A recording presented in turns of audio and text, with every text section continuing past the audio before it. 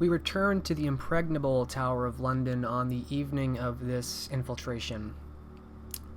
The waves of water start to subside and even out from this recent, very quiet explosion in the pool near Trader's Gate, as a few more bricks and stones come loose, falling into the water, and revealing that the water from the pool continues inward into a dark and narrow passage, set low along the wall, and itself almost submerged by the water of the pool, fed by the Thames.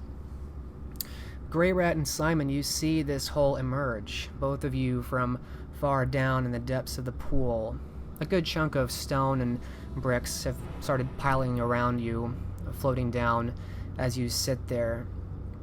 Simon, how are you reacting to everything going on, and what do you do in response to this passage being opened? It's action time now, and as Simon often is under stress, he is completely calm. When the wall opens, he makes immediately for the crack, keeping himself submerged so as not to be seen by those above. And Grey Rat, we turn to you. How does Grey Rat respond?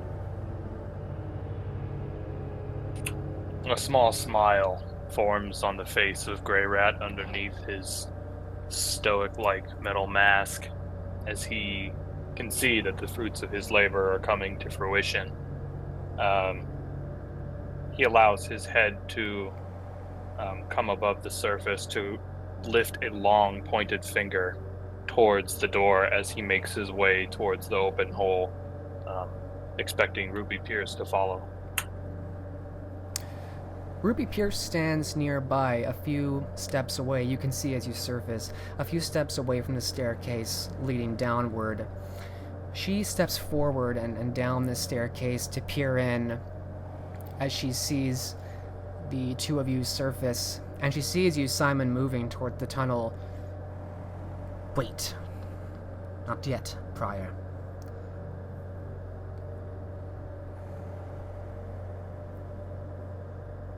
Do I hear her is the question, since I'm submerged.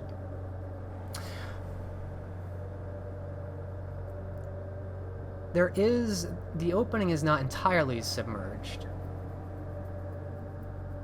She sees you. You might see her. Make a perception alertness difficulty 8. And see if you even hear her voice in your direction.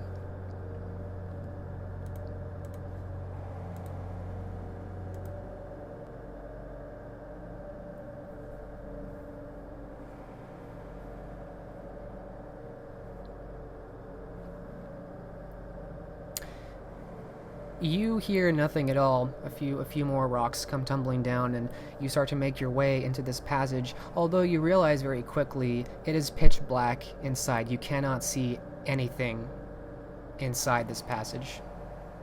You don't know where this goes, how far it goes, or which way it may turn. At that point, then, he does turn around and look and see if they're coming. Grey Rat has lifted himself out of the pool to stand next to Ruby Pierce now, staring at her, and then back to the opening, and then once again back at her. Time to claim your prize. Indeed. But I need him back. What does Simon do? Is he surfacing? Is he... Yeah, he does surface, and he turns around to look at the others. Now, we've precious little time before this is noticed, and we must make haste, but Simon, you must go ensure that Trader's Gate, that portcullis, remains open to the Thames. And she points back behind you all to the gatehouse that you passed in barges to get in through. When we come out, we'll need to leave immediately. As I recall from seeing those plans, you can take the stairs around the corner up the curtain wall, follow it back, take out whatever guards are there, quietly, and hold it. This I charge to you.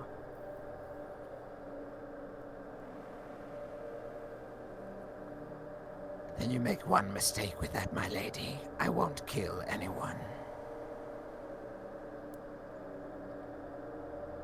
Her face screws up in frustration.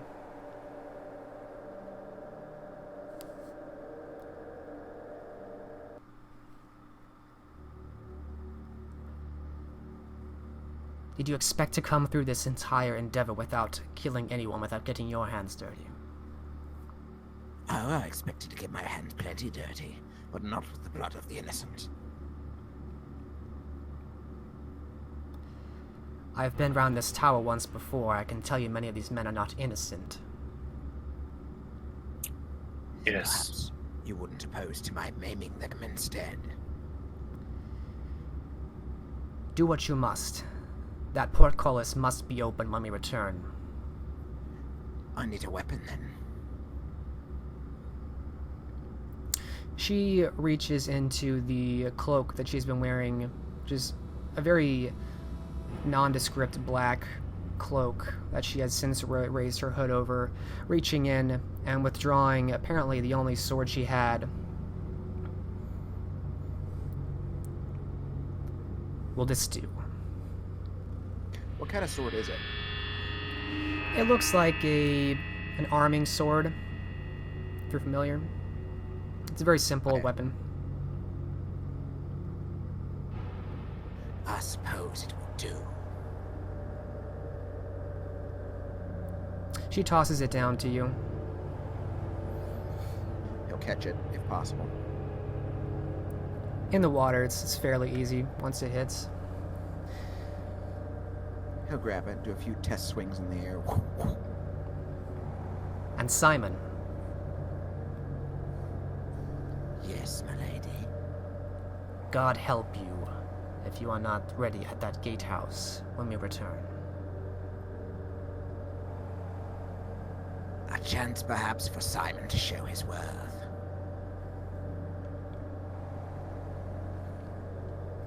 She nods and looks over to Grey Rat.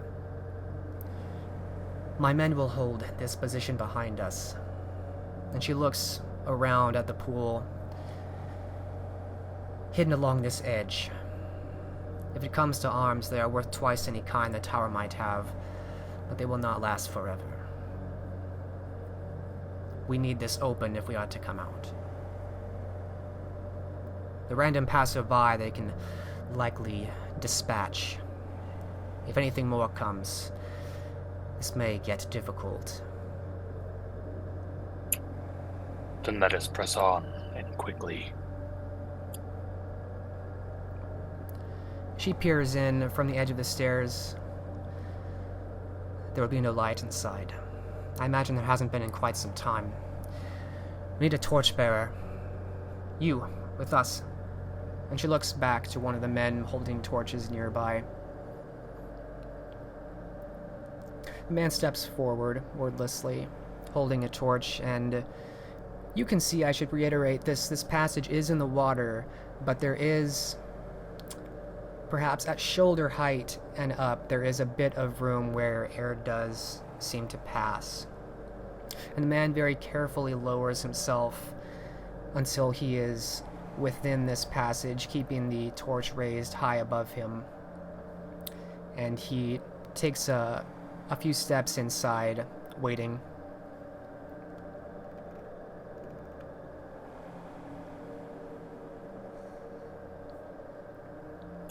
Grey Rat extends his hand. After you, my lady.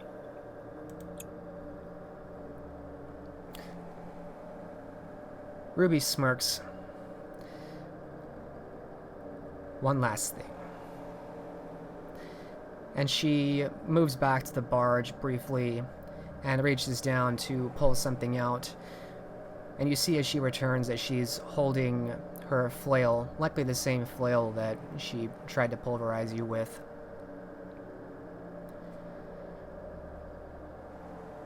There is likely to be some violence at some point. I would not go in unarmed. Very well. And at this, she takes your hand, and With your help, she lowers into this passage, this dark passage that is illuminated only by the torchbearer ahead of you by a few paces. And again, you can see this nondescript black cloak wraps about her. She seems to be attempting to be a bit more clandestine this evening. And her long flaxen blonde hair seems to be mostly covered now that she's pulled her hood up. And the three of you start to move inside. Well, we turn back to Simon briefly as we see what he's doing now. Alright, Simon is actually going to follow the instructions that she gave him, following the wall to the staircase that she indicated. Okay. I just want to know which direction you were going. So, as Simon departs in the direction of the wall, we'll focus in on the torchbearer Ruby Pierce and Grey Rat as we switch scenes. I would like to preface that as he steps into the hole and down the stairs, he'll give Simon one last glance and a strong, sturdy nod, and then he will be obfuscating himself behind Ruby Pierce. Okay.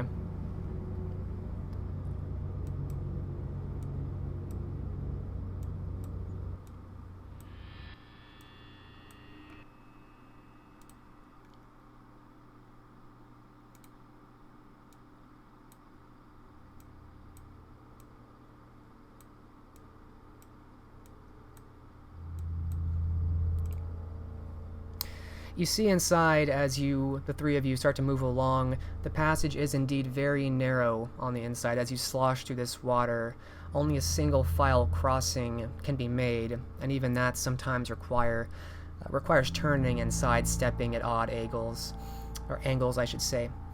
It would be far more treacherous, you suspect, if you had to worry about breathing, for a minor change in the tide would extinguish all flames and all light, and fill the remainder of the space with water quickly, drowning anyone not on either side.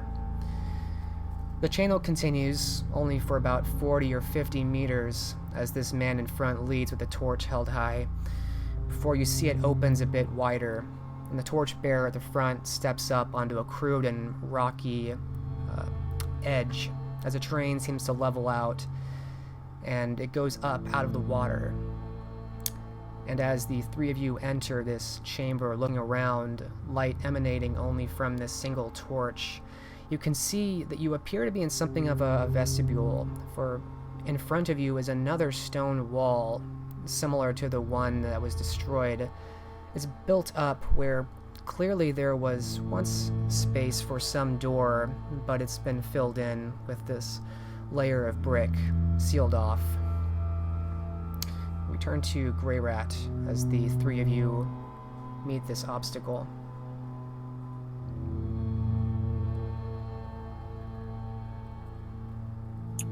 Grey Rat is going to remain hidden along the path. He wants to hang back and see what Ruby Pierce will do. The man steps aside, and Ruby looks the wall up and down, flail hanging in her hand.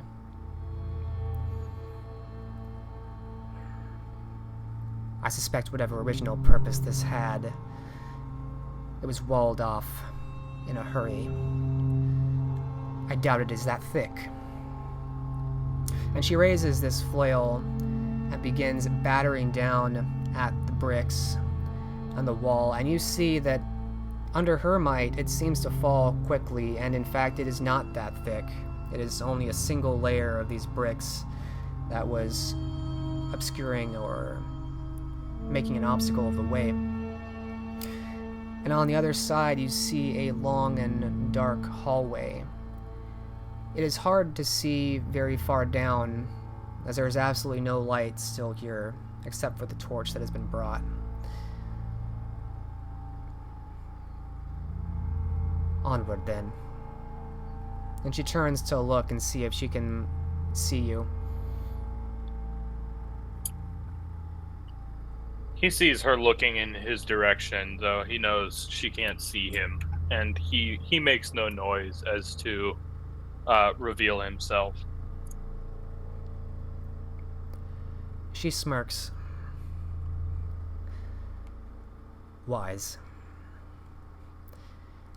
And she continues on walking, speaking as though to no one, though clearly she knows it. You are likely still there.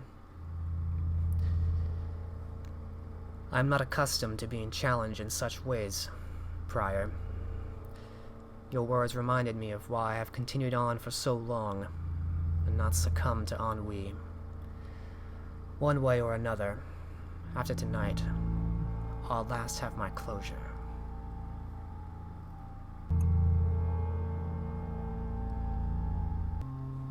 And you begin moving through this hallway, which you find it.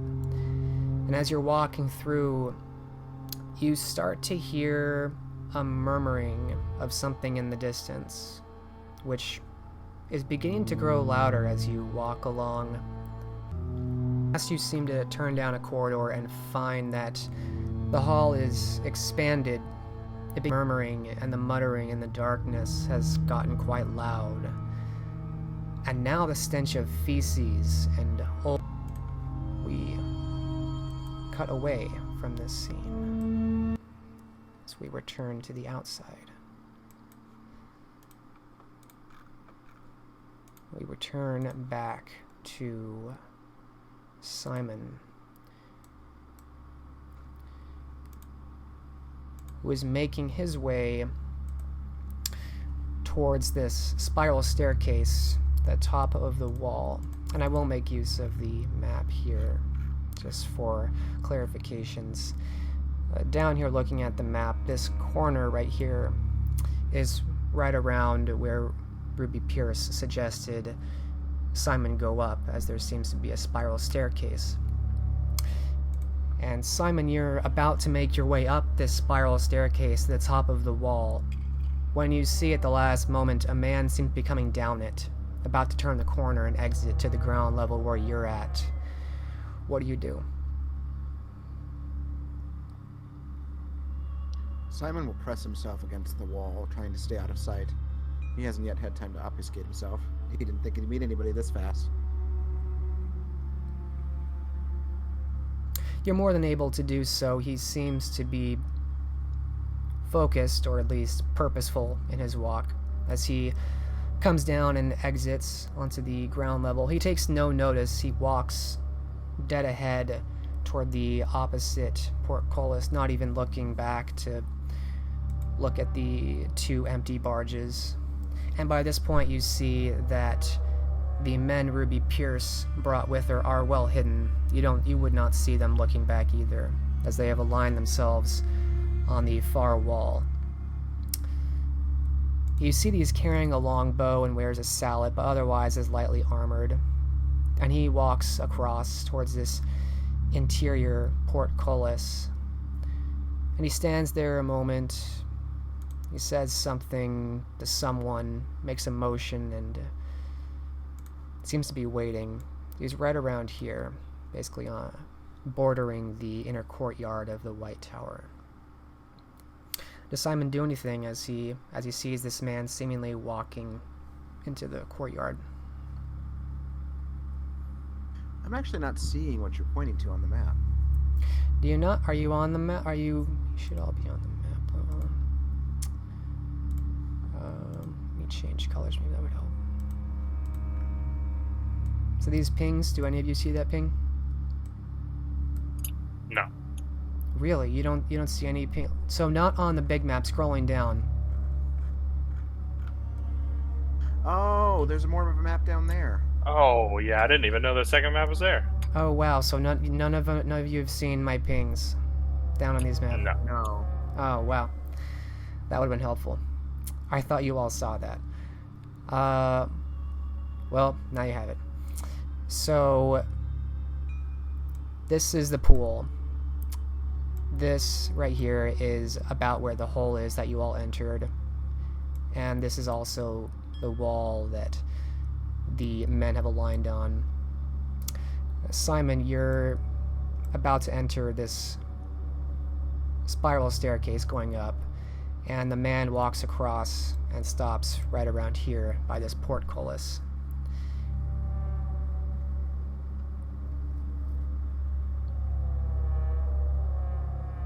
Okay, so I'm over here somewhere? You're right around here. Oh, gotcha. Okay. So he doesn't really see me at all there. Gotcha. Yeah, it seems like he's trying to get into the interior courtyard. Does Simon just let him pass, or is he going to make any moves right now? Well, it depends. Does he know what he'll have to do to keep this portcullis open? Does he see a mechanism anywhere?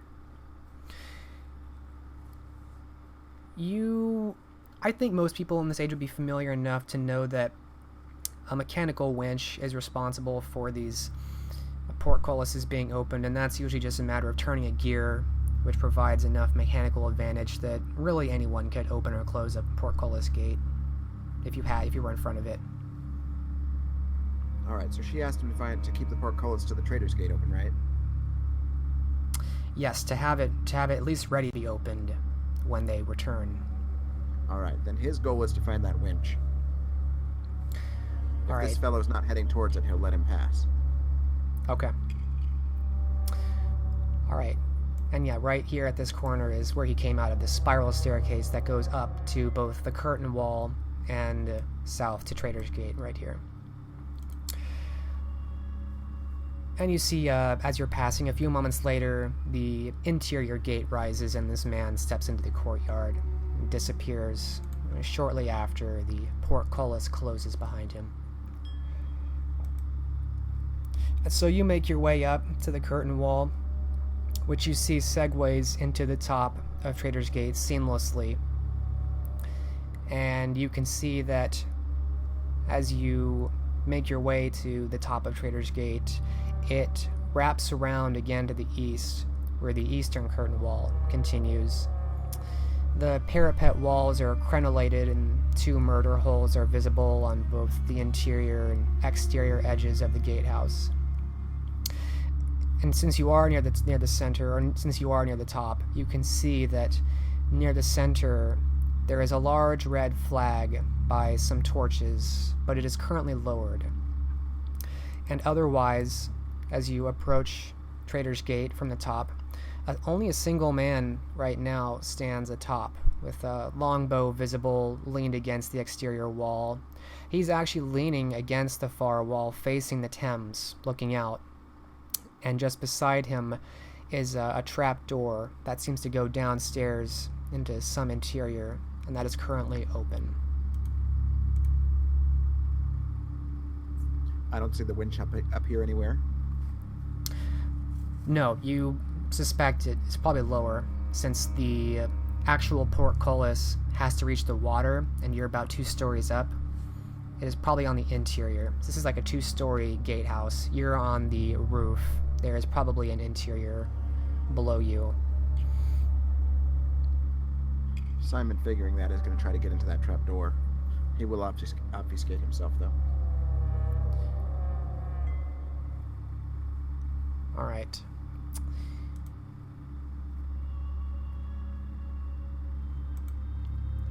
Right now, he's just scouting. He might come out again, depending.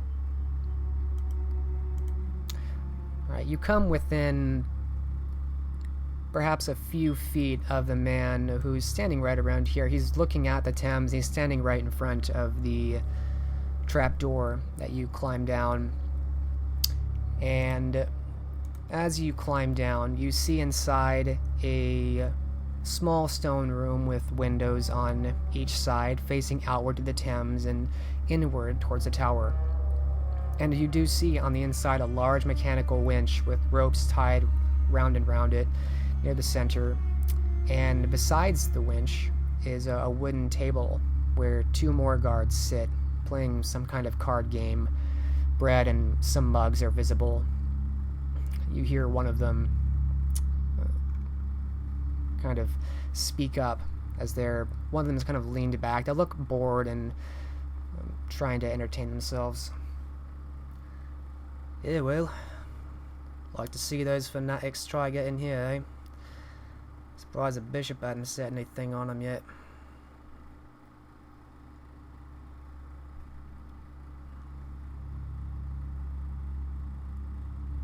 What does Simon do? Simon watches them with interest. Are they fully armored and armed right now? Oh yeah, they appear just as armed and armored as most of the guards here.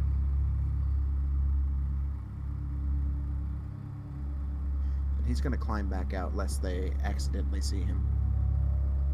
Alright, you're more than able to do that, making use of your obfuscate, at least for now. But just as you're moving up, you hear one of them speak up. Oh, wait, pause a minute. I thought I heard some voices out there near the pool a bit ago. Gonna take a quick peek, see if the captain's come back.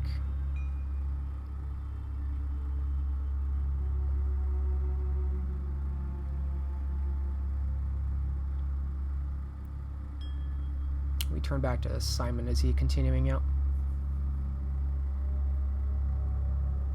Yes, but quicker. Alright. You make it back topside. The man at the top seems to be watching the Thames River still. He never noticed you go in. I'm going to step aside so the other guy can get past me.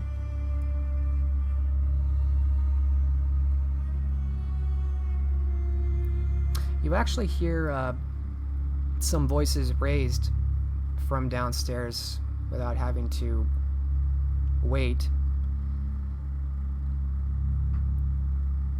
Oh shit. Come here, look at this. It's a blasted hole in the pool wall. Where the hell did that come from? Why didn't we hear it? Hey. I think there's people hiding along that wall. Are those the ones that Charles let in with that noble lady? Shit. Can't wait for Charles to get back. Gotta get topside and signal a bell tower to sound the alarm.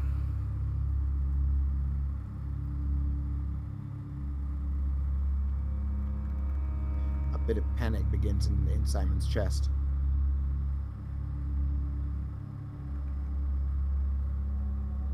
He looks around. Make an intelligence alertness roll, difficulty 6.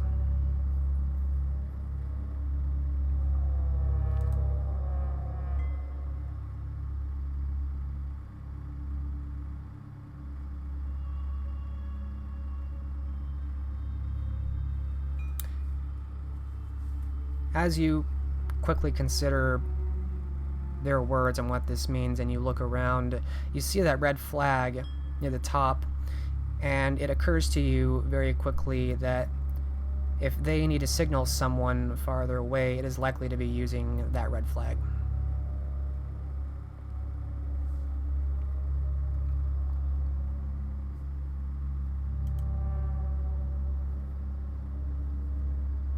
Alright, he needs to move quickly. So we're about 2 stories up from the water right now, right? Correct. If I push that guard off, it's going to incapacitate him at least for a while. If he doesn't drown. Simon's not worried about that. He's not killing anyone directly. Alright, he's going to start fueling his muscles with blood. Okay.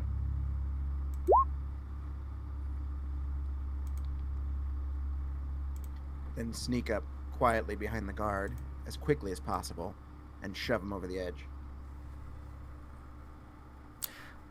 Alright, so to do that, you'll just need to make a strength brawl roll. You'll need more successes than he has strength to push him over. But since you are attacking from behind, I'll give you 2 extra dice. And since he's already leaning over an edge, that'll make it a little bit easier. So I'll lower difficulty to 5. So strength brawl, difficulty 5, add 2 dice for flank attack.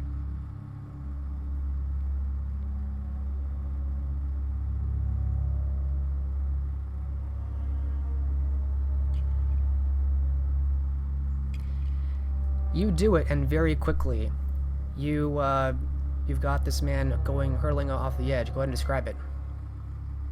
Alright, Simon moves up quickly behind him, keeping half an eye on the trapdoor behind. He'll handle that next. Careful not to kick any rocks or dirt. He lowers his body slightly and slams his entire weight against the man's lower back, throwing him off balance. He takes a nasty tumble into the water below. You just hear the quick oof, and you hear this distant cry of a man for perhaps a second and a half before you hear a splash down in the Thames below. The hell was that? Did you hear that? Tom? And you hear some movement from below. His next step is to close that trap door. Alright, that requires no roll. You close it. Though I take it there's no way to block it from the outside. there's no natural lock. They don't really have a need to lock their own men inside. You've got it closed right now, but yeah. Anything I can use to block it off?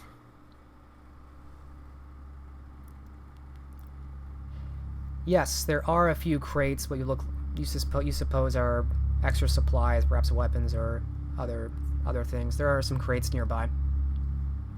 Alright, he's going to try to drag one of those over the top.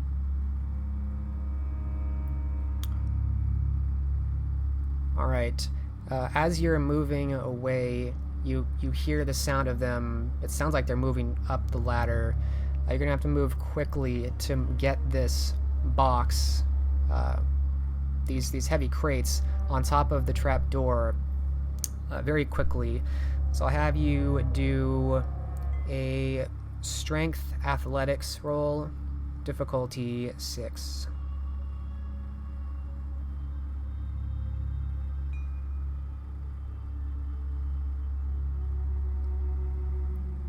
You move very quickly, and it is an easy task for you to move these actually very heavy boxes, but thanks to the vitae infusing your strength, you move them quite easily, and they sit firmly on top of that trap door. Hey, what happened? Tom, open the door. Tom? You hear these voices, you hear this thudding as a pounding comes. And you see that there's like a push, but these crates are not giving. They're very heavy, and they're not moving much at all.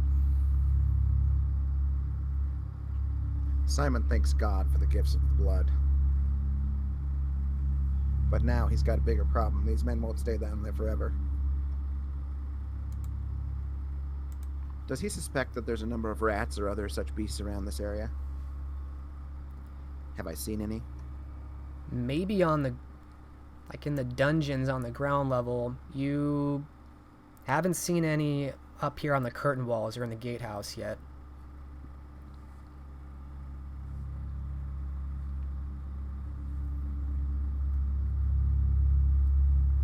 He's going to try to call some rats to him then. Alright. As many as his mind can muster, so I will be spending willpower on this. Alright. Do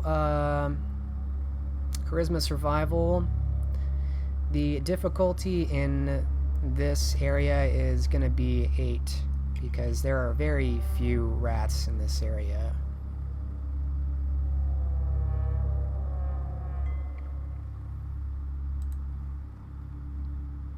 Note to self, increase survival. Alright.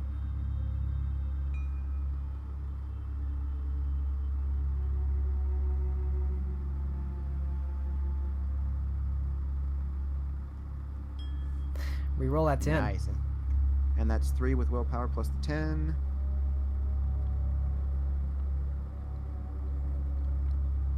So 4 successes. Miraculously, you start to call out, and you find that there were actually a few rats hidden in some of these crates and in some of the corners. One of them comes scurrying up from the curtain wall behind you. Rats that you didn't see before at all, but must have been hiding somewhere. You've got about 4 rats in front of you that come to you almost out of nowhere. They must be the only rats on these curtain walls entirely.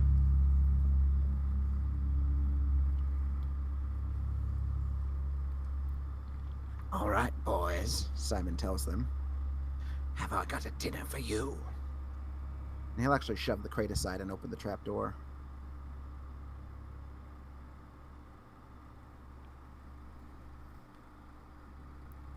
All right, you've opened the trap door and you see 2 men looking up. One of them close to the surface, close to the edge. Soft parts first, boys.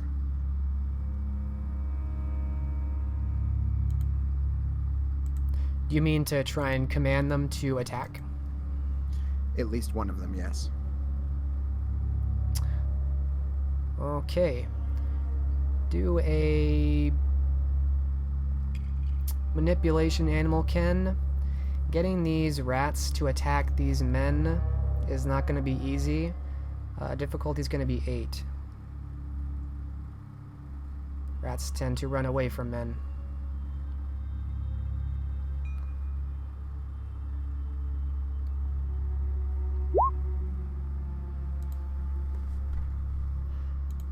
But this time they're attacking.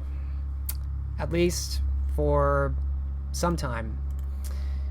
The rats jump down at this man whose face is well exposed, and they jump down on his face, and he falls down the ladder as they start chewing and biting at him, and he starts screaming and shrieking and making quite a bit of noise. As the other man, he tries to brush them off with his hand, and it's a mess. What does Simon do as this creates quite a scene? All right, with his unnatural strength, he's actually going to do kind of an acrobatic maneuver and swing down onto the ladder, kicking the man in the face to knock him off.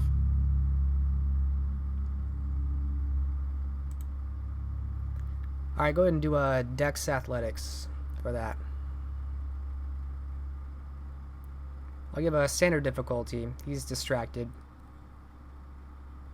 Otherwise, this might be a little bit harder.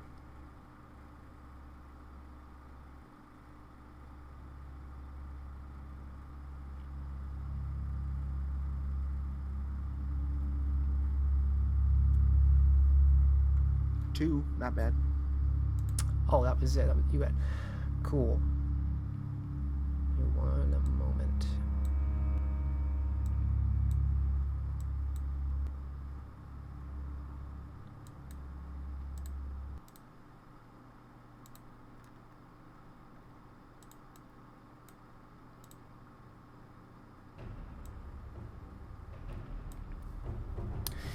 You hop down and you get a good solid kick on this man as he goes toppling down, and the other man who was trying to help him backs away and stumbles backwards, withdrawing his sword, quickly steadying himself. We're under attack! Roll initiative.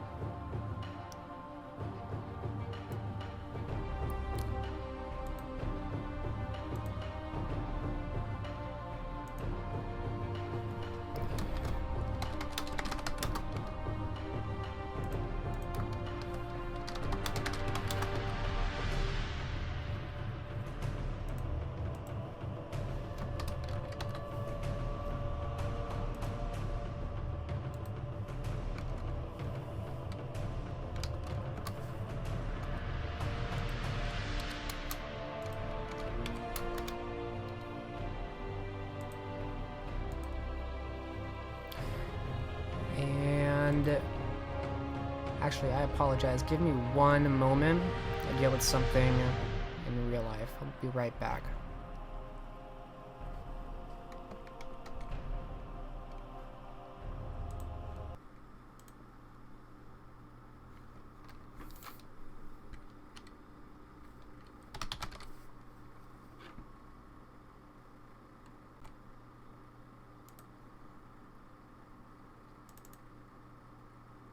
Their own men inside.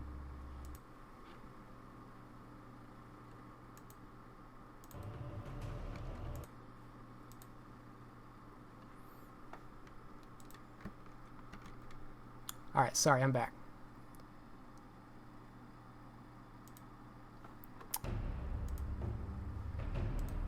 Alright. Simon, you have first move as these two men are assaulted. One of them still recovering from this attack by the rats, and the other one more ready. What do you do? Alright, first things first, coming down the ladder, he's going to close that door behind him. Okay. Their screams are a problem. And I realize that there's windows and it won't completely muffle them, but it will help.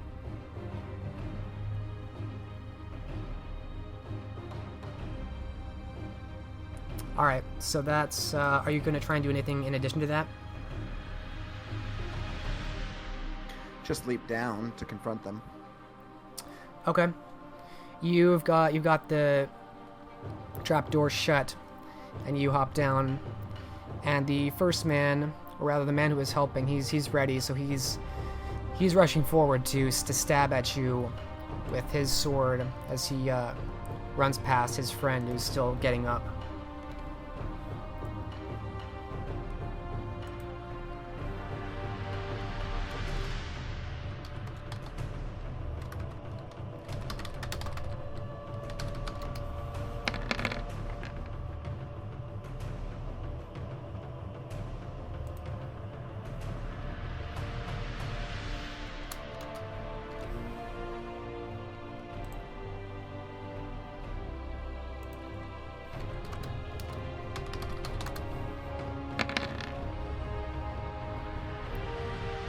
Wow.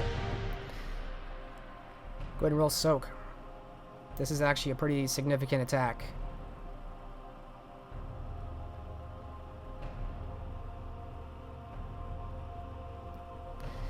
Wow. This man comes barreling forward with speed you weren't expecting, and he drives this sword into your gut, piercing out the other side, and you take 4 lethal, which I believe gives you a wounded penalty. But you see that he actually recoils a bit as he sees what he's fighting, as soon as he gets the sword in close enough and withdraws it. This other man is still being attacked by rats, at least for the moment, so we're going to see if he can get a turn, otherwise he's going to be too busy getting rats off of him.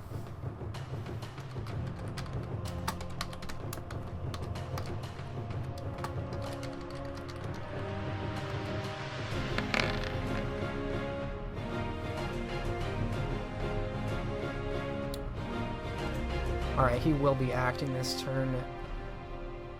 And he, from the ground, is going to be trying to cut at your feet with the sword he has.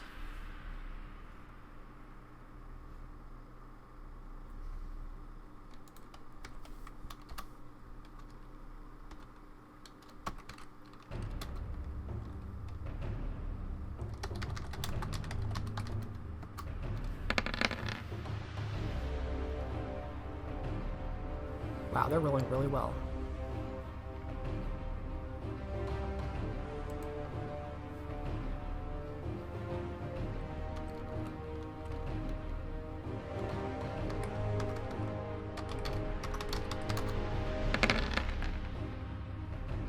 Alright, go ahead and roll soak again.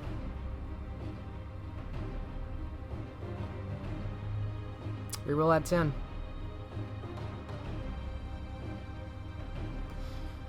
Alright, this time he gets, it's an awkward cut and an awkward angle aiming at your feet, as this man clambers up and he slashes at you, but it doesn't get nearly as solid a hit, but you do take 1 lethal after everything's said and done.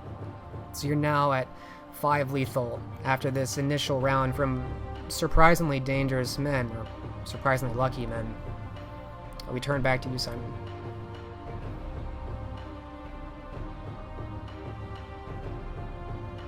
Alright, well, blood healing's the first thing on his mind.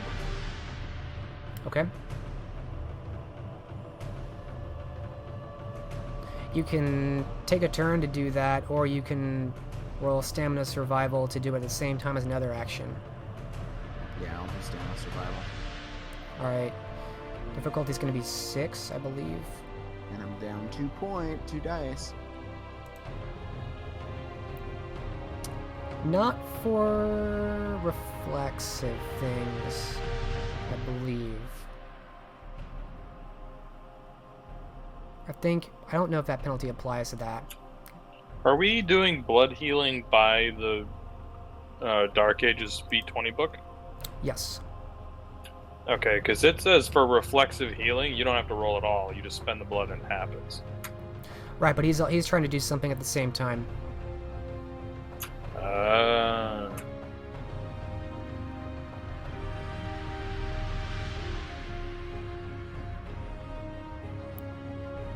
So stamina survival difficulty 6 to use blood to heal and then also take an action the same turn.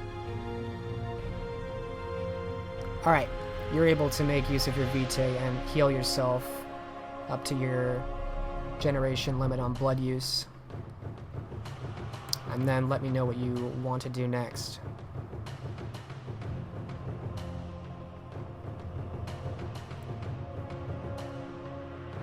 Alright, with that done, he's going to draw the arming sword, and he's going to plug this guy in the hip, just above the pelvis.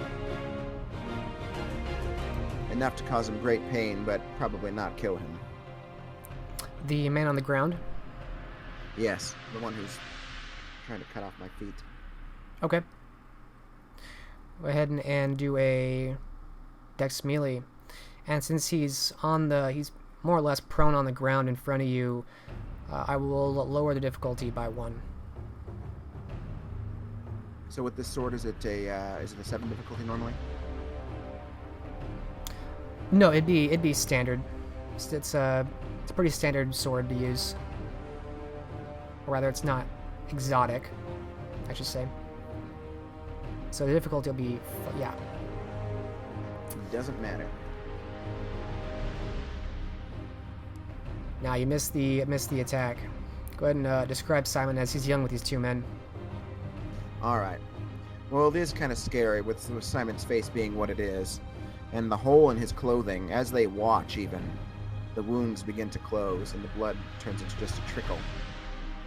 And he looks at them both with unbelievable fury in his eyes, as he tries to jam his sword into this man's hip and hits nothing but dirt.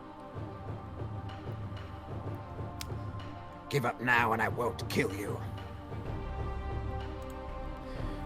Roll a charisma intimidation roll, difficulty 6.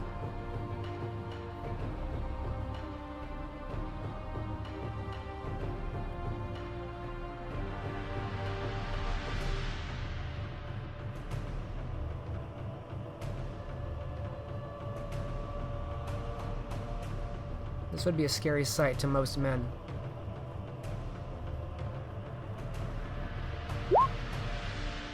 Oh, wow.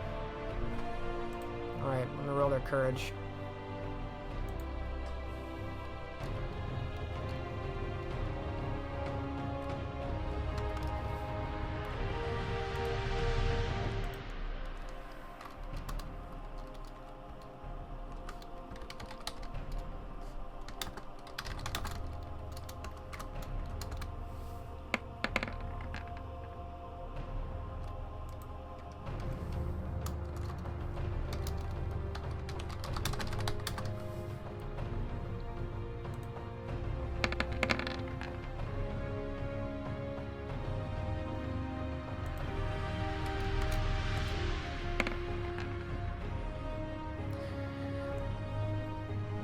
One of them panics, this man who got the very good stab in you, and he sees that the blade comes out and the wound heals, he backs up and he seems to shudder, looking at you and seeing your face. The other man, he holds it together in spite of the wounds, in spite of your monstrous appearance.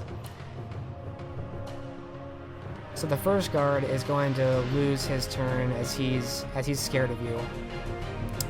But the second man will get another strike.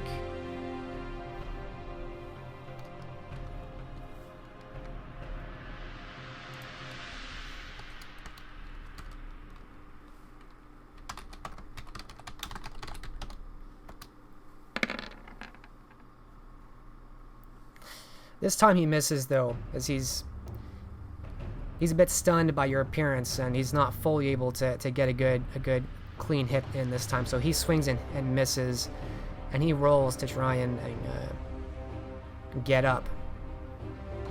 We turn back to you.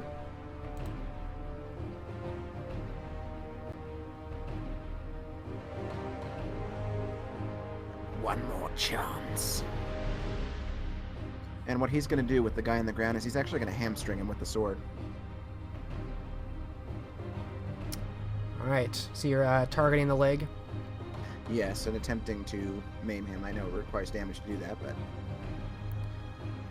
Alright, Dex melee difficulty 7.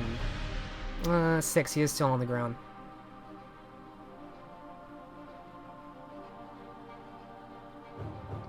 He hasn't rolled all the way yet. Alright, so roll at 10. Alright, roll damage.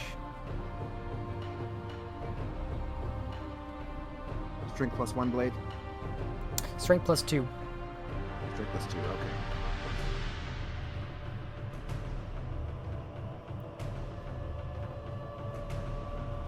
Alright, and this man has no armor on the back of his legs. So this cuts clean through. Go ahead and describe it as you hamstring this man.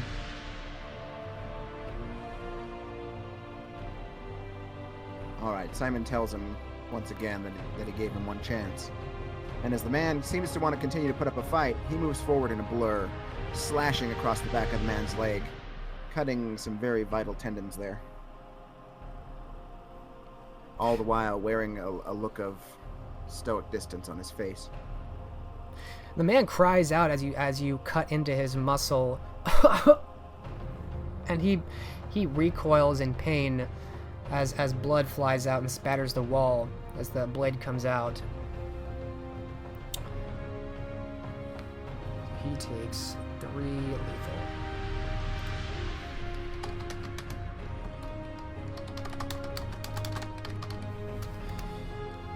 Alright. This other man steadies himself, and he is going to try and attack one more time.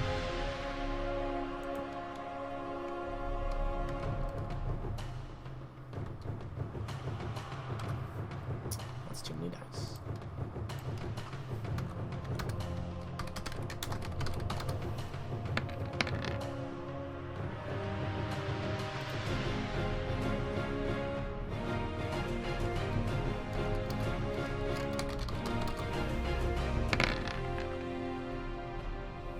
Alright, roll soak.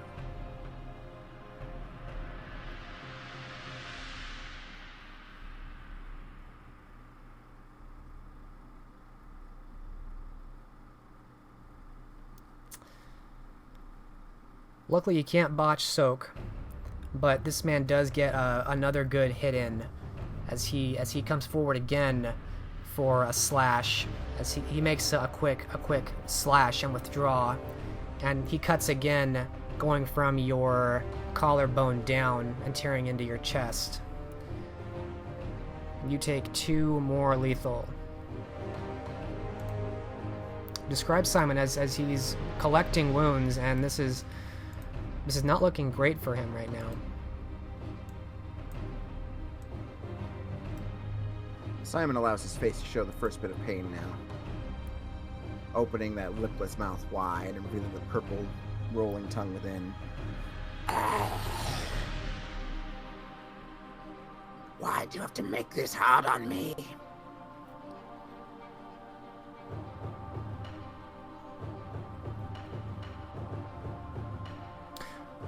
What is his wound status at now? Mauled. Alright. Well, this man, the other man, the one you hamstring, is still reeling in pain. He's losing his turn as he deals with that. So we go back to you.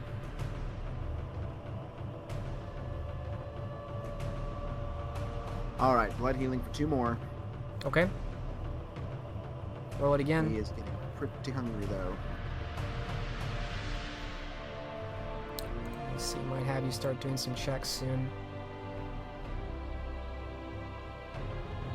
Yeah. Nope.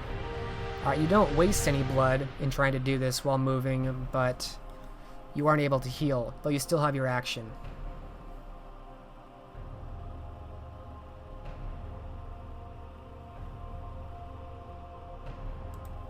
Alright, so... What are those rats doing to the other guy? Anything? Are they gone? They're gone. They did not have a strong command inputted into them. They fled after the first couple rounds. Okay.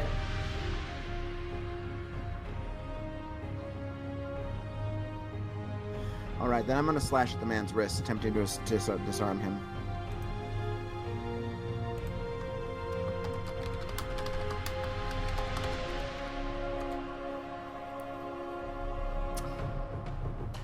Alright, you're trying to disarm this man who's still fighting.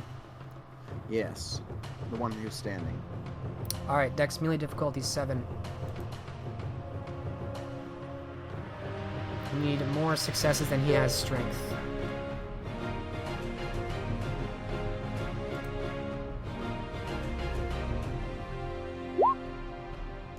Ha. It doesn't connect. Go ahead and describe Simon as he's dealing with this man. Well, he swings his sword at his wrist, and the man just pulls his arm away. And Simon hisses at him.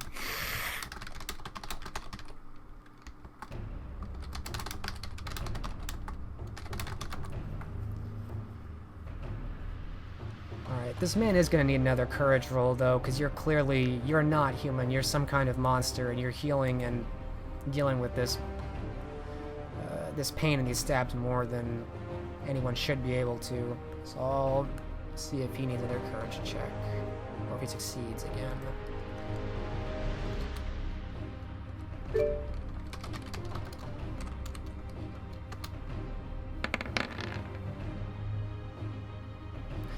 He's holding fast for now. So he is going to get his attack off.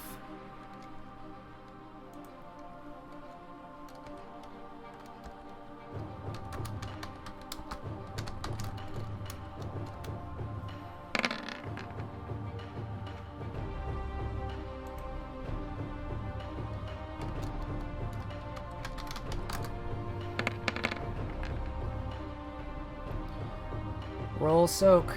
This is gonna hit, and it might incapacitate Simon.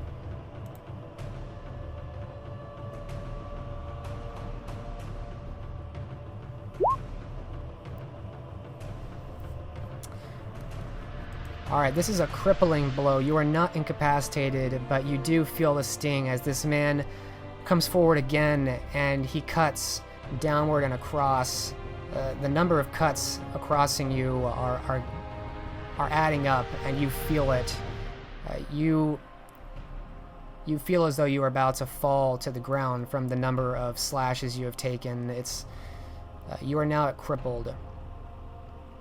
Go ahead and describe Simon.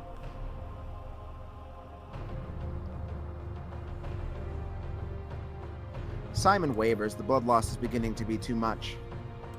The pain building. Never in life has he been this overcome by 2 men. He swoons, wondering if he can make it up to the door, but doubting it. And he readies himself for his final hurrah, hoping it gives his friends enough time to get in and out.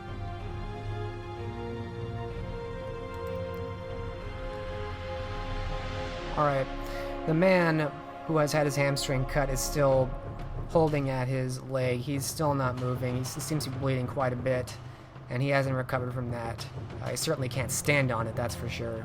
So he's still not acting, so you do get at least one more action before this man in front of you strikes again.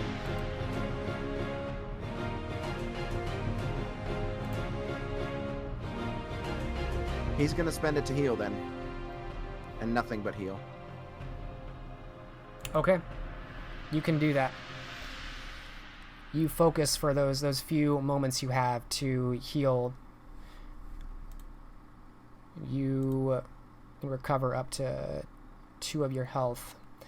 But you do feel the hunger is becoming distracting for you.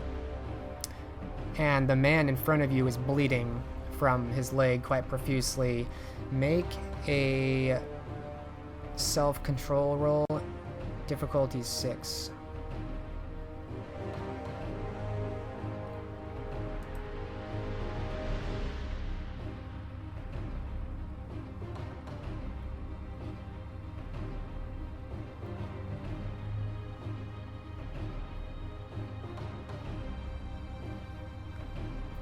Alright, you steady yourself, and you take this time to heal, and you can feel the beast pushing out and wanting to pull you towards this man with his open wound, but you're able to steady yourself as this man comes forward for another attack.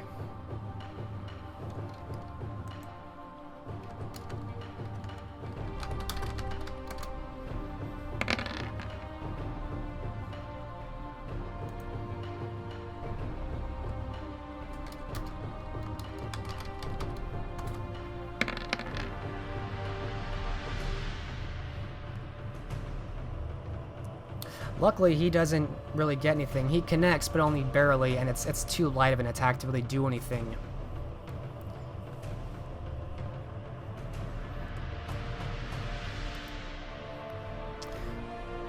This tower guard is... the second one is trying to crawl away. He's trying to crawl away from you, Simon, now, as he holds at the back of his leg, and he tries to turn around and back away from you.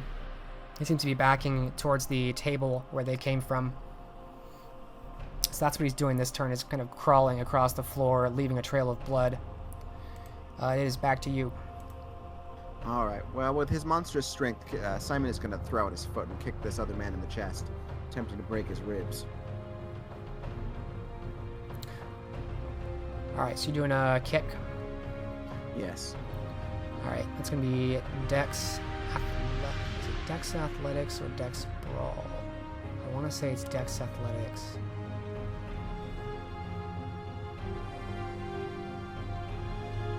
Yeah. Yeah, we'll go to Dex Athletics. Difficulty is going to be 7. No, 6. You're not trying to sweep him. Standard difficulty. You get a good connect. Roll your damage +1 plus your extra successes.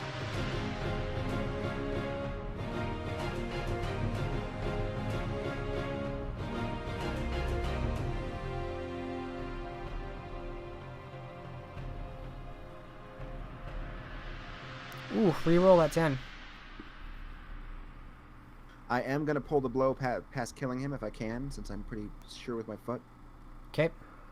I do not want to kill him. Even on the verge of death, he won't do it.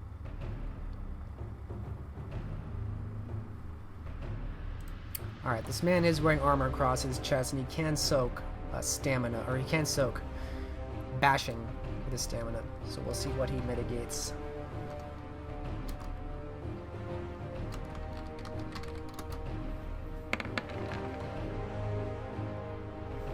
Okay, so you do 4 bashing after all said and done, and this man goes flying back with your strength, propelling you, and you see that he topples backwards into the table where the other man was starting to crawl to, and he's just reeling. You can see you actually made a bit of a dent in the armor that he was wearing across his chest.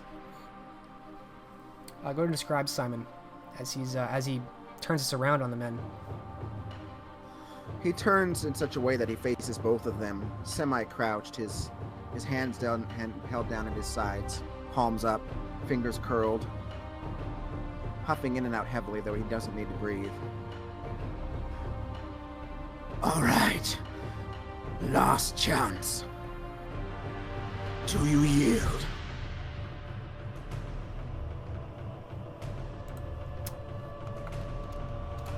I promise you we will live this day. Make another courage roll for both of them. And this one's going to be much harder.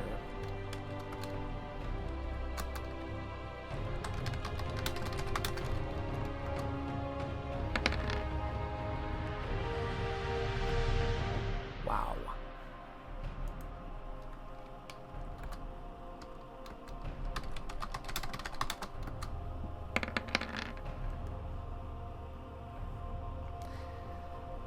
Well, the man you hamstringed, he looks like he's on the verge of tears as he backs away, and he looks to his friend who you just kicked back into the table and toppled backwards.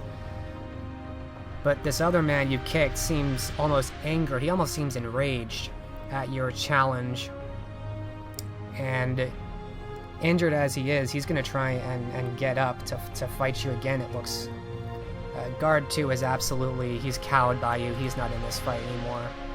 He's holding at his leg, and he seems to be saying something quietly to himself.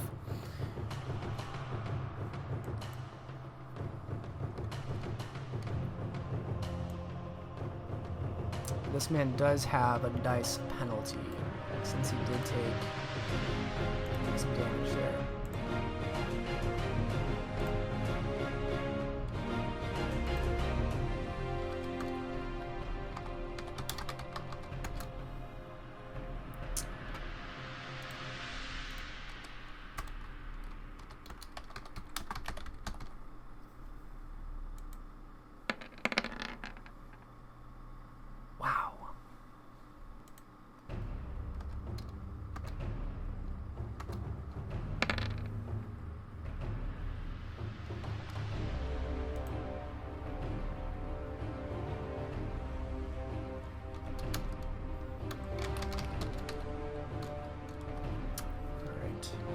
Loses a dice for his penalty.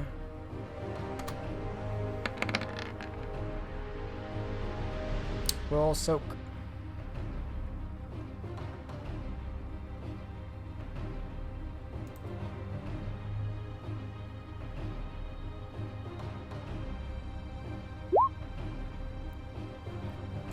You're completely able to withstand this attack, luckily, as the man charges forward. Fucking monster, die! And he brings his sword down, and it's a good hit, but your vampiric body withstands it well, and you get a chance to retaliate now. He's fighting Simon through pain. shakes his head sadly. Yeah. So be it, he says. And he will punch him square in the face.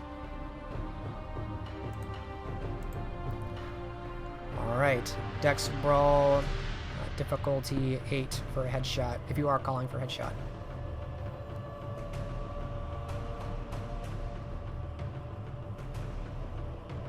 Yeah, headshot. Okay.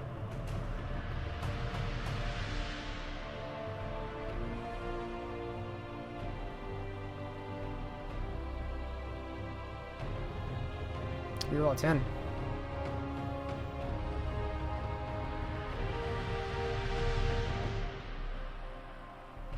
Still roll damage.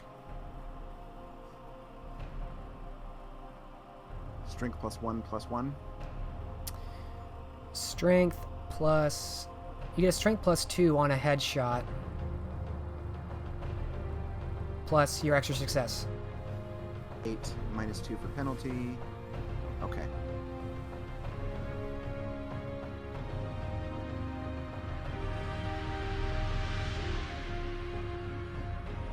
Ones actually don't take away from damage. That's 2 successes. And more importantly, it's a sucker punch to the face. This man gets punched right in the face, and he staggers backwards Go ahead and describe Simon with this hit. Simon grew up in the streets, and he knows the ways to play dirty, so... He looks almost as if he's going to back away, but then suddenly turns, and with an overhand right, clocks this man right in the nose, sending him sprawling again. Or at least staggering him a bit.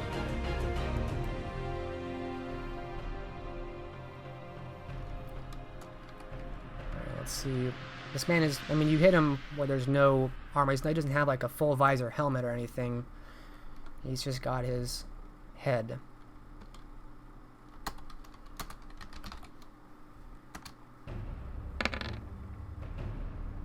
And he soaks none of it. You get a clear sucker punch to his face, bloodying his nose and his mouth as he kind of falls backwards, and he topples down, and he did not seem to be getting up. You seem to have knocked him unconscious with this hit. And with that, the other man kind of backed away, looking afraid of you. Combat ends.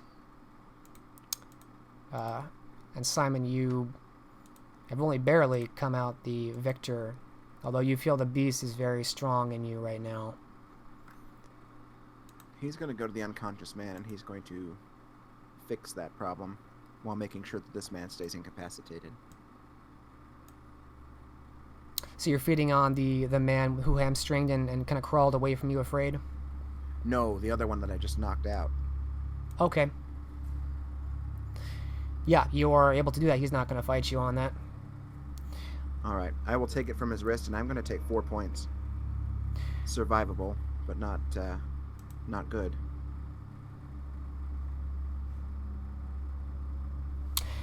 As you sink your fangs in, make another self-control roll. Difficulty 7.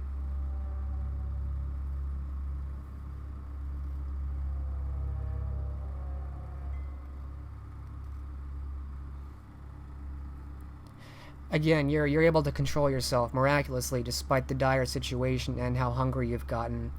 You take 4 blood from this man who lies motionless and limp.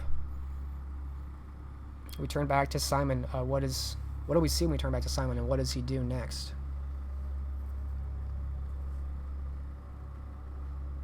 Alright, he's going to spend a little bit more of that blood to heal up some of the worst of the wounds that man gave him. So 2 more. Okay.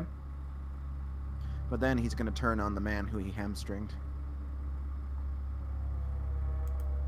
You see... Now you talk. Sorry. What are you?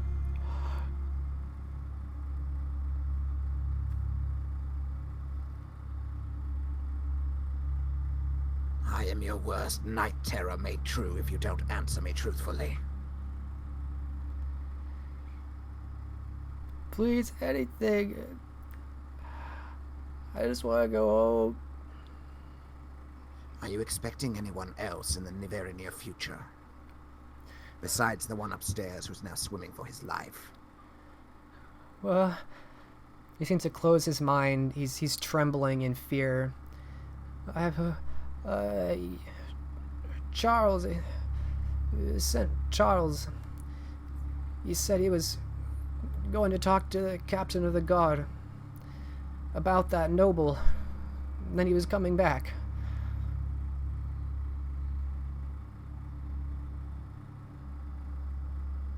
Then you and I have some work to do. You're going to help me clean up this mess. He stares at you wide-eyed and afraid.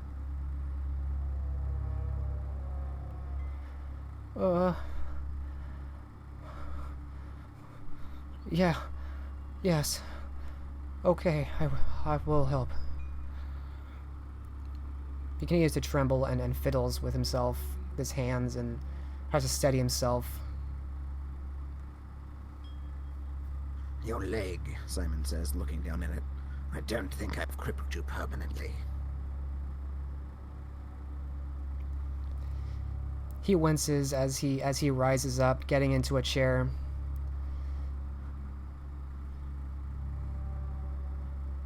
What do you want to do with us? Why are you here? It has nothing to do with you. Nothing to do with the bloody tower itself.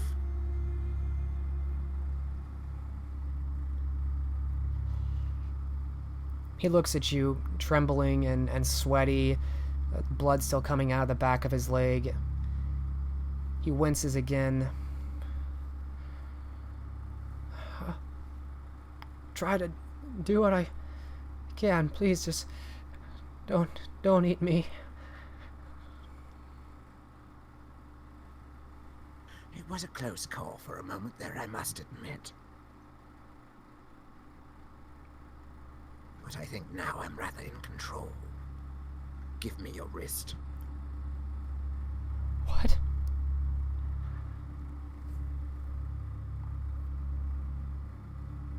He looks at you nervously and backs away a bit in his chair, trying to push away.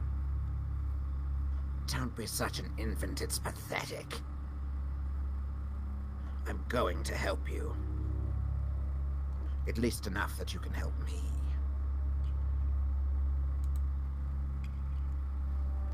Roll Charisma Empathy, difficulty 8.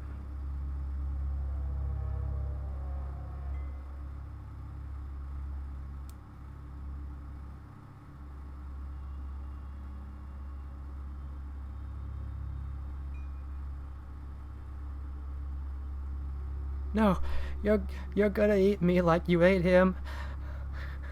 Help! Help! Somebody! Help! He yells out the window that he's by, kind of leaning backwards.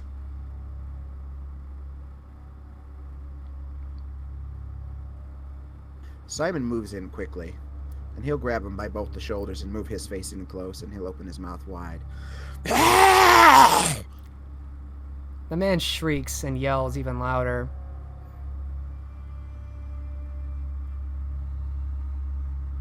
But this close, he leans in and he'll bite right into his neck. You do so. There's no fight to put up. He's terrified beyond words. But the screams stop as soon as your fangs go in. What do you mean to take from him? Just 2, enough to swoon him a bit.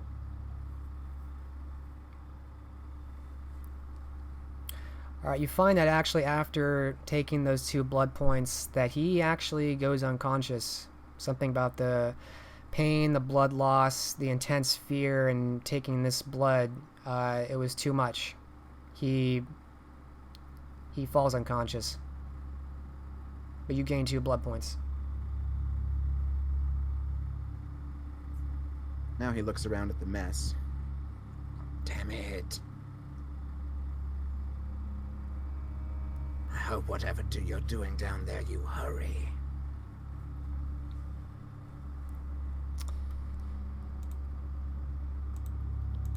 Alright, and actually, since you are right there, you are by this window, and you see down at the ground level where Ruby was once standing talking to the guards, you see one single guard seems to be coming by, patrolling with a torch in hand, looking around.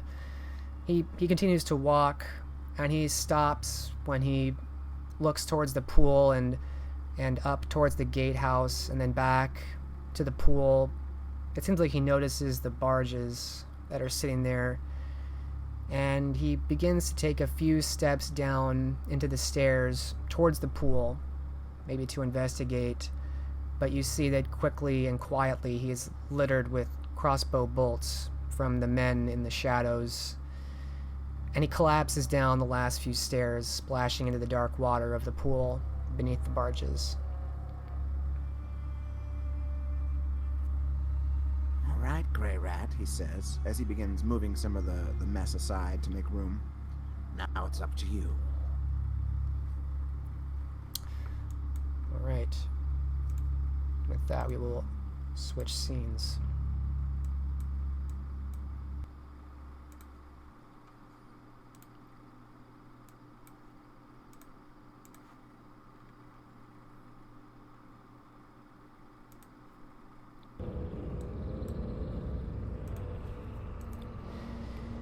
Meanwhile, Grey Rat, as you and Ruby Pierce and this torchbearer enter this chamber, and the torchbearer raises the light, shining it up, you see before you the moving, aged, and wrinkled pale flesh of throngs of old men and women chained by the neck to the walls on either side of you, going down this corridor.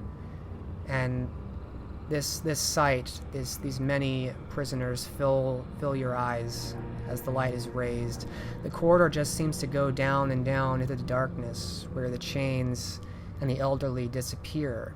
But you see, as the light is risen, they all reach out towards you, extending the limit of the chains around their neck, hands stretched out and withered, bony fingers fully flexed. And this almost creates a new hallway made entirely of space where the outreached hands do not reach. How's Grey Rat responding to this sight?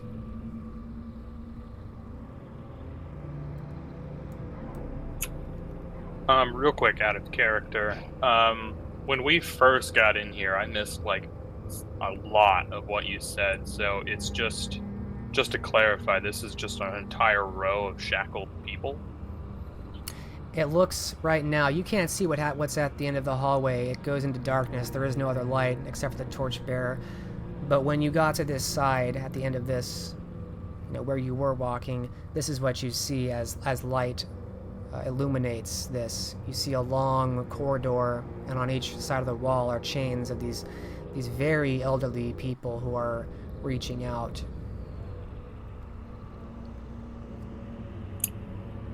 Grey Rat's going to be remaining silent behind Ruby Pierce and the torchbearer, as he kind of stays on the outskirts, just where the light fades into darkness, as he follows Ruby, watching her reaction as she's looking at them.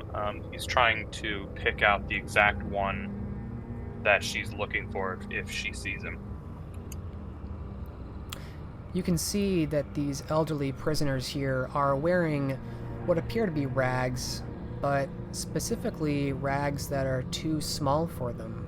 They're torn around the necks and the arms and the legs. Every single one of them seems to be wearing clothing that was not fit for adults. And bony, as frail as they are, they still don't fit. And they all groan and moan as they reach out towards the two, Ruby and this torchbearer. Blood, give me blood, please. You hear these calls, these distant, desperate calls for blood. And you see that Ruby's eyes are wide, swelling with anger and astonishment.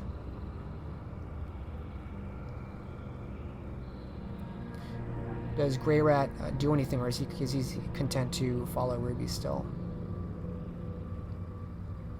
He merely eyes these poor souls who are shackled to these walls, left down here in the dark, as he slowly walks down the middle hallway behind Ruby and the torchbearer.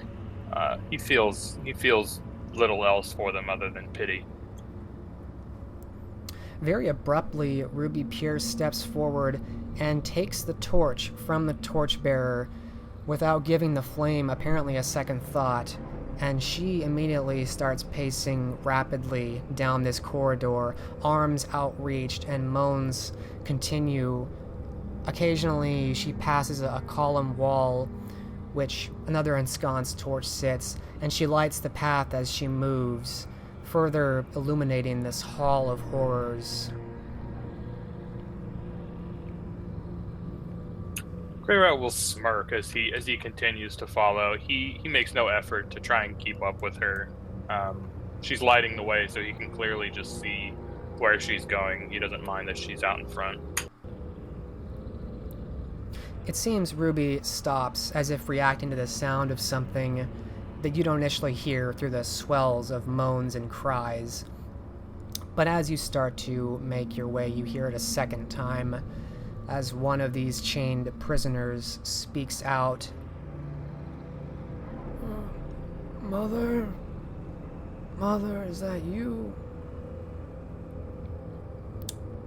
And Ruby looks at the man whom by appearance looks 3 times her age, maybe more. Nathaniel. My boy.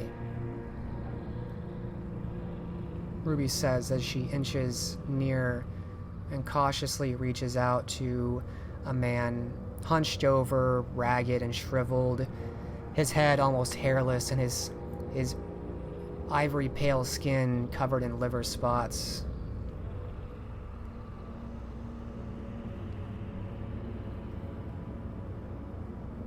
What does Grey Rat do?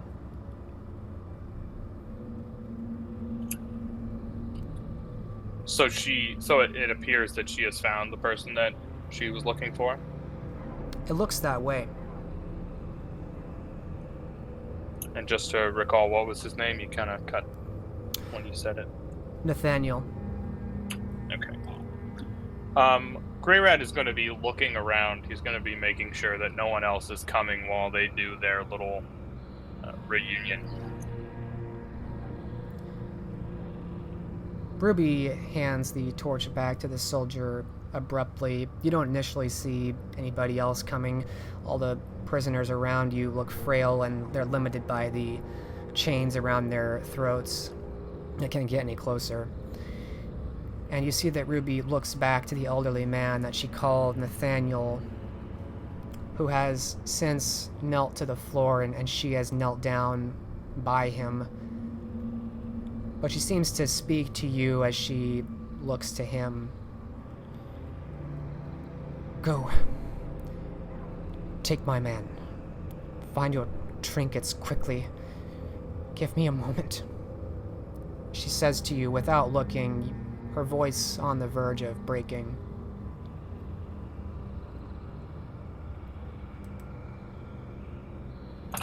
He slowly watches her for a moment. Seeing her in such a vulnerable state, he simply smirks and passes by. Does it seem to go on to, like, maybe another room? The corridor certainly continues on. You can't exactly see yet what. The only light comes from this torchbearer who is waiting, standing by, looking around, looking to see if he can find where you went. Okay. At this point, Grey Rat will let his obfuscate slip as he continues walking down the hall. The man holding the torch can readily see after a moment that he's already passed him and walking down the hall. Alright. The two of you disappear, the light fading from Ruby as she says something quietly, holding this elderly man close. And eventually, the light grows so dim you can't see them, and they're left in the dim light of the ensconced torches that she had lit before. And you make your way further in.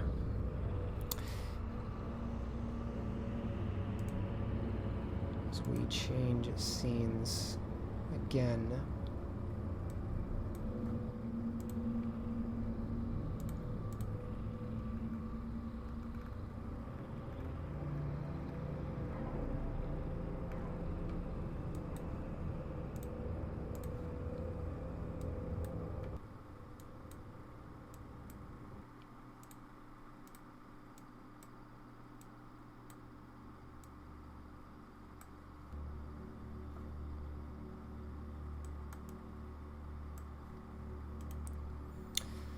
You continue on down the hallway for some ways, Grey Rat. More prisoners, all elderly, all reaching out to you for hope and for help, left in the dark. You notice every now and then one of the chains leads to a shriveled, bony corpse, crumpled over and decaying rapidly. Eventually, this corridor ends, and it comes to a wooden double-door entrance. The doors are tall, 10 feet high at least, and with dusty brass handles.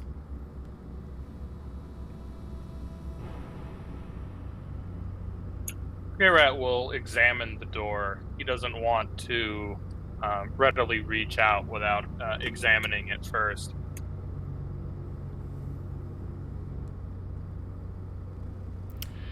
Alright, what is Greyrat looking for specifically? Like a trap? Yeah. On his mind is traps. If Adam was keeping anything worth keeping down here, he wouldn't, in his mind, leave it unprotected. Sure, perception investigation. Difficulty 6.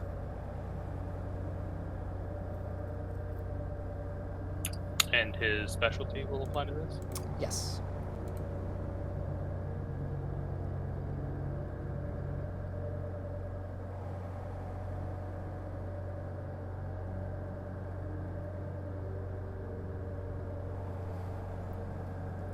After a careful examination of a couple minutes, looking closely at the door and its bearings and the handles, you are confident that if there's a trap, it's not here, not this door.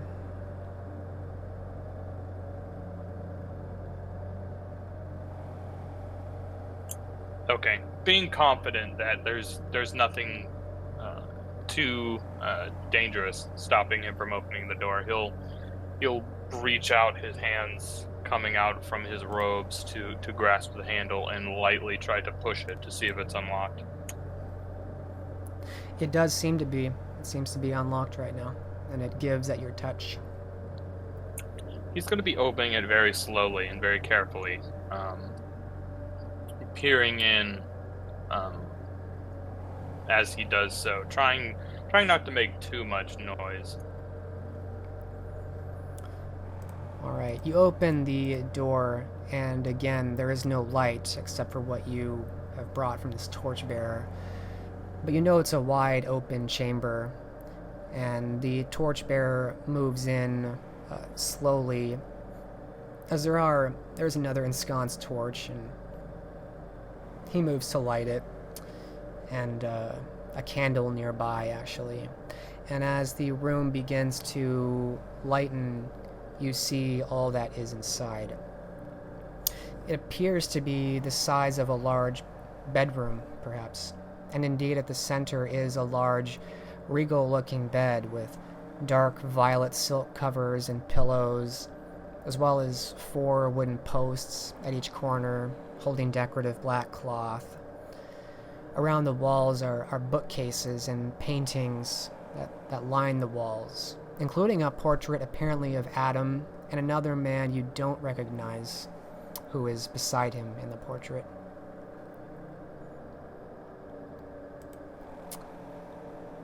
Besides this, 2 other things catch your attention.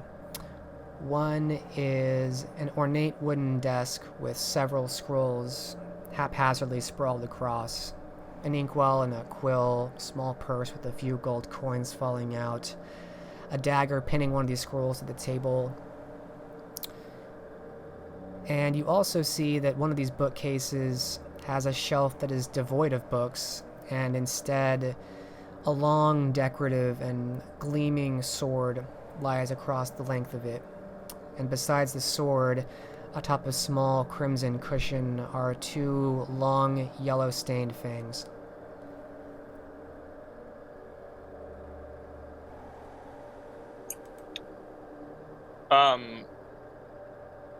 Amongst everything, Greyrat is going to be looking for a type of bag, a satchel, if you will.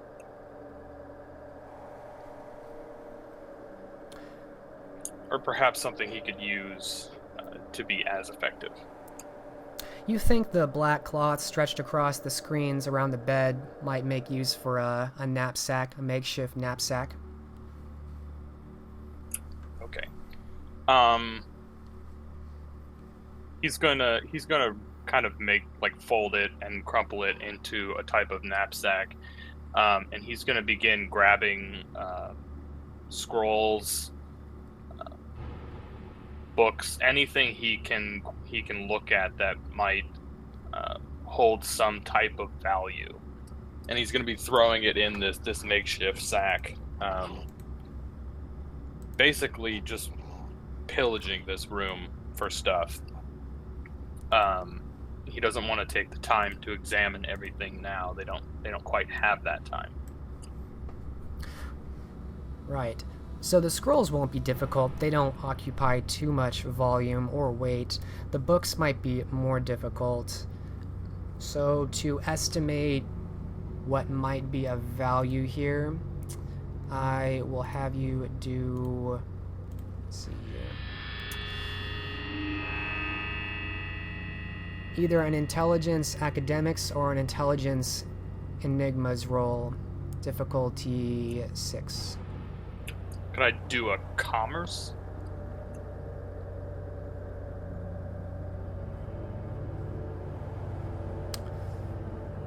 If you are looking for the things that would have the most financial or fence value that you think you could trade back off, you could use commerce. Academics and enigmas might, or occult, might give you more information on picking out the things that would have more supernatural or paranormal significance. So it's up to you.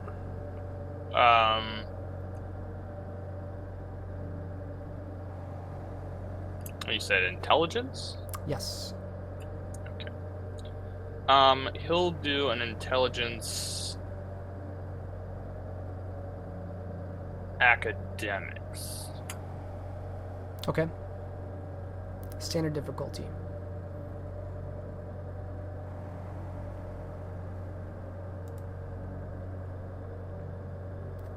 And I believe he'll spend a willpower.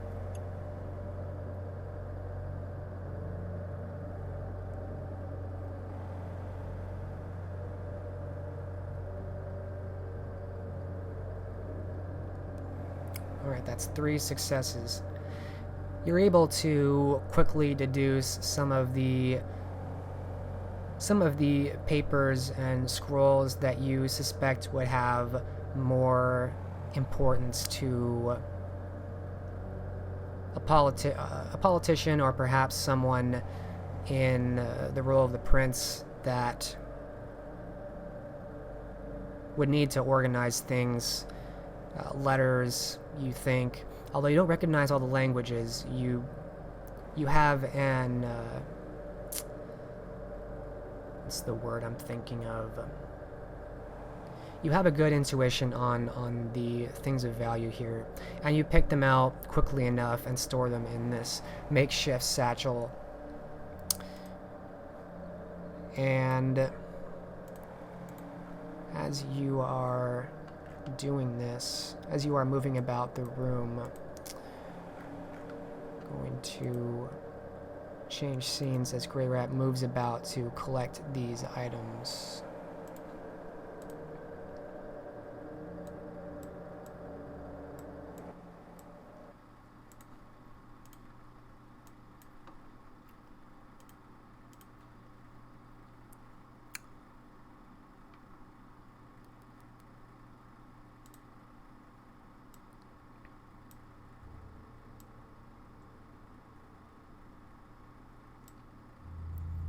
We turn back to Simon as he is cleaning up this mess. What all did Simon mean to do in his attempt to clean up and prepare this room, since he finally gained control over the situation?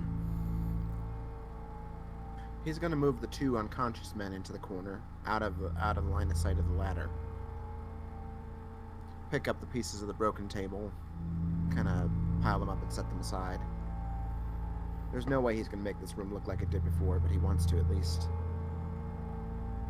make it less of an eyesore on first glance. Alright. You're able to do that in not too much time. The blood's still augmenting your strength enough to move things pretty quickly. And you clean up the room, you have it in a bit more of a organized chaos look. But It's not long after organizing this that you notice something, Simon.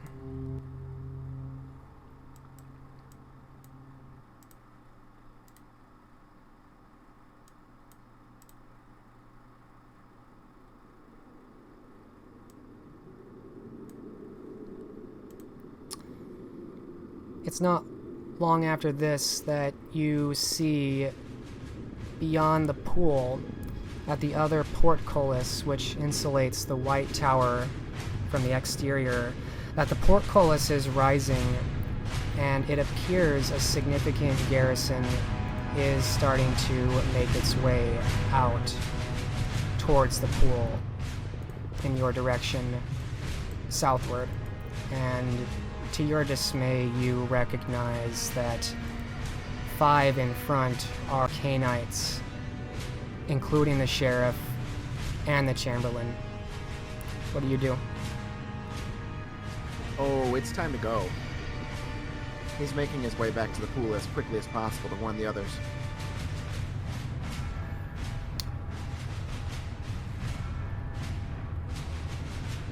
Alright, you make your way up top out of the trap door, and as you are moving along the curtain wall quickly, you see that these soldiers are moving into the pool to investigate, and it's not long at all before a fight is breaking out as they discover Pierce's hidden men. A volley of crossbow bolts are let loose and swords are drawn as they rush up the stairs and engage these men. And you see that this situation is quickly deteriorating as these men have begun fighting down below you.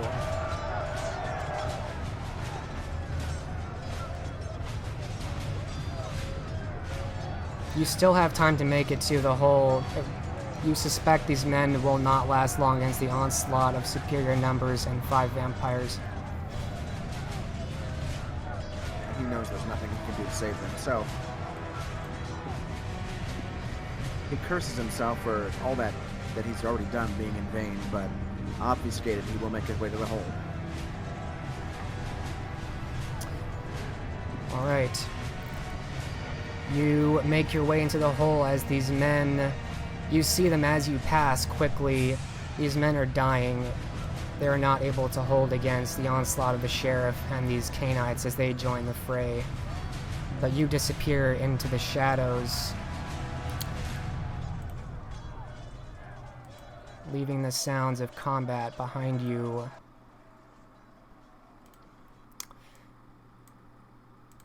And we follow Simon as Simon, you make your way through the similar passage, and only due to the distant lights off in the distance are you able to find any way through these passages. And you as well find the corridor that begins, that opens up into this long line of prisoners, these elderly people who have reached out their hands now to you. They reach out to you, their throats bound and pulled back by these chains. We turn back to Simon.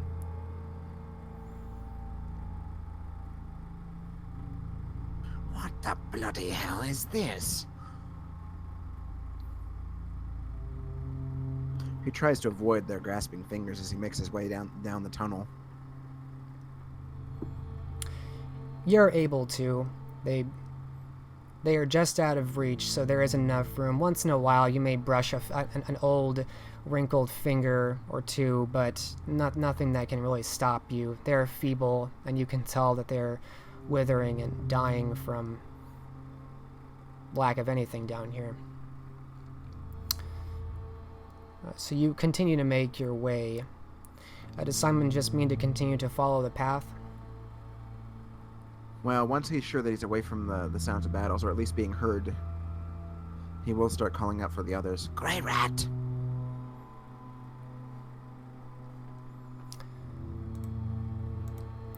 You... Hold on one moment.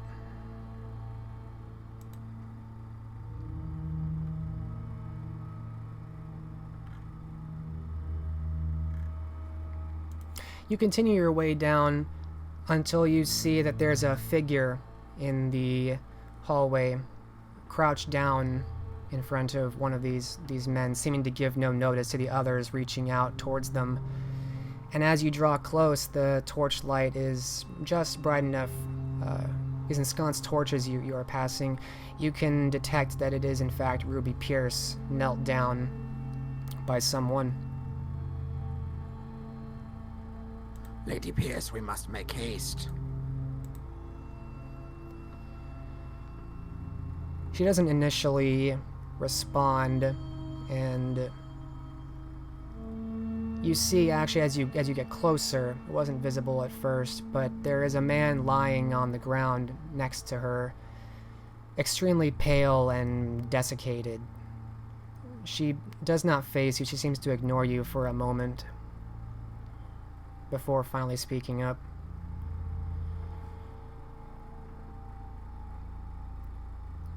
Thought I told you to wait. And so I did, until a complication. I haven't much time to explain, but Timbers is coming, and 4 other Canaanites as well. They've killed all your men already. She continues to stare down at the man.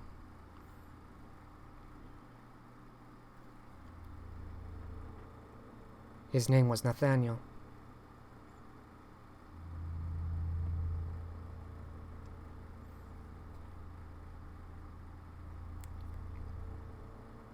Some distant relation or something?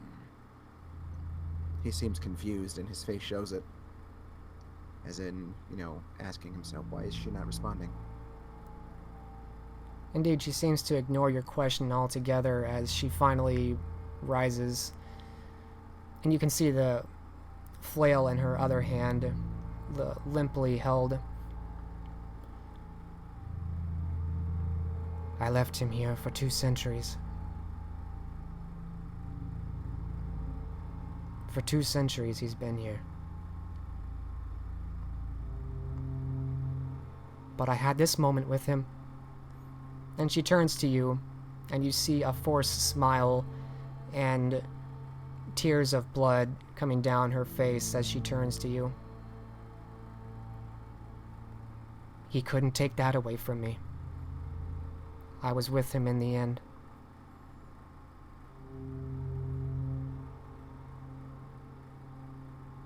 Then I'm sorry for your loss, but we are in deep trouble. At this moment, Grey Rat seems to emerge from the darkness, carrying a massive sack on his back with his left hand, and in his right hand is this gleaming sword.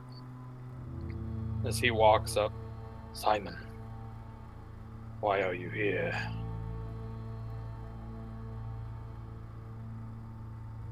Timbers has discovered our purpose and brought other Canaanites with him.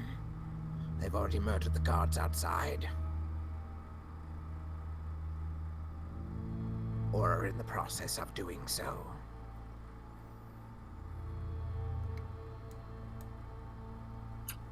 Good. Then it is time to leave.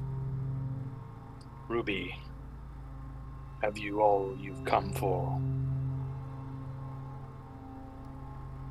She doesn't look at you. She looks back down at the man, and you see that the man she was speaking to he's paler now. He's desiccated and crumpled, a quickly decaying husk of a person down at her feet. And she nods quietly.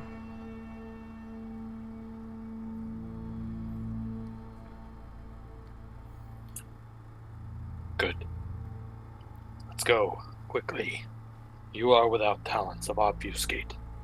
Getting you out will be tough.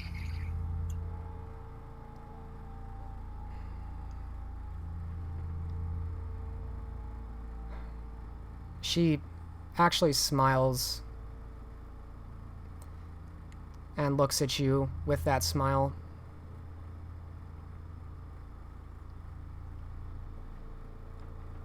I don't think I'm going anywhere.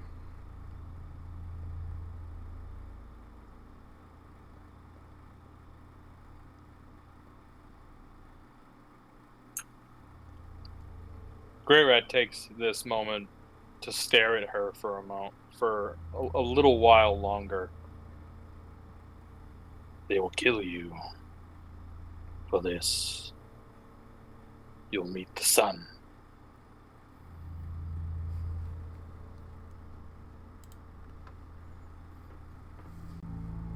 She's silent as she looks at you with this smile. It's an expression you've never seen on her face. It's a contentment.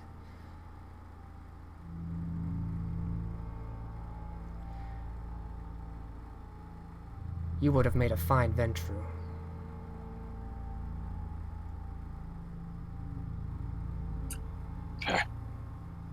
I've never been so insulted. He kind of laughs a little bit. Are you sure about this, Miss Pierce?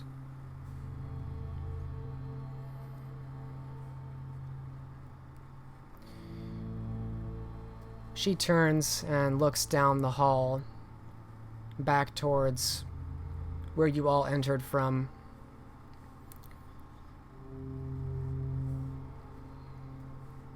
I'm sure that I'm going to take at least one down with me.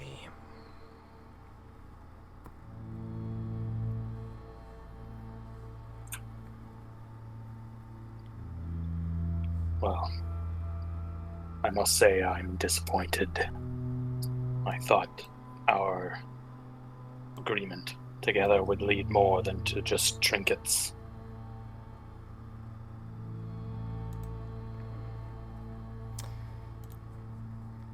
And as you say that, the four of you notice something.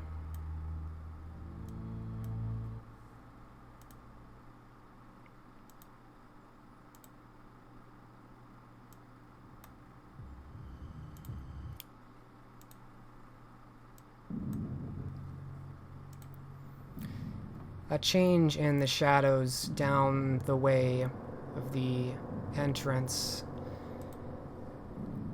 You each notice it in turn. 5 figures coming from the opening. 3 of them that Grey Rat and Simon you may have seen once or twice in Elysium but aren't too familiar with. But the middle 2 you recognize immediately. You see the spindly and slim form of a man in a fine dark green tunic and a black cape. The La Sombra Chamberlain Robin Oliver stands walking towards you, and besides him is Sheriff Jack Timbers. Oliver with his sword in hand, and flanked by these men, the sheriff with his large axe out, as they both approach. And Oliver has this smug look of satisfaction on his face, but the sheriff looks unamused and perhaps agitated. Well, what do we have here? An incursion at the Tower of London. You hear Robin Oliver speak up as they stop about 10 meters away from the group of you.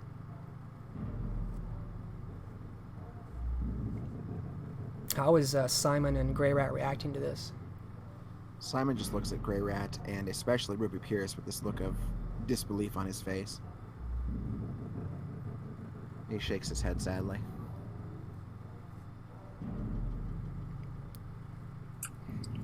Grey Rat is going to be making steps backwards as he begins to step backwards into the darkness. The last thing you see of Grey Rat is his metal mask folding into the darkness, and then you hear a clatter of a bag hitting the floor as he obfuscates himself. The only difficulty there is the only way to go is forward or backwards. To either side of you are individuals reaching out, and the torches provide just enough light that you aren't quite able to disappear. At least not right now. Okay. He'll be walking backwards back to the room then, as they stand off with Ruby Pierce.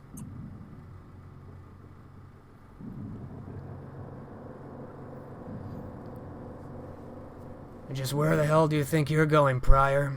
You think you're getting out of this? You hear the sheriff call out to you.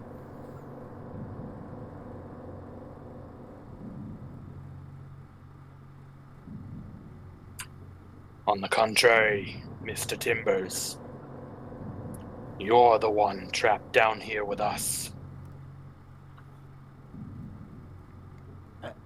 Grey Rat, I would not do that.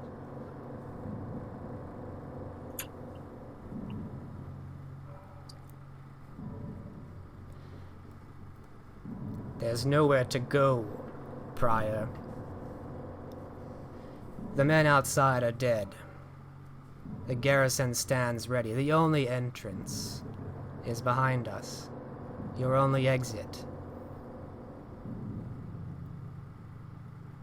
Who all is here with them? I caught Oliver and Timbers. There are 3 other Canaanites you'd recognize as neonates of the Toreador, Bruja, and Gangrel. You know them only by having seen them once or twice in the past. And actually, if you would like, you can make... Well, I'll ask...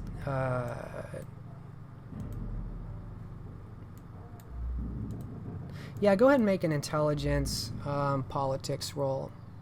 Difficulty 6. See if you can identify these men.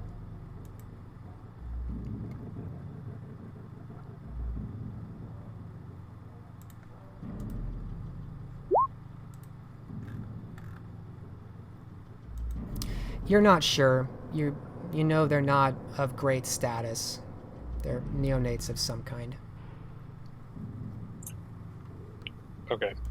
He's still steadily making pace towards the room. His goal is to break eyesight.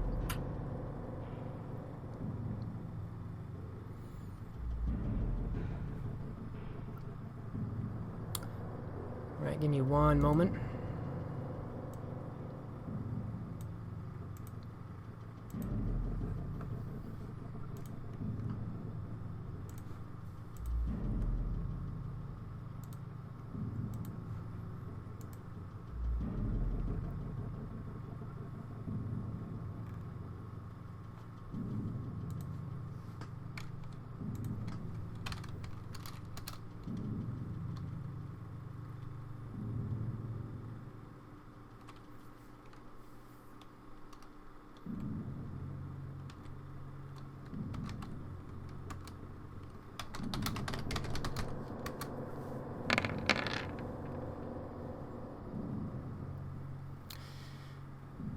As you are making your way backwards, you see the sheriff has leapt forward high into the air in this chamber and pincered you on the other side. He's jumped a large distance over the cross atop all of you, and he is now in the way of your exit back to the room, Grey Rat.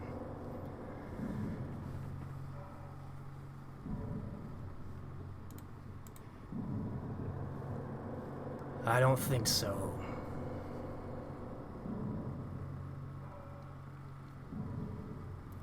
The second Timbers lands, he's going to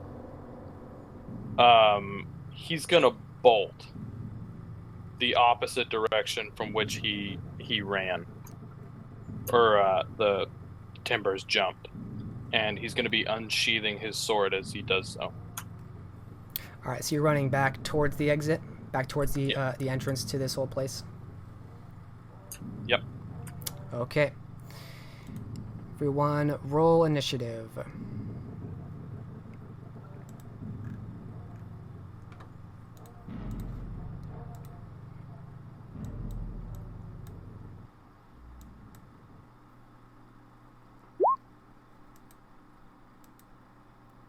I'm going to have us roll initiative, and I'm going to have us take a break after that before we get into this, because this is going to take a bit to reconcile. That's cool with everybody. So we'll get initiatives done, and then we're going to take a break. All right. So for the rest of you guys, you can take a break now while we just do initiatives.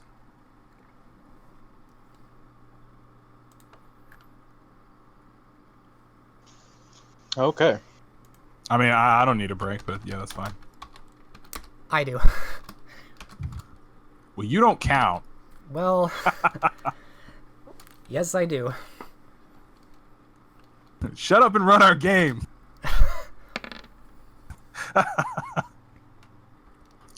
Too bad you didn't seek out an experienced swordsman to help you.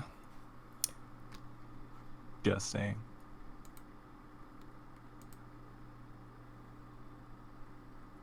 He's busy.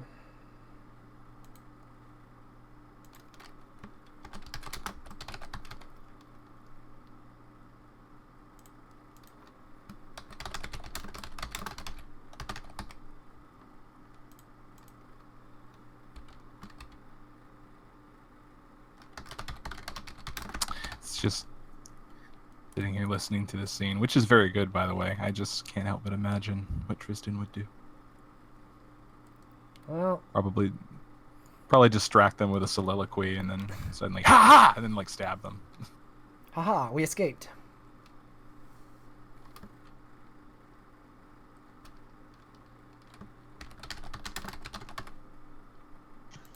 Oh, Tito's glad he's not fighting Robin.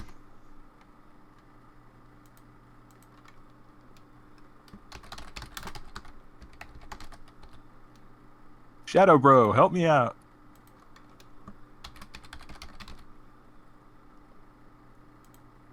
That's a good idea. I'm summoning a Sunbro. The boss fight. Oh shit, I'm not embered.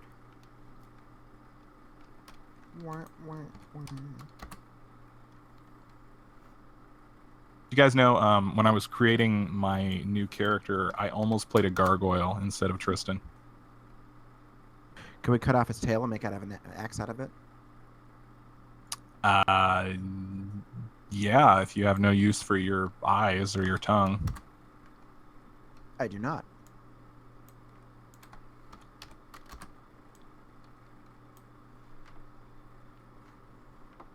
Or your face. Fucking everyone rolled 16s. Absolutely fucking everyone rolled 16s.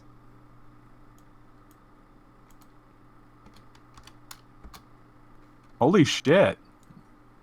There's like 5 16s. Yeah, this is stupid. You're like, I just want to roll initiative. I just want to get some water. 16s and 12s. Not much diversity here. No one got anything like really high. Okay, absolutely everybody has to... This is so fucking stupid. It's one thing I don't like about initiative. When this happens, it happens a lot.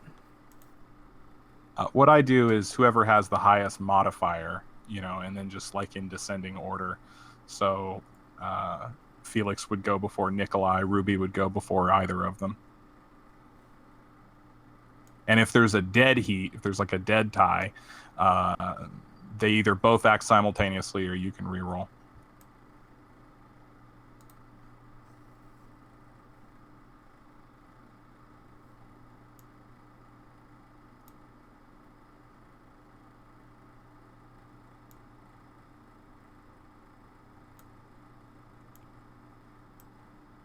Yeah, I'm okay with this because I'm not gonna have everyone reroll again. That'd be ridiculous. I'm gonna get some water. Be right back.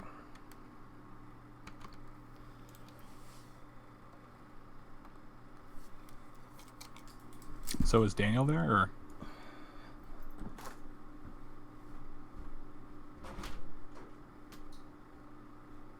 I'm back. Oh, welcome back. Yeah. This is failed miserably. I was just saying, it's too bad you guys didn't seek out an experienced swordsman. Kind of wish you knew one. Well, I mean, the plan was to not need one. And, I mean, I thought it was going perfectly stealth-wise.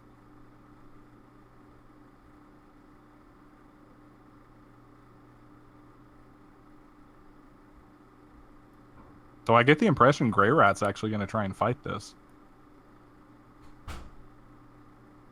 We'll just have to see. You okay?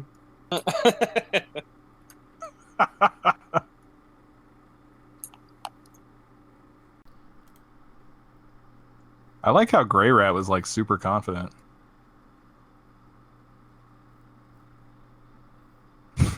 He's basically the sheriff. He's like, psh, well, it's a good thing you showed up. I wouldn't have to like track you down and kick your ass.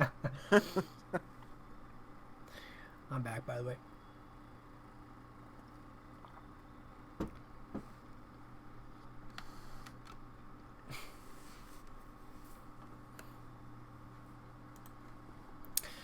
Is everybody back? Yep. Yep. All right, cool. Then we are getting back into it.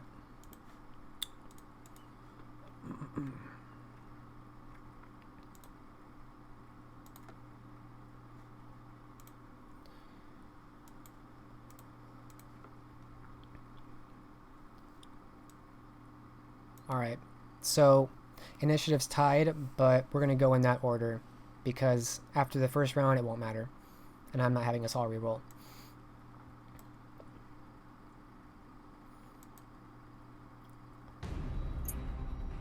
Okay. All right, Grey Rat, you see that you have the first move here, as it seems that everyone has responded to your quick dash, and everyone is moving to attack. But you are first to move. Grey Rat is going. Well, before I act, what is everyone else doing? It looks like the sheriff, as he lands, he's going after you. He's not taking his eyes off of you. Meanwhile, it looks like Nikolai, Felix, and Cash, these neonates, are attacking Ruby Pierce. And it looks like the Chamberlain is preparing something. He's got his hands up. You're not sure what he's doing.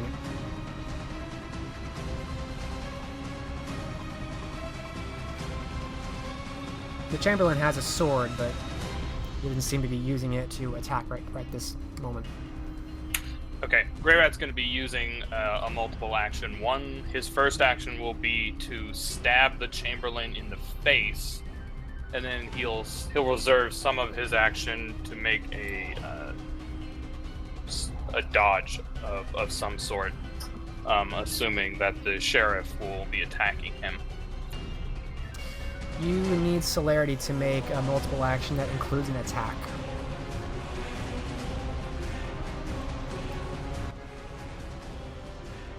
I can't just split dice. You can if you want to do multiple actions, but if you want one of them to be an attack, you need celerity.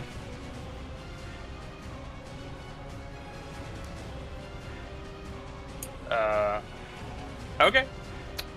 Then he'll be blood buffing, and he'll be stabbing the Chamberlain.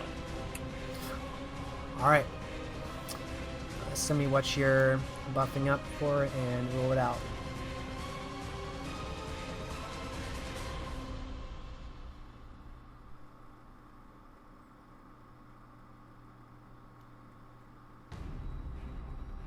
And he'll be spending a willpower on this. Okay. Are you doing a called shot or regular strike? It's a called shot to the face. Okay, that's going to be difficulty 8.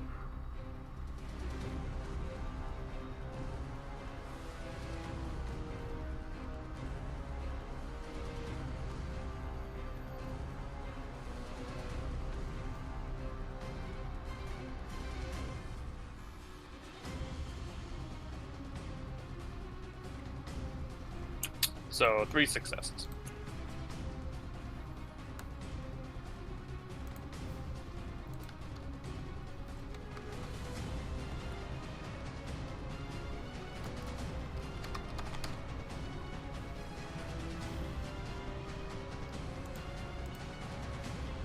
Give me one moment.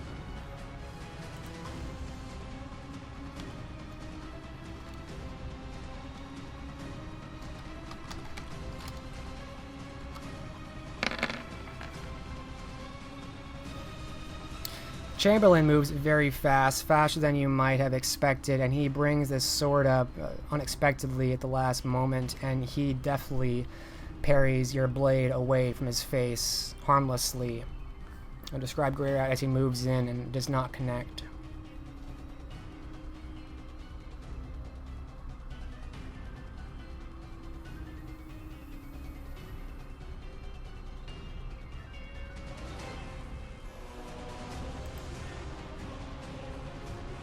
What do we see with Grey Rat when he makes his attack? As he lunges forward with this ornate, decorative golden sword, he swiftly dodges to the side to put all his weight onto his right foot as he thrusts forward with this sword. And as Chamberlain flashes his sword up to parry it and knock it away, he quickly recovers back and slides just behind him, facing down Chamberlain, Robin Oliver.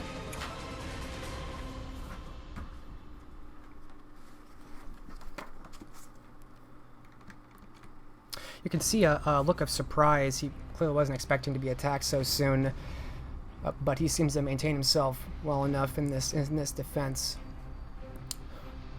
Next is Nikolai, this young gangrel who is going for an attack on Ruby Pierce.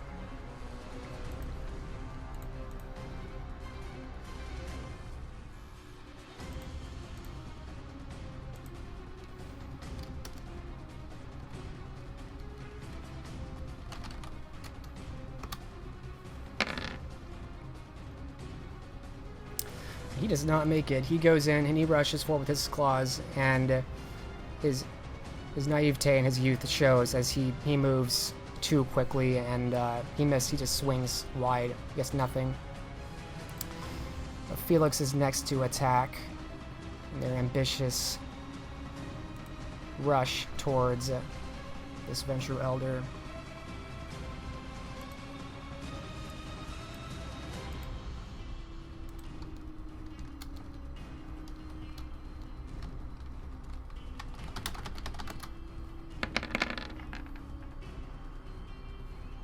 This is gonna hit.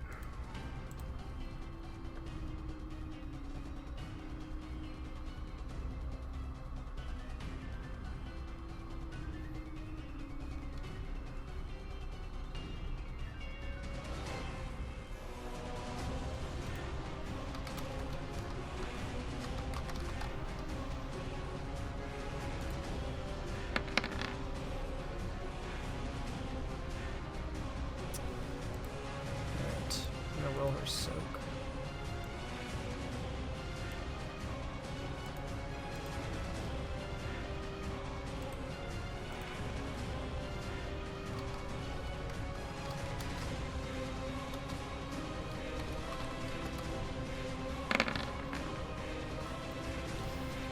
Alright, and with Fortitude, she nets no damage.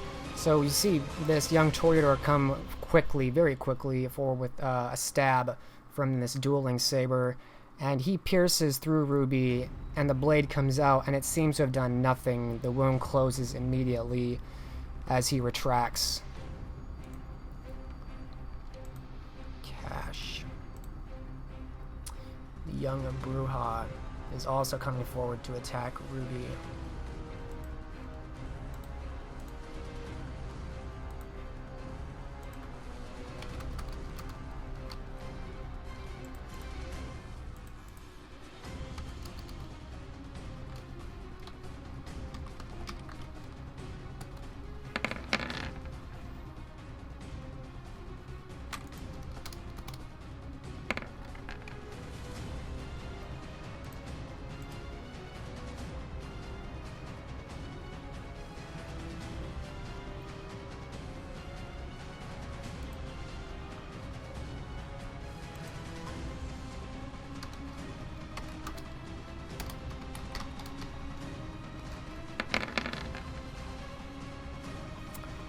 Wow, with his potence he does 7. We'll see what she soaks.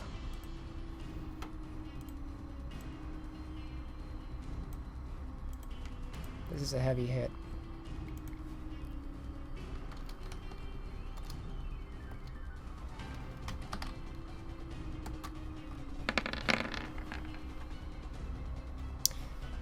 And again, this young Bruja comes forward and he slashes at Ruby, and he cuts at her cloak, but the wound seems to heal immediately. These 3 have all attacked Ruby, and none have been able to do anything to her. Ruby, during this time, looks at them. Her face has gone from this content look to angered, and you see that she steadies herself, flail in hand. She does not raise it, and instead, as anyone looking towards Ruby would see that something is happening with her, something about her whole demeanor and appearance changes as she lowers her hood, and her flaxen yellow hair seems to glow a golden yellow, and you feel this weight, you feel this strength from being near her, and this desire to prostrate yourself to her. No one would dare attack such a creature now that they are here, now that they are aware of what she is. And she takes this time to make this an effect on the field. Simon, we turn to you as the combat has erupted.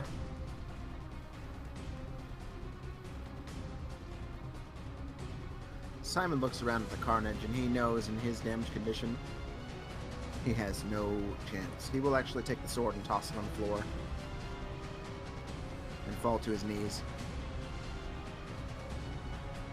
He tells the Chamberlain, I put myself at your mercy.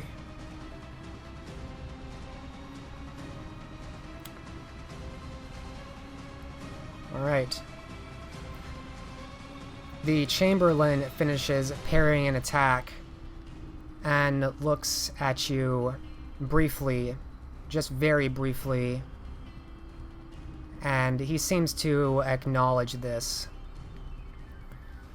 Without saying anything, he's clearly busy, but you catch a look of acknowledgement from him. Sheriff Jack Timbers is chasing you, Grey Rat. He is coming at you.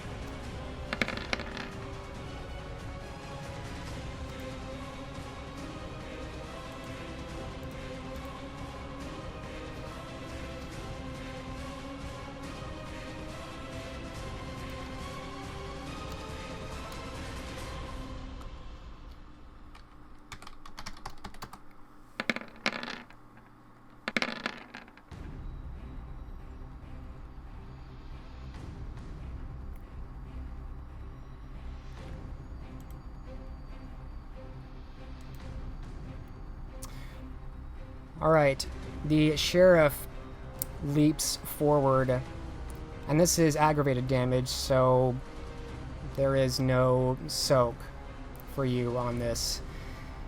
And he leaps forward in a burst of speed and strength, and you see now perhaps the reason that Ambrose kept him as sheriff after Adam, because he is fast and he is strong. He has dropped his axe, instead choosing the claws that have come out of his hands, and he slashes at you, Grey Rat, from the back, and you feel these blades in his fingers come through, ripping you down.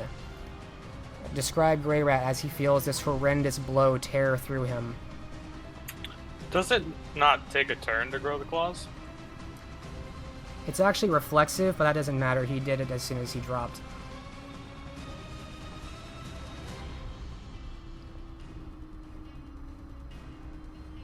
I'm sorry, as soon as what?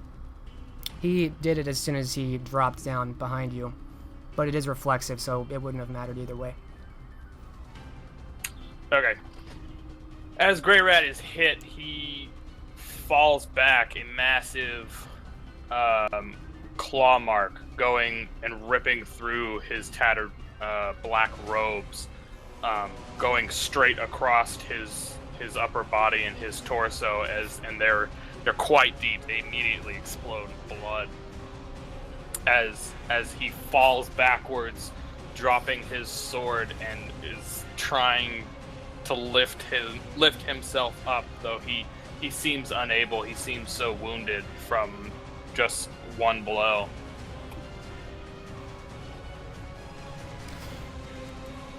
The next man to attack is this torchbearer that came with you, Pierce's guard.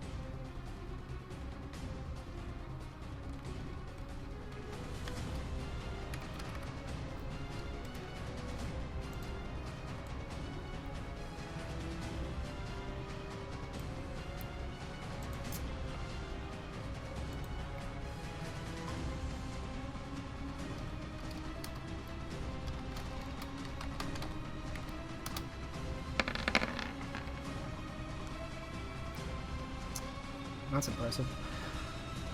This guard that came with Ruby, that came with you all, he's surprisingly quick.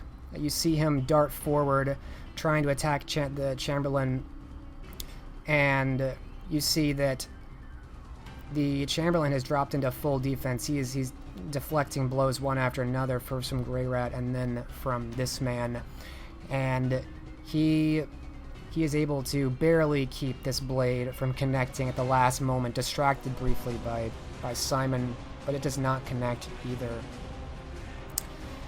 Chamberlain is on full defense, so he loses this turn. We move to the next turn. Grey Rat, you're first again. Grey Rat laying on his back, staring at the ceiling, trying to lift his head from the grievous wounds that he has just taken. His body seems to be racked with so much pain. His sword is now about 2 feet away from him as he had kind of dropped it when he had fallen backwards. He simply lays there, blood coughing up and starting to spill out the side of this metal mask as it seeps through the iron grating in the hole of the mask. He coughs a few times. All right, Timbers. It's yours. as he seems to be surrendering. All right. Timbers looks down at you, this hulking man, and he seems to have not changed his demeanor. He did all of this seemingly without much emotion, and he looks down at you with a mixture of, you think, perhaps disappointment and consternation. And he stands, and he looks up towards Ruby briefly, but then he kind of winces a bit, as if you think perhaps he almost starts to fall to his knees, but he seems to steady himself.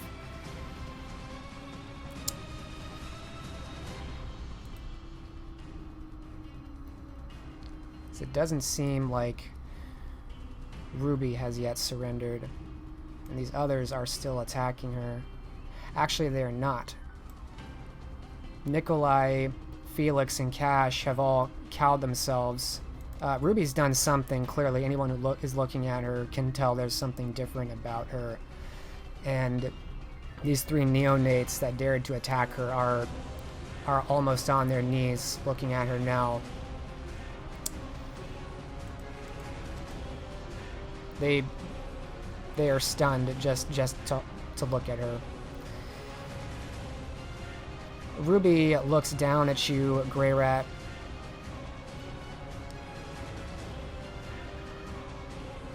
I'm sorry.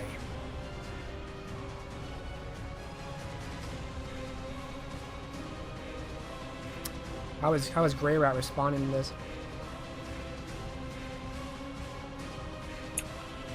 He's now his elongated fingers are now clutching at the massive wound on his chest as he continues to spit blood through the mouth slit in his mask, allowing his head to fall back after looking at Ruby. Damn. Blue blood.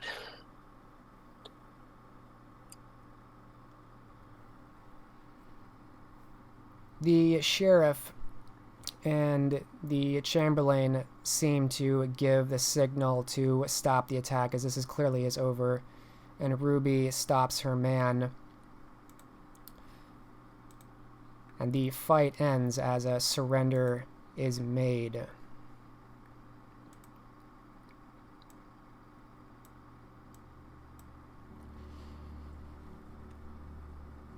One by one, you are each staked. Of course, you see that before you are staked, the sheriff and Chamberlain Oliver seem to have trouble approaching Ruby.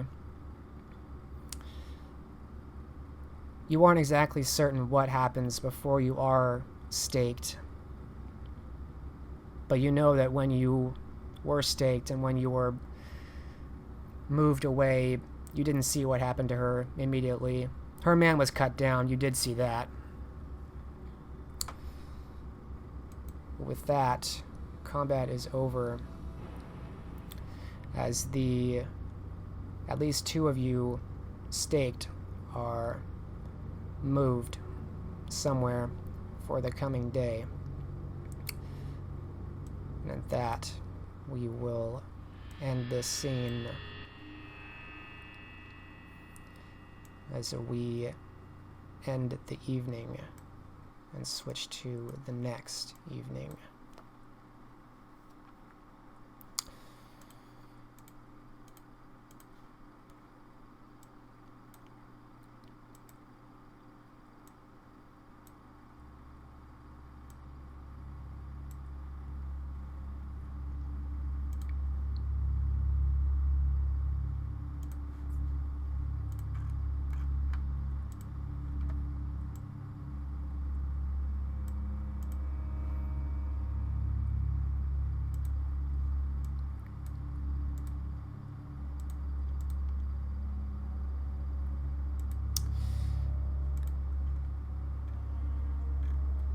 One moment to get the last of my notes.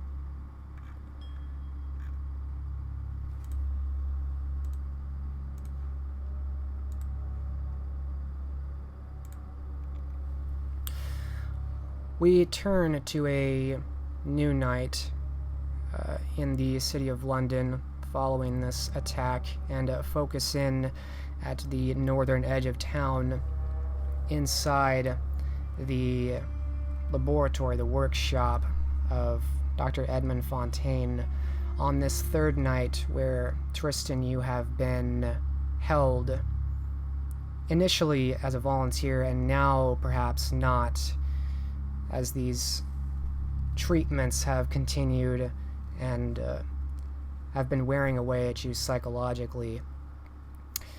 What do we see when we turn to Tristan on the beginning of this third night? Tristan is completely nude, and we see crusted blood, which is dried in streaks down his face from all the weeping that he's done and the gnashing of teeth, the wooden ball gag, which is lodged firmly in his mouth, his fangs gripping it as he awakens, and he tilts his head away from the good doctor, still strapped to this table, his eyes half open, reflecting whatever little light is in here.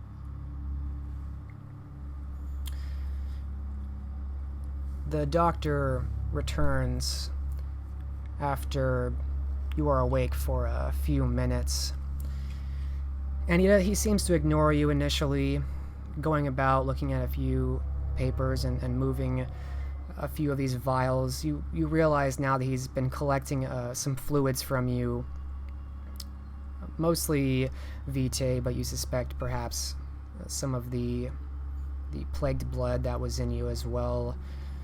You can't exactly see what's happening given your restrictions. You hear a few sounds in the distance.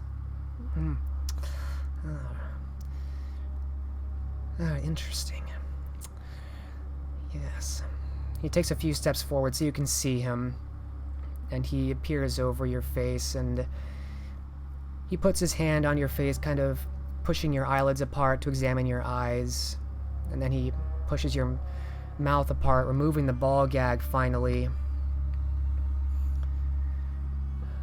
Yeah. Tristan grunts as the ball gag is taken out of his mouth, still wet with blood, and the marks of his teeth biting into it permanently etched into the wood.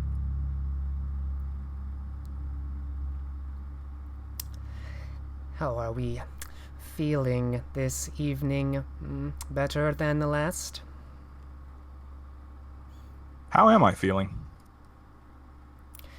You feel drained. You feel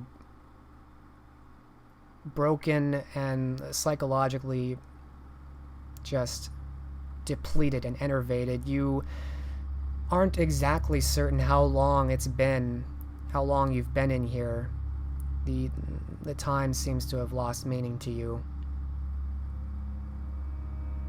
Tristan is going to try and summon as much will as he can to become as alert as he possibly can, but at the same time he's also going to feign that he is completely delirious, his head rocking from one side to the next and then looking back to the doctor.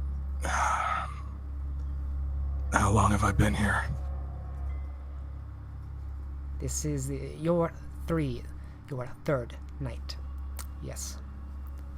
I have to say you are looking much better this evening, Mr. Corsiel. The plague, is it gone? Oh, yes, the plague. Yes. I've collected the blood, the infected blood. Took some doing, but yes, I have collected all of it. You are cured, Mr. Quasil, cured of the plague. What is my blood pool at? Excellent question. I am going to say that I have two ideas here. I'm going to have you roll a 1d10 plus... Let me look at your sheet.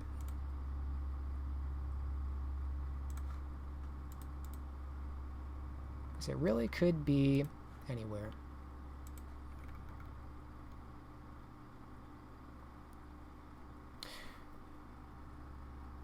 Roll a 1d10 plus 3.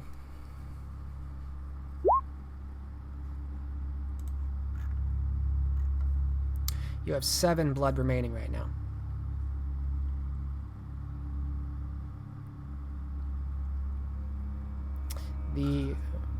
Go ahead. News that he's been cured causes Tristan's eyes to widen just imperceptibly, but he doesn't appear to have shaken off whatever kind of delirium he has been put in.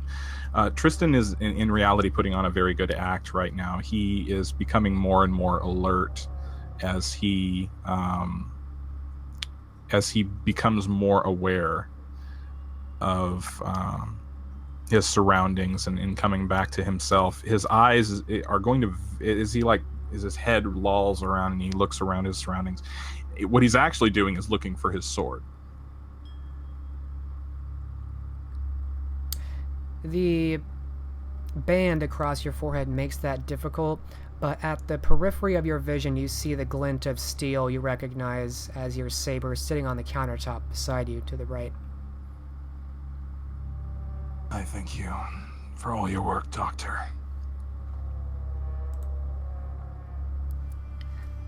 Yes, well, let's get these restraints off you. Not need these anymore. No, I don't.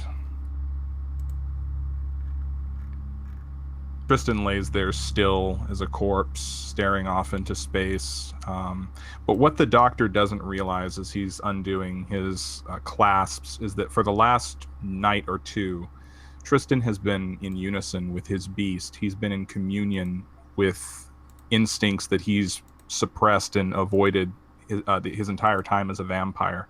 But he has never been so fully in tune with his beast before. He feels as though they are one mind and have agreed in unison for what is about to happen. For during that torture, the beast was all he had.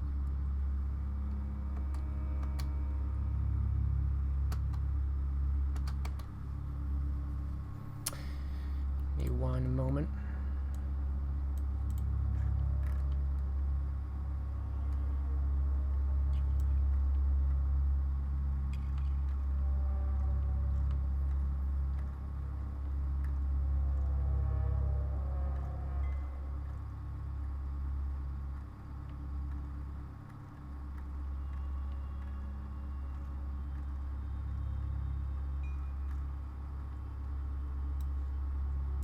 Are you there, Vukar? Yeah, can you hear me? No. You can't hear me right now? Oh, I can now, yeah. Okay. Sorry about that. I was looking at some notes. Oh, no problem. I just want to make sure you weren't muted.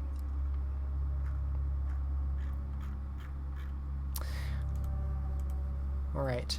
The doctor seems to move about, slowly moving down to your feet and undoing the restraints as he undoes the leather buckles that hold your feet down, and then moving up your body, he eventually frees the last restraint on you, and that is across your forehead. Oh, yes. Much better. You look right as rain. Yes, very interesting disease to be studying. Greatly weakened from this nights-long procedure, Tristan is going to very slowly, very groggily tilt his body to one side and then kind of almost halfway step off of the examination table, and just barely manage to hold himself up, looking just as weak as a kitten. What this is a performance, and his objective is to try and get the doctor to drop his guard to be as vulnerable and exposed as possible. Please, doctor, help me.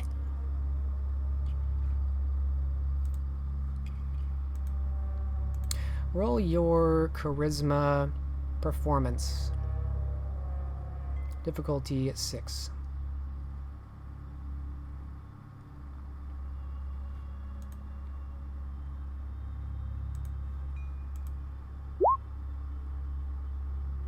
Reroll a 10. With my specialty, that is 7 successes. All right, give me one moment.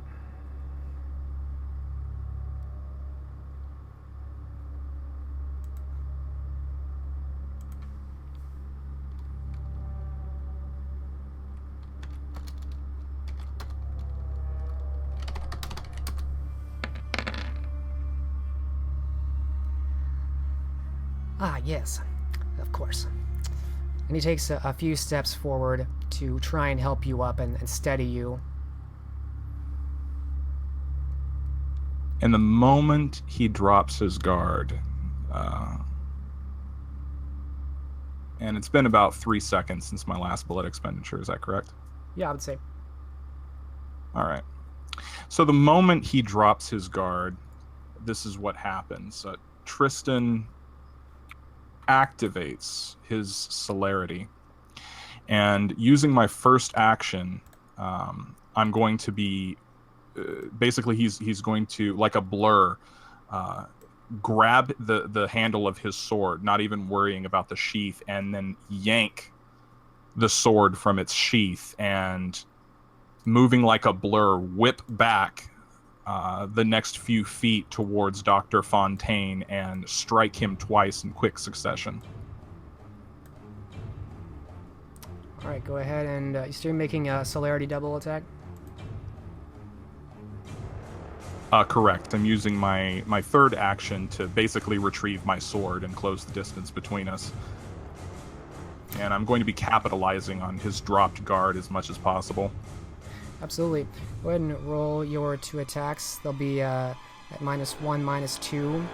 But since you are catching him off guard, I'm going to lower difficulty of both attacks by 5. Not by 5, 2-5. Oh, I was going to say. Sorry, no, not automatic successes. All right, so I'm -1 dice for this first attack.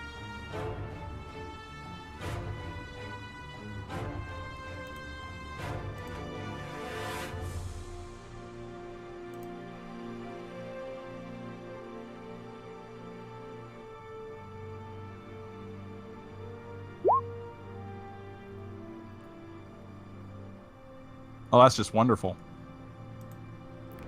It's a lot of ones. You missed this first attack, but you have enough for that second attack, so...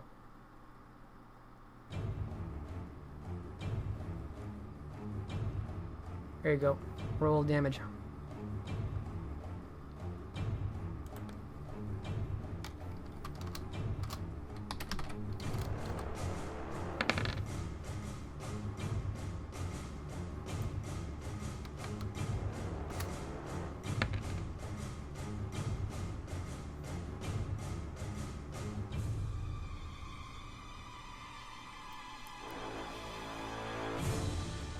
So he grabs his sword and he lays into the doctor, slashing him in broad horizontal strokes. He misses the first because he's actually off balance a little. He's not as strong as he thought he was.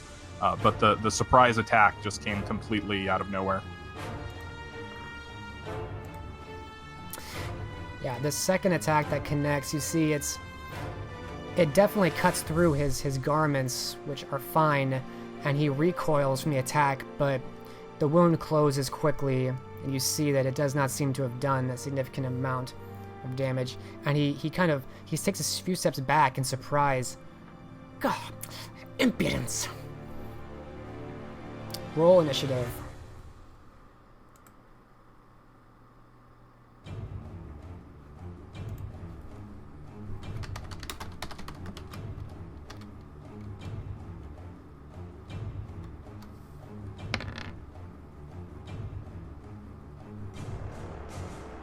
Alright, you act first in this duel.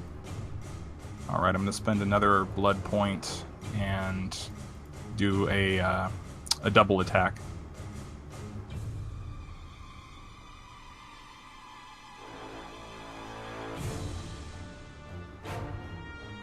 Alright, same thing, but it's going to be difficulty 6 this time. He's ready.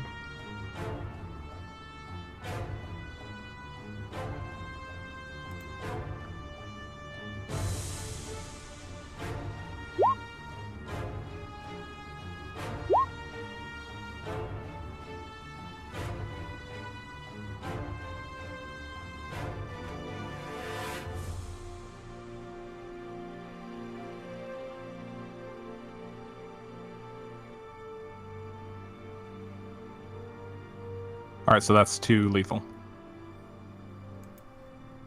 For the first attack. Roll the soak.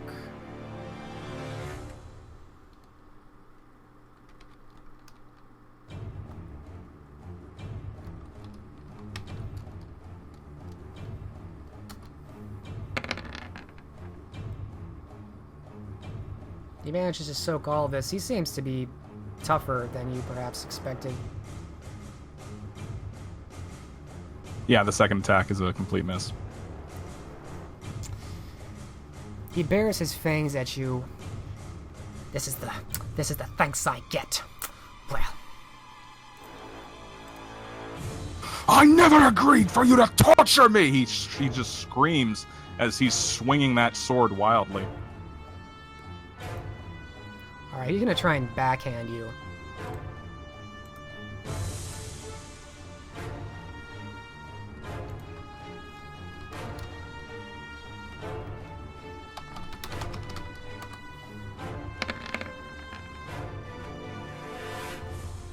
It's not that impressive of an attack. It's quick, but there's not much to it, and he misses.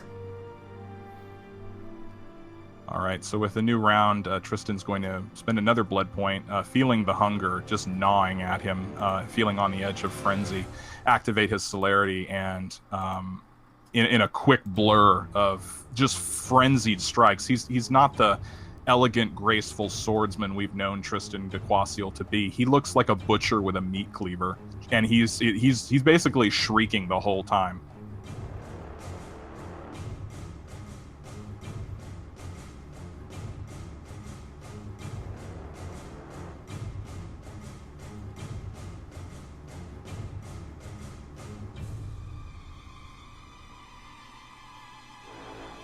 Let's reroll that 10.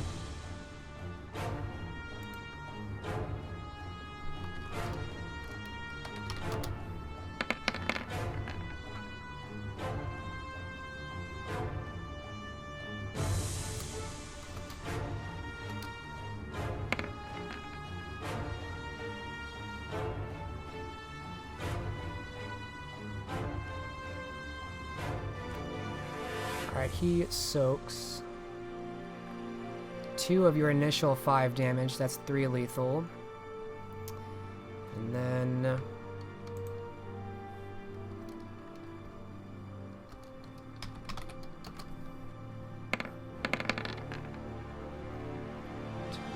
two lethal. So 5 lethal total, all said and done after these attacks. Go ahead and describe this barrage.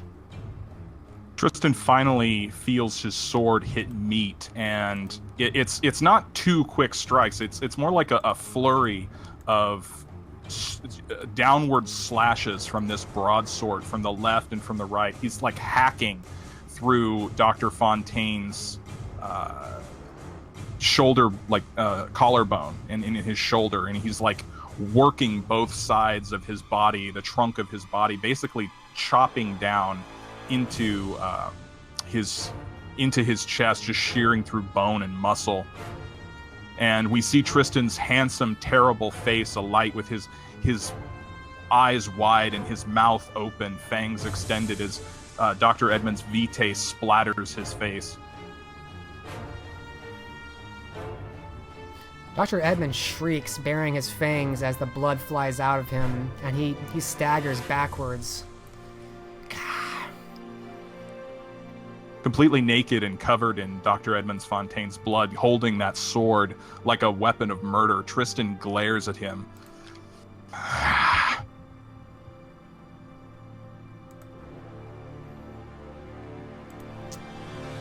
Alright. Roll something. Alright, so I'm turning it over to him.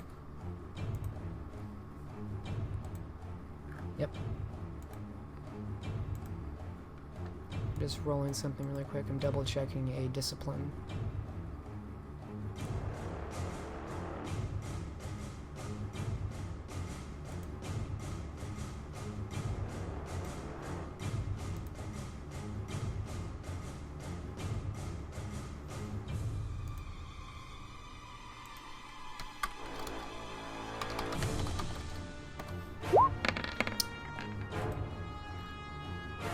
right. You see the doctor holding at his chest these cuts in his very fine red and gold tunic that he has on this evening. You'll regret making an enemy of the good Dr. Fontaine. And with that, he disappears completely in front of your eyes, right then and there. Tristan is going to respond by using his third action, because I still do have a celerity action, to try and... is there any way I can bowl him over to stop him from disappearing? If I can just like zip forward and just basically run into him?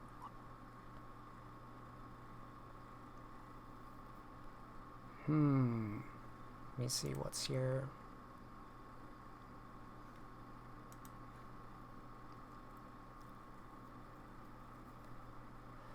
The trick there is that you don't know where he is, so it would be complete chance. No, what I mean is, like, as soon as he starts to vanish, like, I use my third celerity action to just run forward, like, in this same round. Okay, if it'll be your third action, so it'll be at -3 dice. But I will give you a... Let me think. So you're just trying to basically just, like, jump him, just, like, tackle him? Yeah, just kind of run into him to stop him from using this discipline.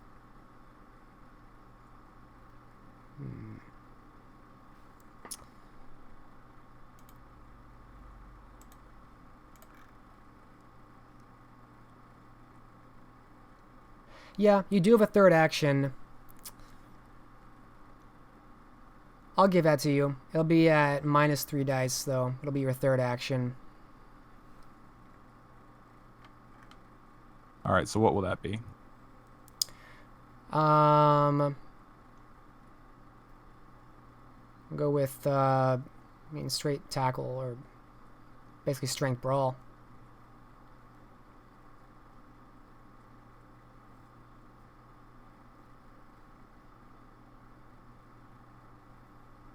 Not dexterity based, because I just want to get a hand on him so that he can't disappear.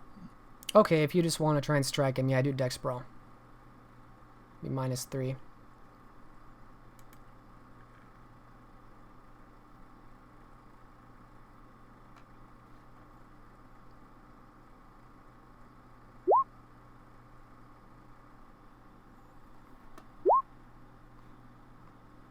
All right, 4 successes. Alright. He is pretty fast. He's going to get a chance to dodge this. He still has an action? One thing he hasn't used is his celerity. Oh.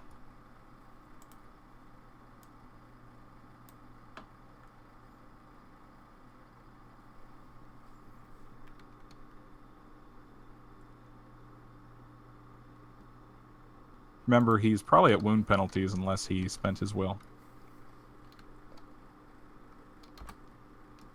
Correct.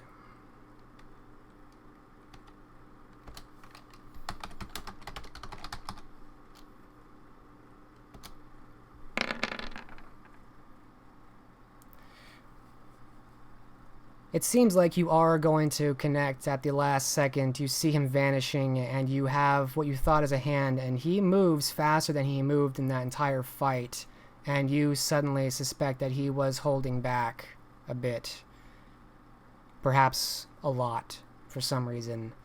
And he moves definitely out of the way at the last moment and disappears.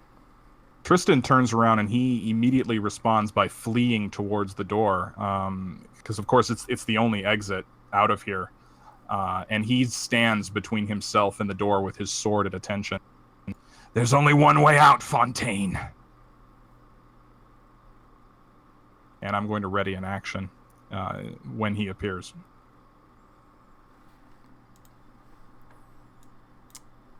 Interesting.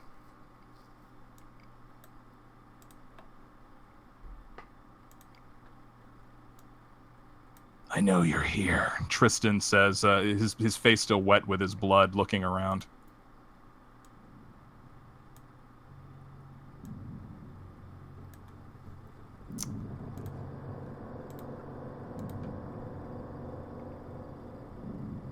to think about this one.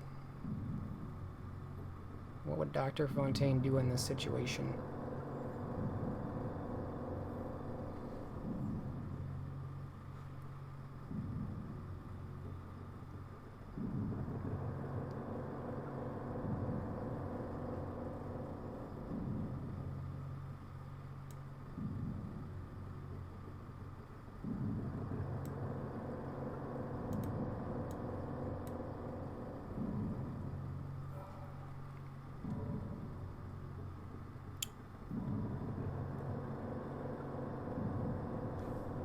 Alright, after about a minute of waiting,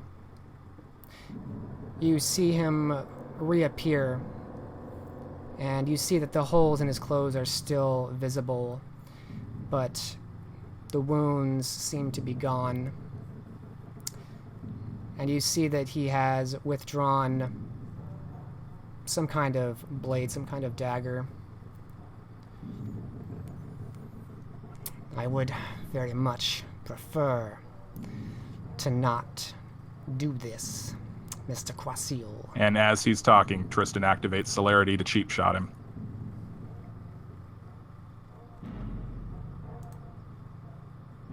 Like, I'm gonna get him in the middle of his sentence, and I'm in his face swinging that sword.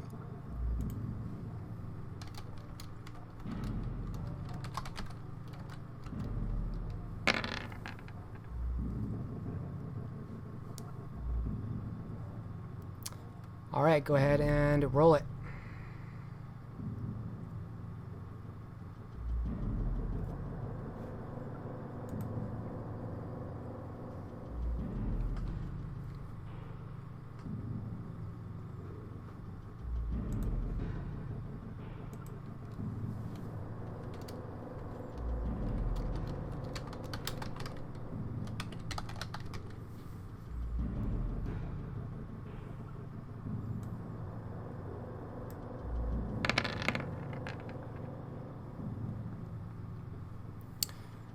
I need you to reroll that damage. He managed to mitigate some of that.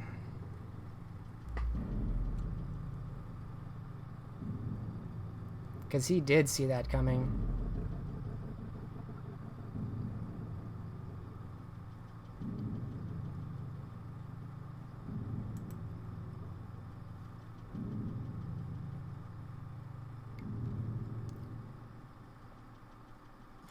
All right, so reroll the first damage pool. Yes. Okay, so with two successes on damage, or no, two successes on attack, that is 5.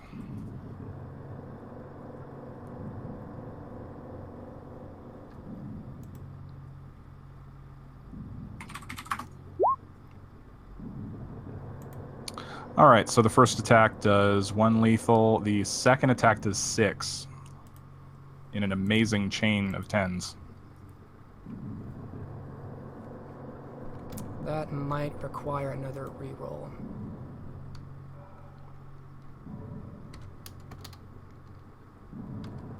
This was not as much of a surprise as you may have hoped it would be. Actually, I really feel like I should get that cheap shot round. I mean, I'll make a performance roll against his wits, perception, or subterfuge, or whatever I got to do. But I really feel like activating celerity, and when he's in the middle of talking to me, I mean, he's got to make some kind of roll to be able to dodge it, right? He did. He already did. It was through his aspects. That's why he was ready. Ah, okay.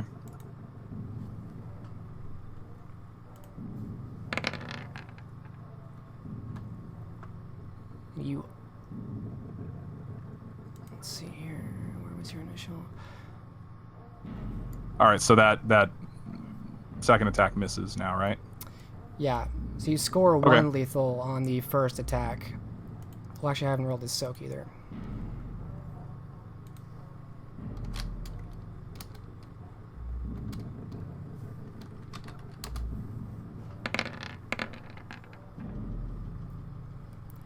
Alright, so unfortunately it is not the surprise you hoped, and it was not as damaging as you had hoped. He's far more prepared for this than you expected he might be, and he moves out of the way. You connect with his first hit, but it doesn't pierce, and the second one he dodges deftly.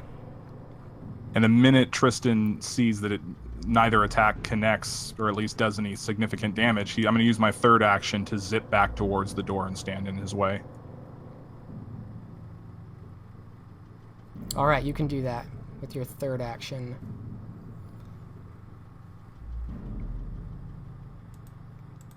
I guess we're re-rolling initiative. This is not over. No, it's not.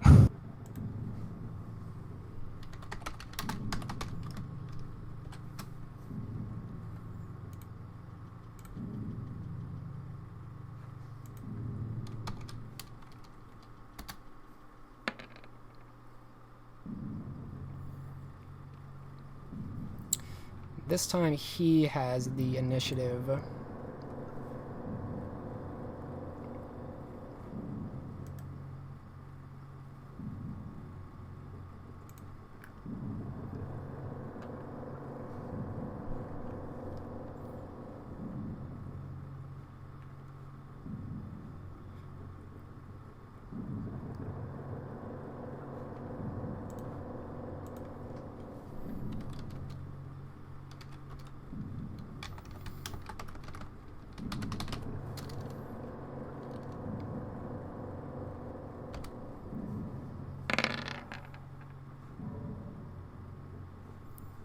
Alright, he's coming at you with this blade. It's like a short sword almost.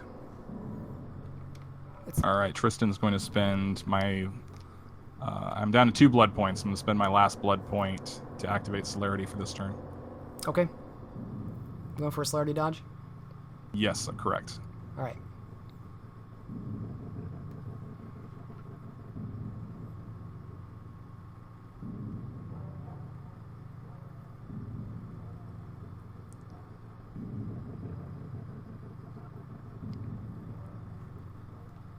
Alright, he connects.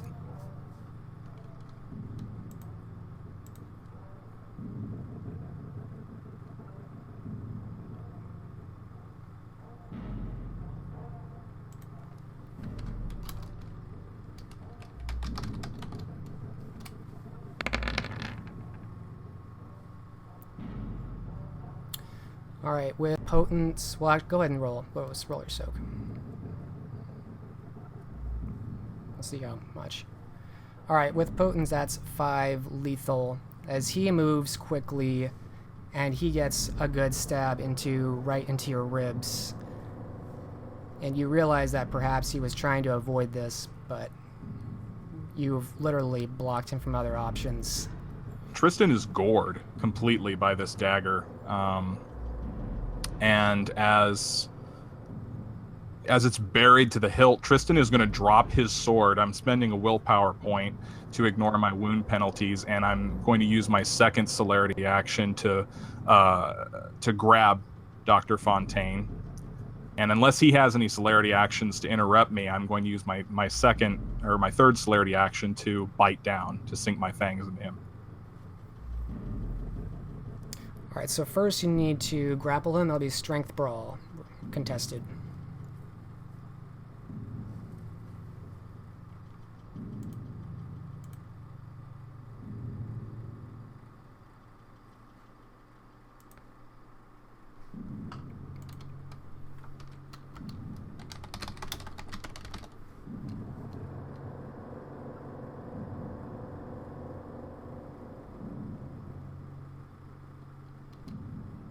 Well, I got a hand on him.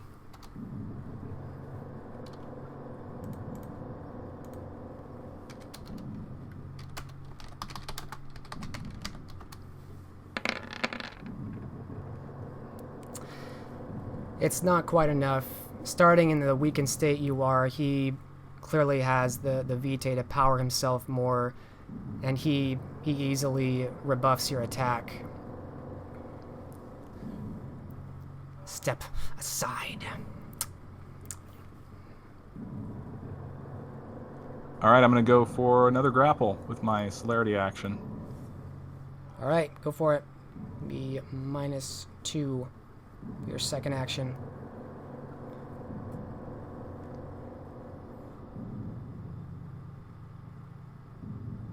All right. Well, that reduces me to 0 dice, so I can't do that. Okay. I'm gonna strike at him in the face with basically I'm gonna try and gouge his eyes out. All right, called shot for the eyes.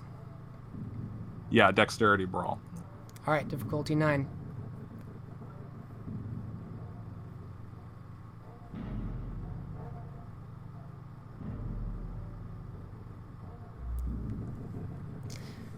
All right, no dice.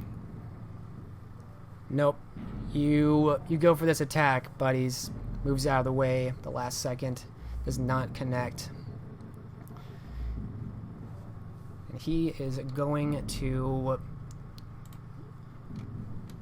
continue his assault until you get out of the way.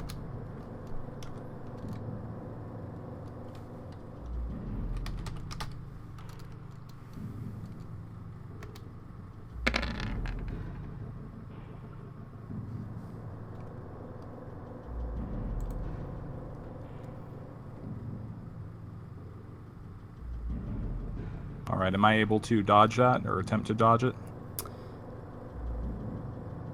This is a new round, so yes, you can try. All right, so this is going to be a multiple action. I'm going to spend another willpower point to negate my wound penalties, and I'm going to try and dodge it and gouge his eyes out. Tristan's basically clawing at his face.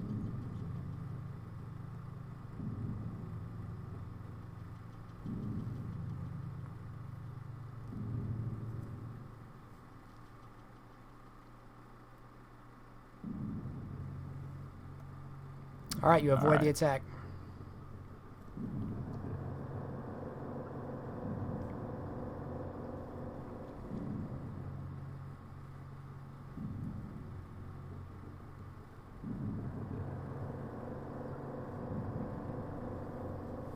You roll a 10. All right, it's a near thing, but I hit him. Damage. What kind of damage bonus do I get for the eyes? Plus 3, I think.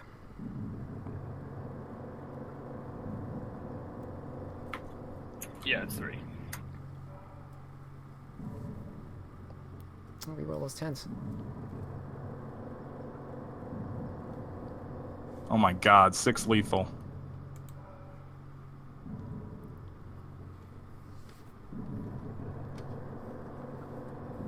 He's got to be totally blind. Oh shit, I didn't use his celerity. He does have a celerity action. He will get one chance to dodge this. And if he doesn't, this could be bad.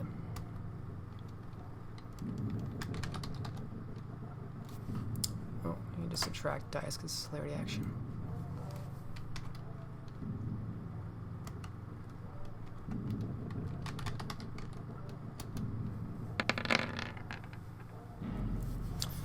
He dodges what would have been a horrendous attack to his eyes the last second, making use of this speed that you have discovered he has, but was trying to avoid.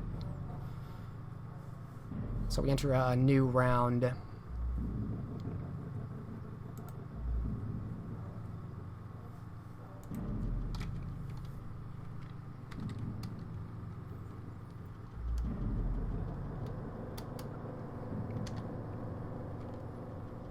And he's just hacking and slashing at you in this brutal fight. All right. New round.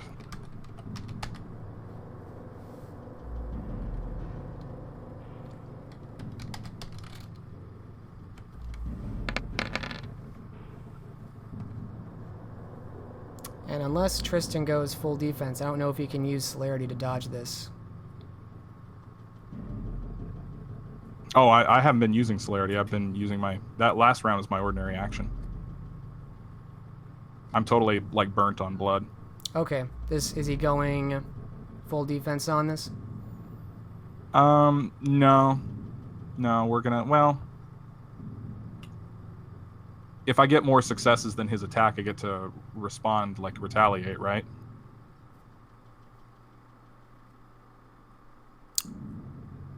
If you parry, you get a riposte. Yes. All right. Well, I've dropped my sword, so I can't do that. I'm going to do an ordinary multiple action dodge and respond by attacking.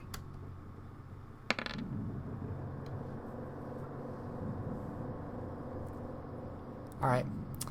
So you first have to beat 6 successes on a -1 dice for your first flurry action. Or your I'm spending another willpower to negate my wounds.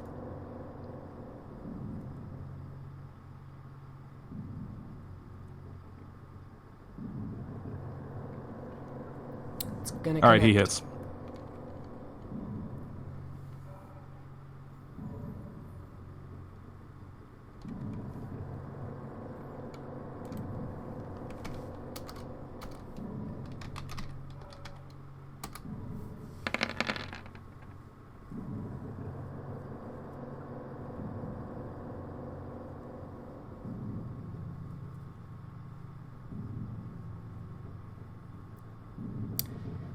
All right, so that's final death, because that has looped my health chart, I think. It's certainly torpor. I don't know if it's final death because he didn't decapitate you. Well, as long as the damage, because once you go past incapacitated and you take more levels of damage than that, it's my understanding that it gives you, like, each level is an aggravated level. Were you crippled? Yes, I was. Then yeah, it's exactly enough to loop into aggravated to be final death. By my count, he'd be aggravated down to crippled. I'll go with your count. That's not what I have, though. All right. Well, the effect is the scene is over as this ancilla stabs you repeatedly and breaks you down until you lose consciousness. We close out this scene as that is all Tristan's going to see for now. And we will turn to a different scene. Different part of London.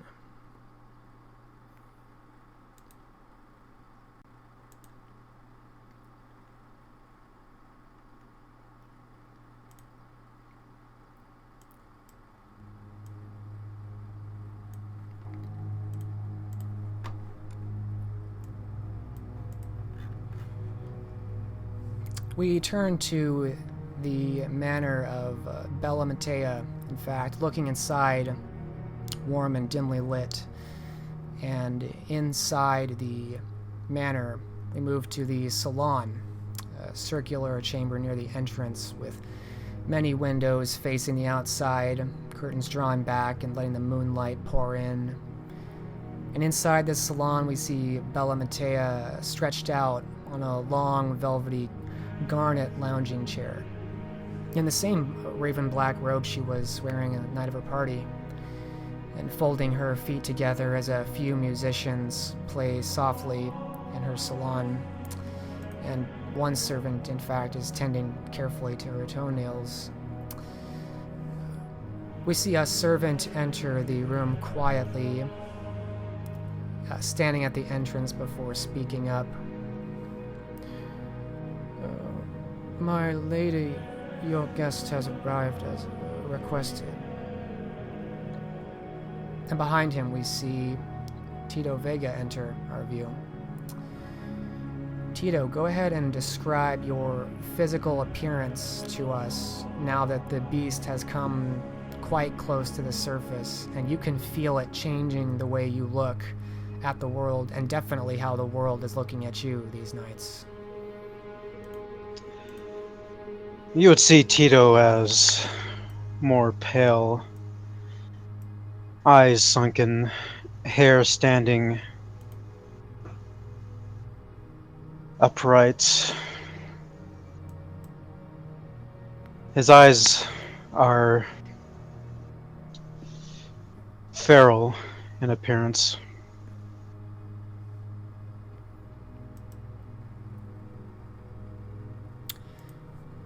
Bella, looking up, speaks up. Out, everyone.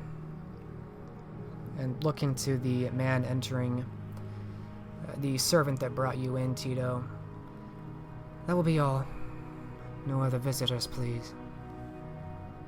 And with a wave of the hand, the musicians disperse, and this pedicurist stands and leaves the room, along with the servant that entered. Tito, you can see that Bella is looking morose. No roll is required. She's reclining there on her lounge bed.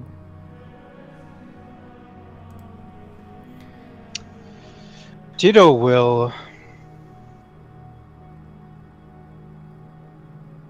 stare for a moment and see if she says anything. If not, he will inquire as to why she has summoned him. She speaks up after a moment. Come, sit, please. And she motions towards the end of the same lounge bed she's laying across, pulling her feet up and arcing her knees to make room.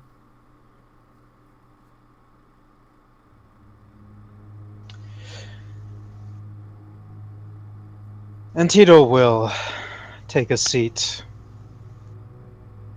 staring perhaps a bit impatiently. Thank you for coming, Tito.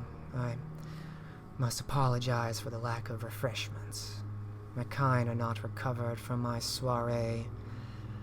Blood dolls have been difficult to reliably find these nights, so I cherish what I have.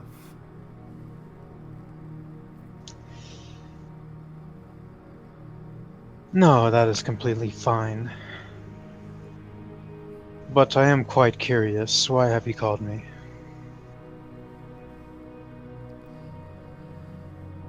Straight to the point.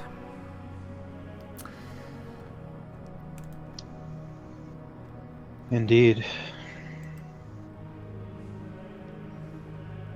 I was hoping to discuss your progress on this plague that afflicts the city. From what you found, do you expect it to end soon, to go quietly into the night?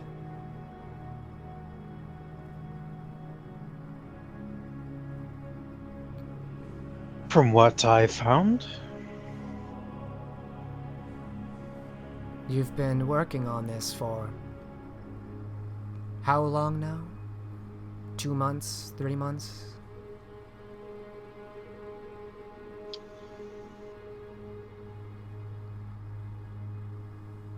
I must say, there was another that was focused on the plague, but from what I know, there's been no signs of it ending anytime soon. Do you think it poses a risk to any of us? A true risk? She says, looking concerned.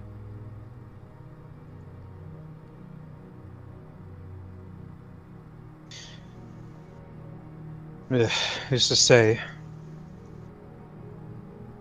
The plague seems to kill its victims quickly enough. Perhaps it will burn itself out. But of us, the Canaanites, if one of us were to catch it, do you think there are ways to treat it? That would be far beyond my expertise to say if there is a cure.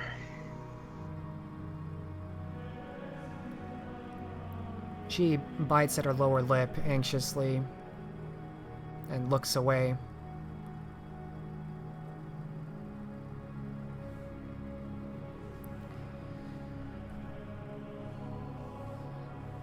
I apologize. I'm distracted this evening. I just have this horrible feeling that something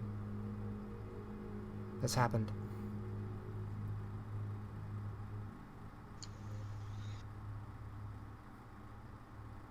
Do you fear someone of our kind has caught the plague. I do not know. And she makes an effort to look away from you. Is it obvious enough, or does Tito need to roll anything? Make a perception, empathy, difficulty 6. She's not hiding it very well.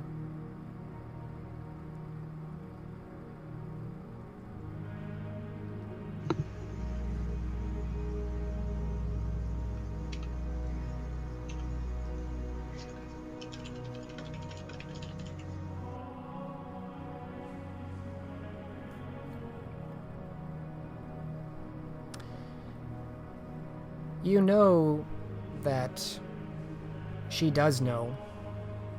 If someone has caught the plague, she's certainly not sharing it. She's not being forthcoming at all.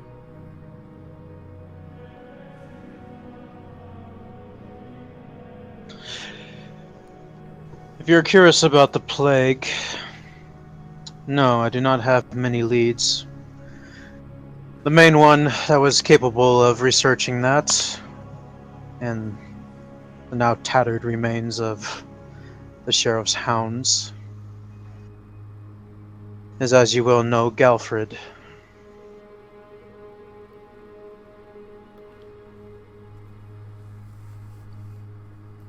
Her face screws up at the revelation. So, he was your lead on this ailment, this malady, and now he is gone. Correct. It's quite unfortunate, but we'll see. I have plans to at least get another eye into the plague. The sooner a cure is found, the better for us all. Yes. Yes, for us all.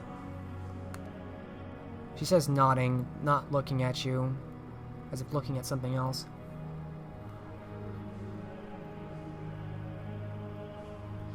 Does Tito notice what she is looking at?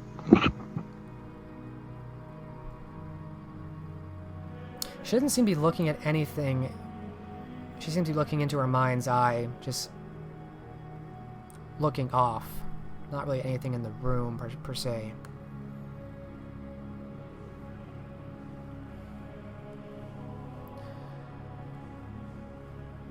I had hoped perhaps my child would be coming in this evening, but perhaps not.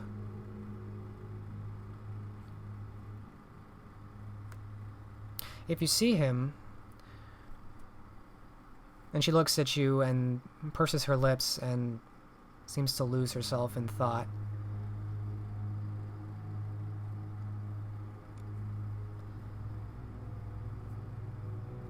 If you see him, let him know I'm missing him.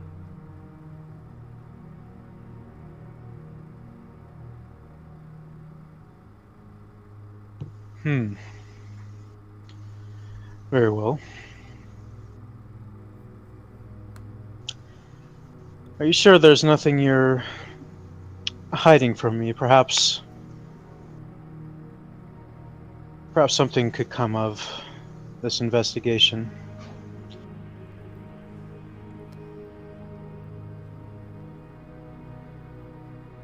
If nothing is kept secret, you understand? Make a charisma empathy roll. Difficulty 6.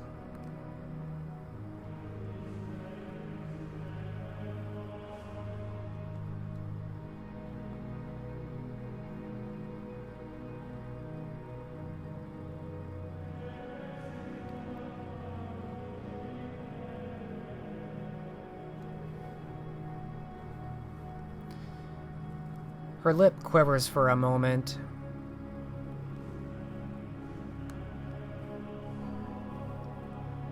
I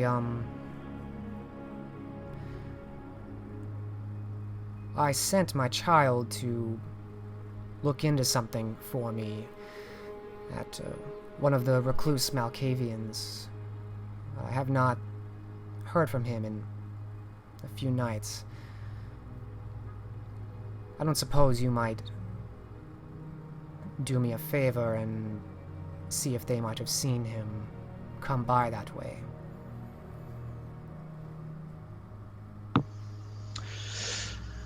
I could look into this.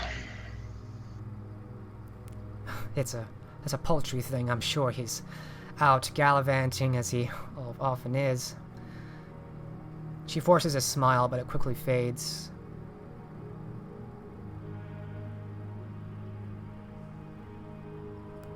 I apologize for troubling you with such nonsense. Worry not. I'm sure this will be helpful to me as well, as any lead is.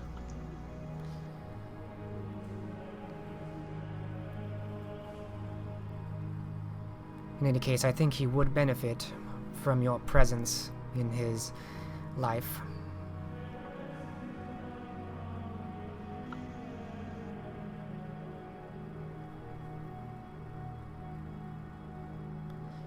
Thank you. Of course. If that is all, then I shall take my leave. She nods quietly, bringing her hands across her chest and holding herself.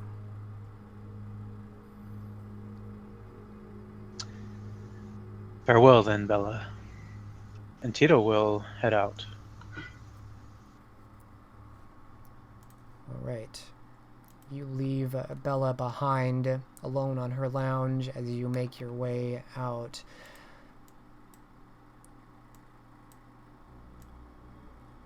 What does Tito mean to do now? It's early in the evening. Well, I'm curious about the timeline, actually. The events at the Tower of London, are they taking place still at this very moment?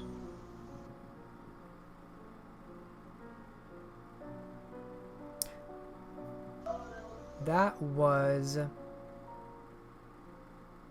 me make sure I have my own timeline in my head. Yes, they are. Okay. Well, for now, since Tito is nearby,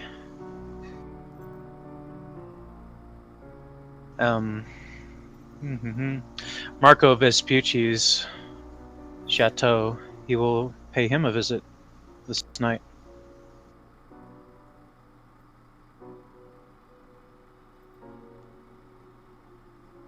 Sorry, I made a mistake. It is the following night. It is not the same night. Does that change your plans? Oh, from the events at okay, Tower of London. It is the following So night. I was mistaken. that would mean it's one more night before. Correct. Okay.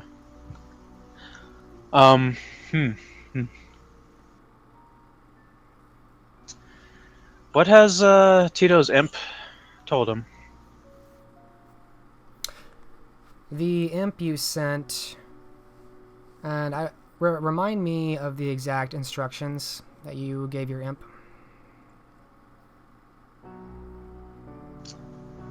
Something along the lines of follow them until they have completed what they set out to do.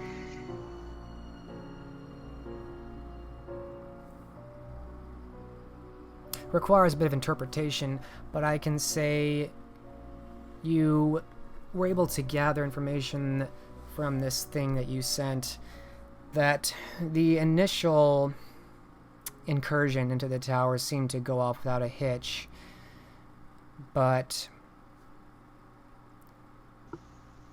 it followed the one that you realized it was following Simon, and that witnessing those events, it seems that both Simon and Tito, wow, I'm blanking, that both Simon and Grey Rat were staked when they went inside the tower, when they went into this crypt, that it saw all these prisoners, all these elderly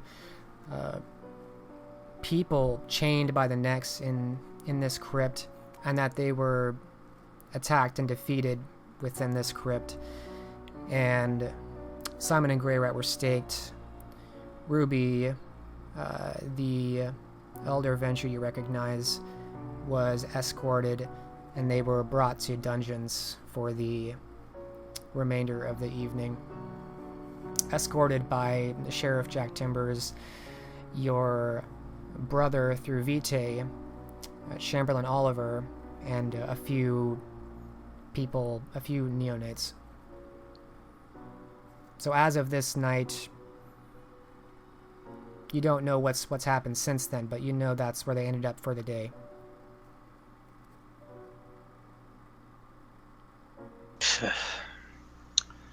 Fools got themselves captured.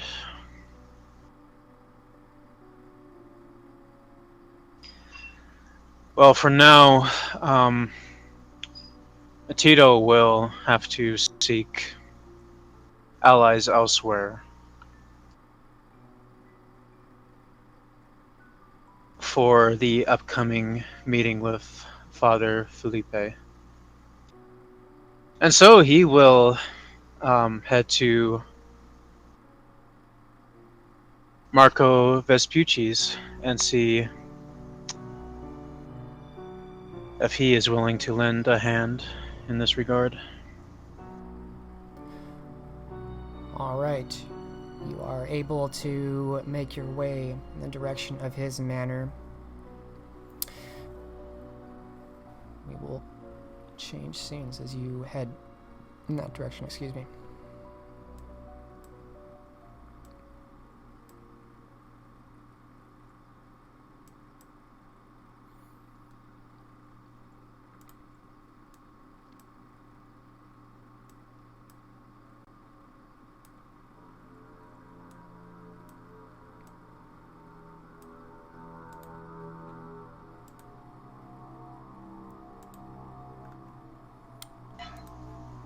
Get a few notes up.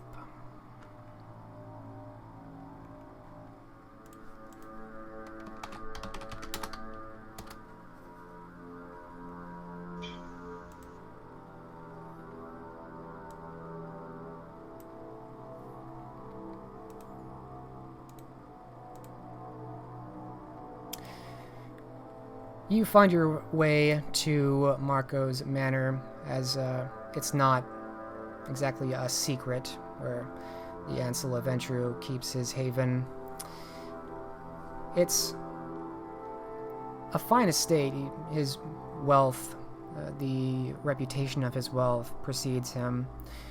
You find yourself in front of a tall two-story manor, not very unlike Bella's, although lacking in the courtyard fountain and not as much foliage or greenery. And so you are outside his manor. A double door stands at the front with seems like brass handles and metal iron knockers.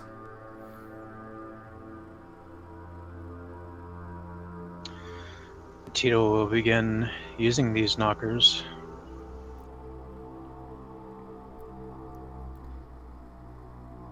It takes about a minute of waiting before the door opens, and a very short and somewhat discomforting little man opens the door. He's perhaps 4 feet. He seems almost miniature. It's an odd sight. Yes, good evening. What can I do for you? Do you have business with Lord Vespucci?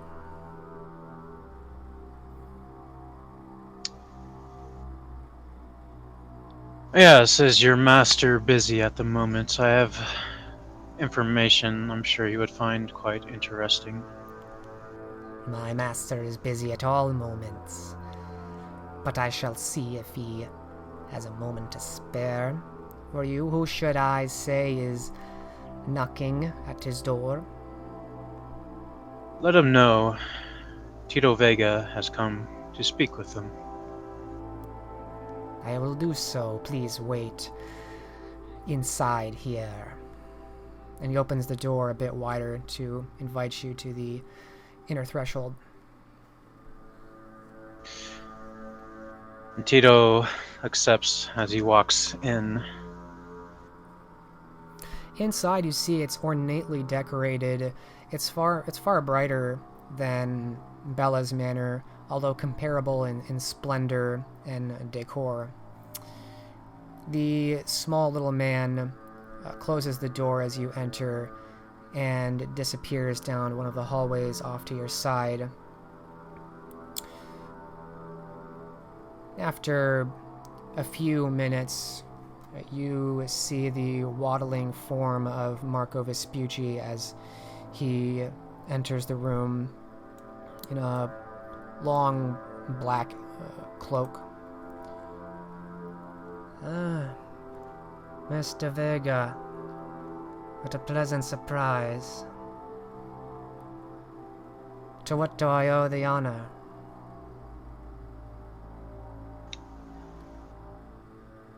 It's a pleasure to see you again, Marco, Tito says, but his features do not match his warm words as his bestial form has manifested itself. I am curious if you could help me in this investigation. His eyebrows perk a little at that. Ah. Truly. You wish for my help in this investigation. To the plague, you mean? More on the cleanse side. Oh? What interest do you have?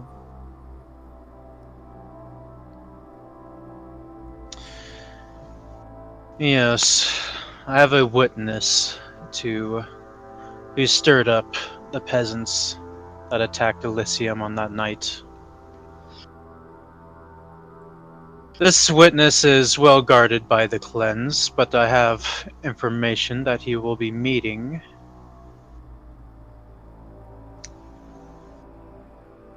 a noble by the name Marshal Emerson. Ah, yes, I'm aware of Lord Emerson.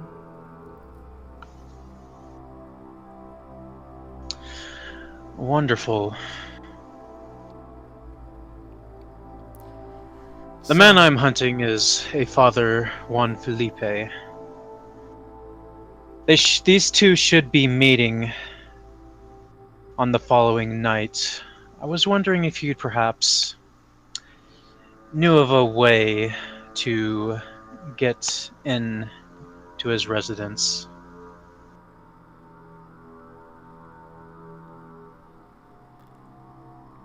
Into Lord Emerson's residence, you mean? Correct. Presumably before this Juan Felipe is there.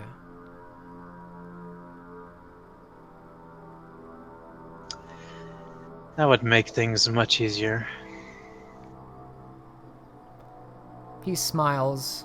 The smile creeps across the creases in his fat face.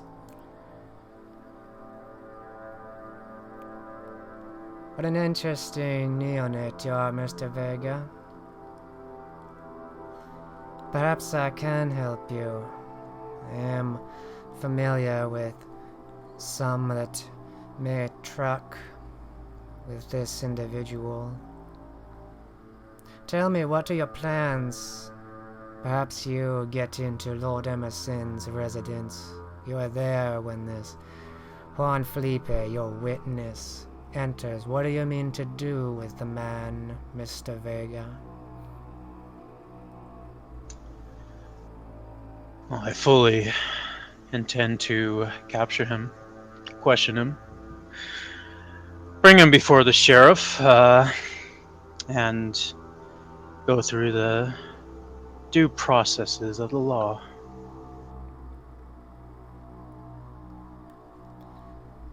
The sheriffs of London or the sheriffs of our court under Ambrose? Our court, of course.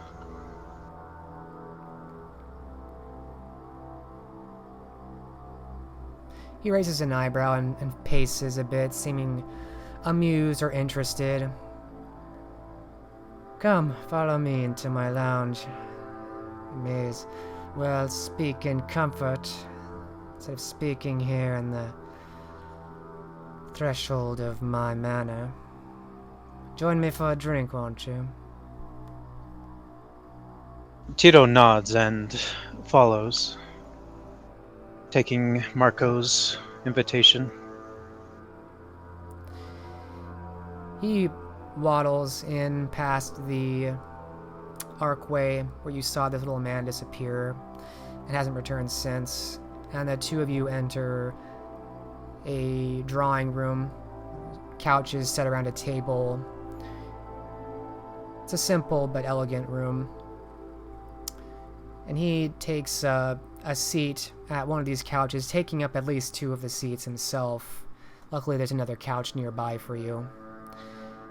And you see that he motions to someone down the hall as he takes this seat.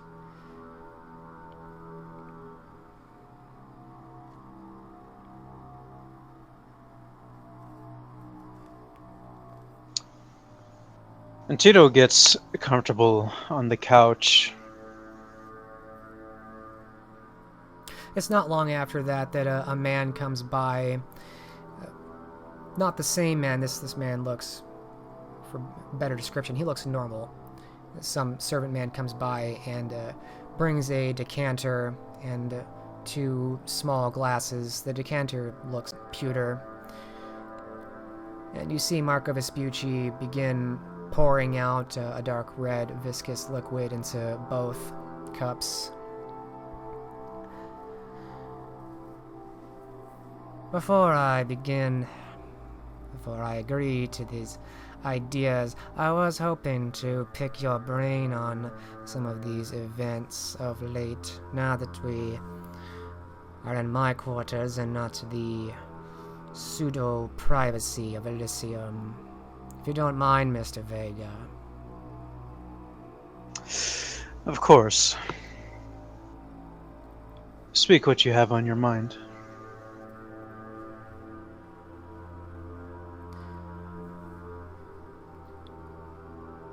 What did you think of Adam during his reign here?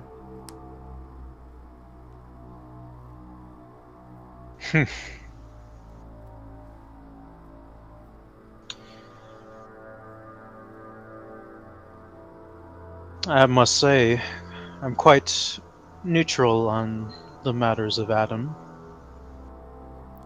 Oh, come now, Mr. Vega, you've nothing to fear. He's dead and gone.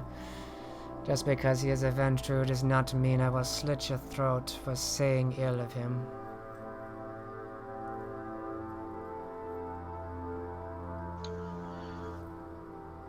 I resent our imprisonment after surviving the attack, but I understand the reasons behind it. The investigation must take place. The inner workings of the court and Adam's reputation I am not too aware of, as I am a neonate, essentially. A fair assessment. And our current prince, Ambrose. How much stock do you put in his leadership? I must say he's not proven anything to me as of yet. He is not even wished to speak with me about the investigation. Adam has sent me on, it seems. Ah, yeah, very interesting. Yeah, seems to have no interest. Well, I would agree with that, Mr. Vega. I am not impressed with Prince Ambrose, or most of the court these nights. It begs a question, how much could it possibly harm to not fulfill your obligation as Hound? He kind of leans forward, taking a sip from this glass. Do not fulfill it. Well, I suppose when things progress, the cleanse gets more aggressive. Perhaps the plague grows. Problems would arise. Problems that I would be blamed for. Yeah. Perhaps. Perhaps not. Depending on who was in power to blame you. Very interesting. What you are implying. I admit, I don't have much interest in all this intrigue.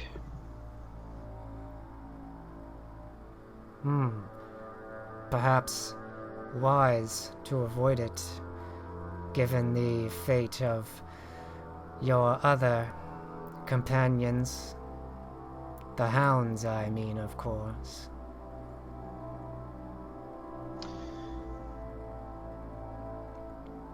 You speak correctly. I may be the last one here soon. He was about to take a sip, but then he stops and looks over at you slowly. Oh? Is there news I should know about, Mr. Vega? Perhaps it may interest you. Well, he says with a smile, for someone who may help you tomorrow evening, I would be very glad to hear of news on why you might be last. I've had, let us say, my other fellow hound and Ruby Pierce, oddly enough, was with him. I had them followed last night, and I've just received word that they've been captured by the Chamberlain and Sheriff Timbers. Something about an attempt to sneak into the Tower of London. His eyes have gone wide at these. Several times you've seen a reaction on his face.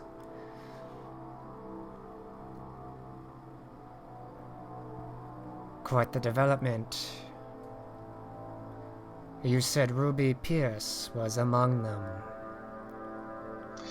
Indeed. I know not their connection, but she was there. I see. Thank you for informing me of this, Mr. Vega. Valuable information, more than you can know, in fact. But of course, a favor for a favor, am I right? He grins. Of course, Mr. Vega, of course. I think I can help you, in fact, after all. I was being a bit coy, I'll admit, Mr. Vega. I know Lord Emerson quite well. I could get you into that residence at any hour of the day. Splendid. How many do you think you could sneak in? Under what means? I did not plan on doing this alone, after all. How many did you have in mind, Mr. Vega?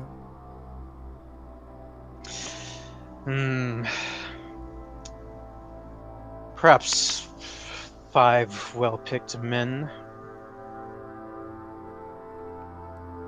5?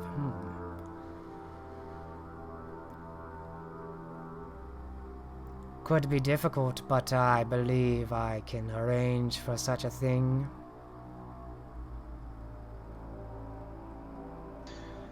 Wonderful. Tomorrow evening, you said. Yes, that is correct. Tomorrow is the day of their meeting. So plans will have to be rushed tonight, unfortunately. Yes, I suspect so. He says, looking off, speaking to you but not looking at you. Very good then. Yes, I can get you inside first thing tomorrow evening, right at sunset. You just come by my manor one last time and I'll see to the rest, Mr. Vega.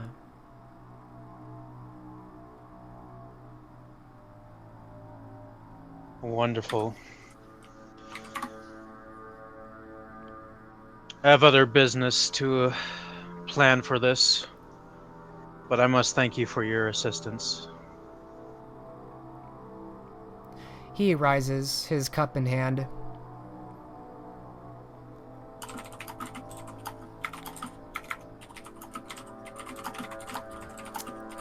Someone is not muted.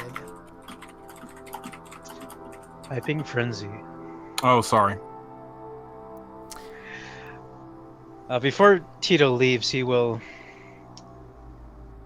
take the cup that was offered to him, raise it high, and say, "To a successful partnership," as he takes a drink. To a long-lasting friendship, Mr. Vega, he says with a wide smile across his multi-layered face, and he clinks the glass before drinking. And he escorts you out, actually a hand around your shoulder, almost like a father. He seems very cozy by the end of this meeting as he leads you to the front door.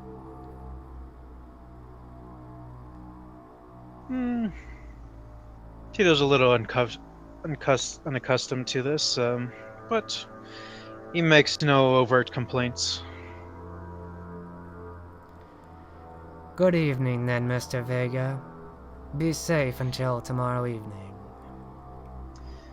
You as well, Mr. Vespucci. Farewell. He nods and closes the door behind you. Where does Tito mean to go next?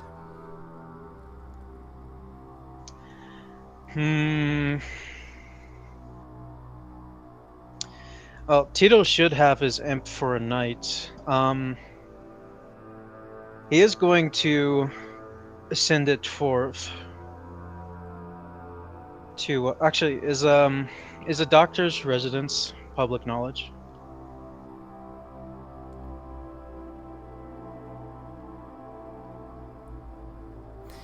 I would say it's known that it is publicly known that at least his child stays at the Three Crowns Inn, and people who want to get in contact with him go through her. You would know that, at least. Okay.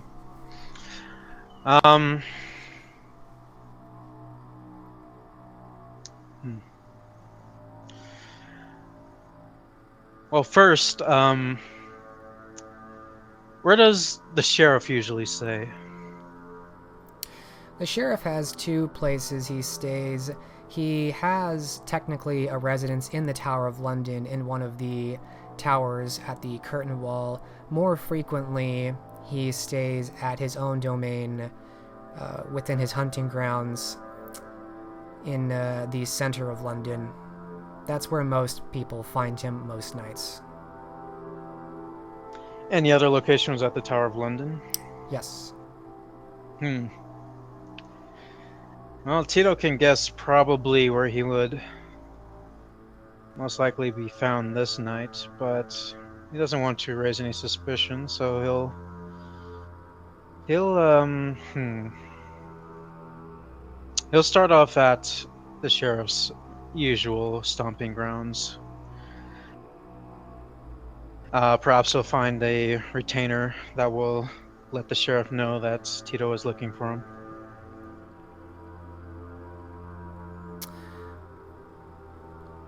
Alright. I can spare you the time and effort. Well, I'll spare you the time. I won't spare you the effort because you're going there.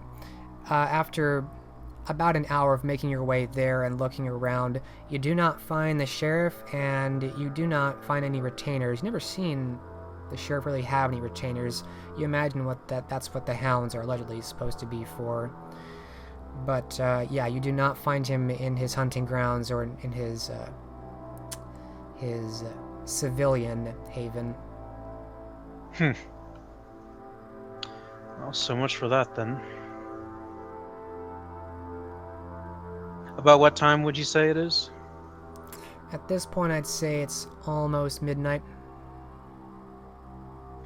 Well, Tito will then... Man. Running out of nighttime here. Tito's all alone. Yep, all alone.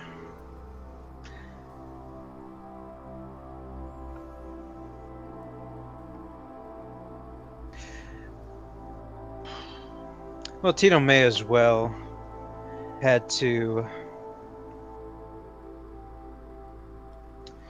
the second known place of the sheriff, just to see if he is there.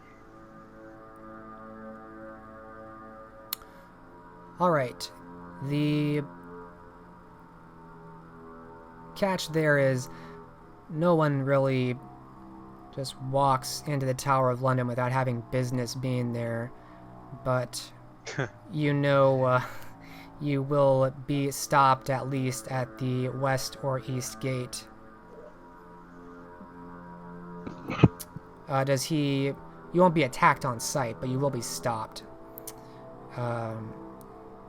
And I would say it's also public knowledge that you'll be stopped not just by Kine, but there will be at least one K-Knight there.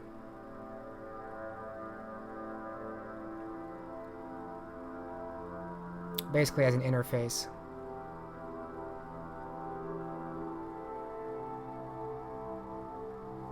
Hold on. Alright.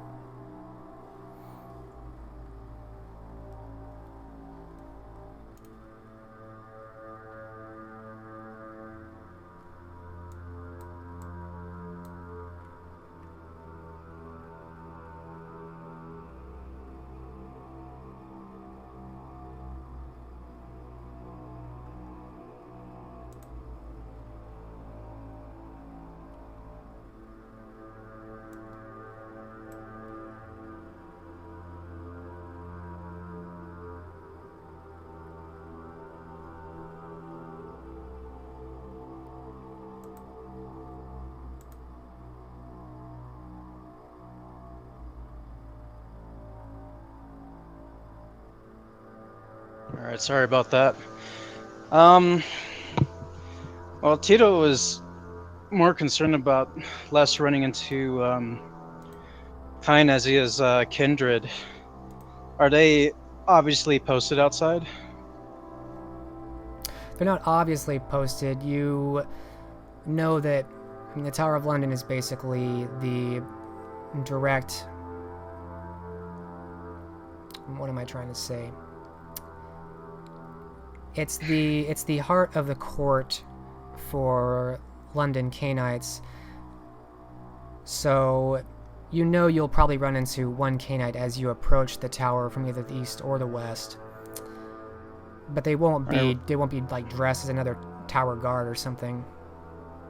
Rather than wasting time hunting for anyone, Tito will send his imp out to look for the sheriff around the Tower of London. If the imp finds him, it's to report immediately. For now, Tito will instead he's going to head over to the Three Crowns Inn.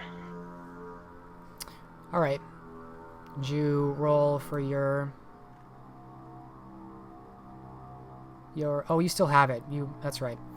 Yeah, I still have it Yeah. for one more night. That's right. All right. You head in the direction of the Three Crowns Inn. Let me change scenes.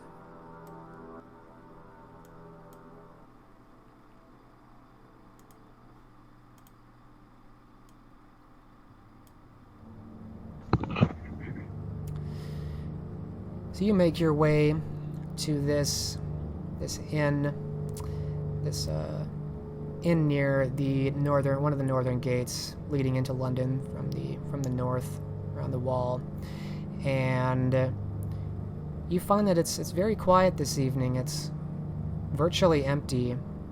There is a few people inside, but I mean, there's the barmaid and the innkeeper and a couple patrons, but largely it's empty.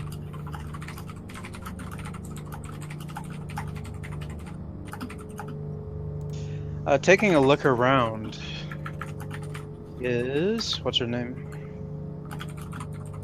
Oh, I think you're unmuted, Mike.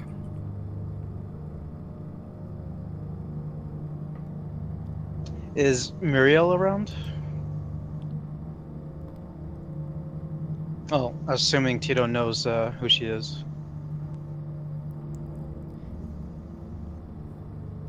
You would also have seen her once or twice.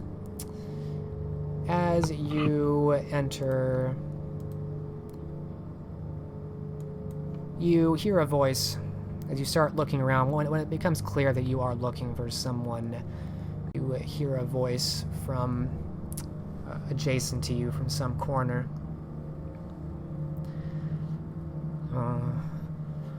What do you want? This voice comes from the shadows, and you realize it's a young female who has this cloth wrapped around her head, which is becoming more common, and she's playing with it and kind of fidgeting a bit. And Tito will turn to reach her with his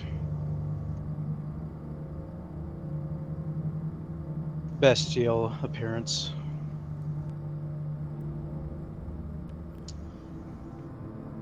Ah, you must be Muriel. You look like a monster.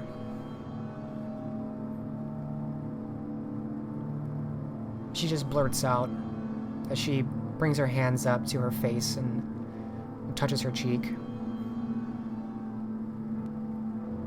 With that greeting, Tito is mildly annoyed.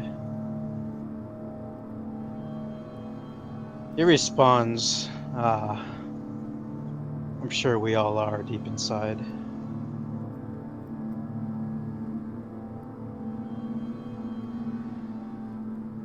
Why have you come here?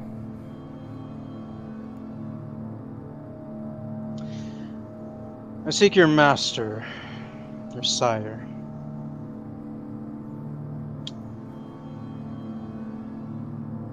She frowns and looks away anxiously, bringing her hands up, pulling at the cloth and trying to cover her face more. Why is everyone coming here for him?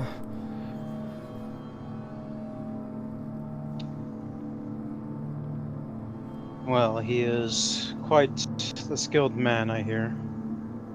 This is a time that requires skilled men. He's more of a monster than even you appear to be.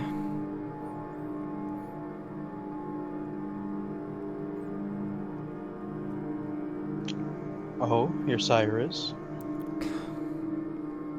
She scoffs.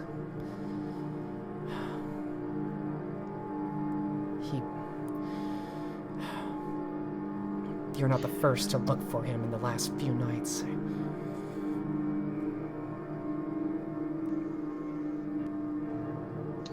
This doesn't surprise Tito, and he just regards her with his cold face.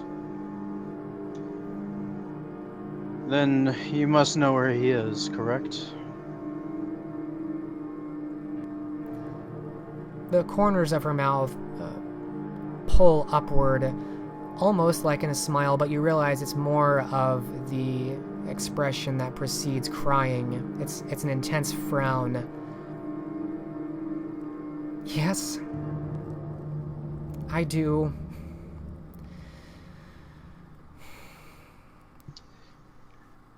Then be so kind as to tell me.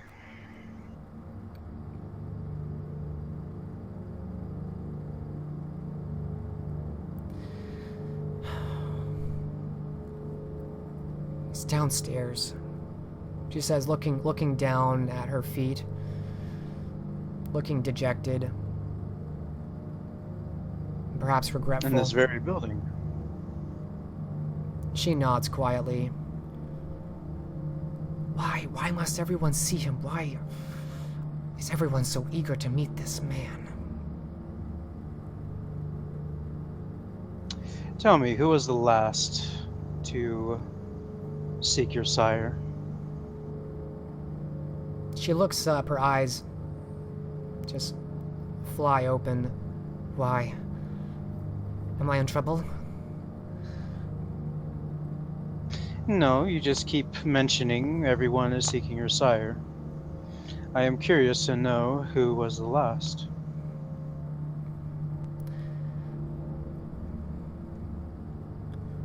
She looks around a bit nervously.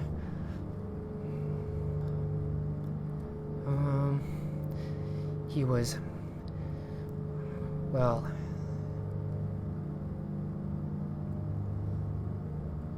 he was quite attractive, she says, whispering and then looking off conspiratorially. But I don't know if he still is. Oh? Is he with your master now? The corners of her mouth crease up again into that pre-crying look again. I don't know. Maybe.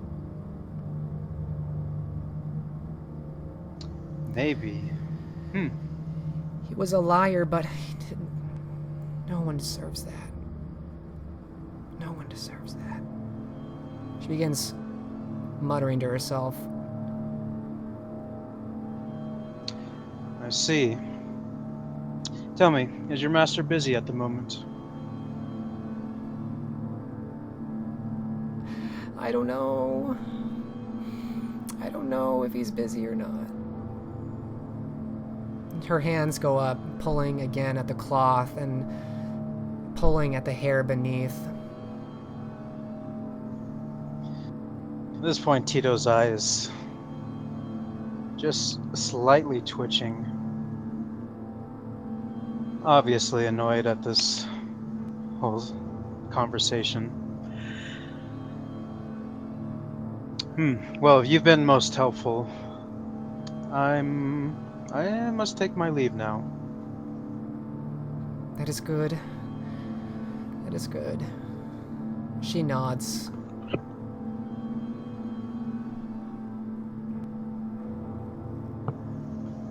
Okay then, well, Tito will leave, establishing that... Oh, he just lost.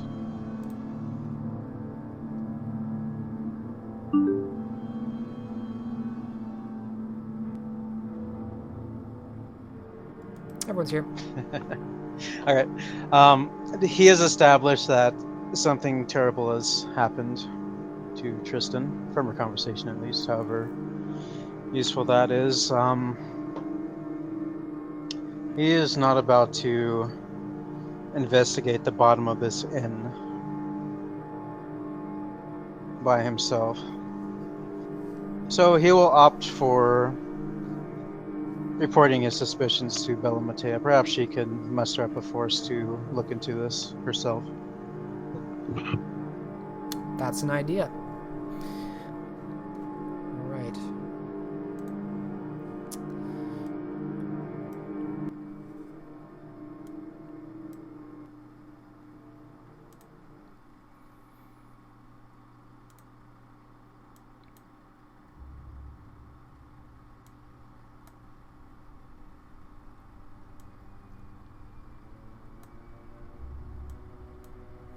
It's not long before you've returned back to Bella's manor, and you are again let in, and you find that in fact Bella has not moved. It's as if she's a statue. She's still at that lounge, much in that same form you left her, almost paralyzed.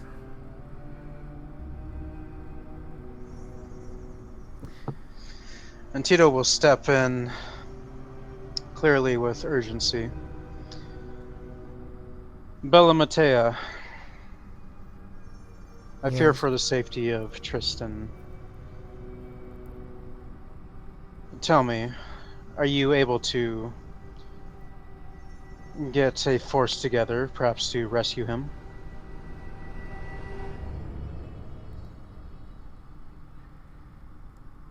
She bites her lips as she rises, looking anxious.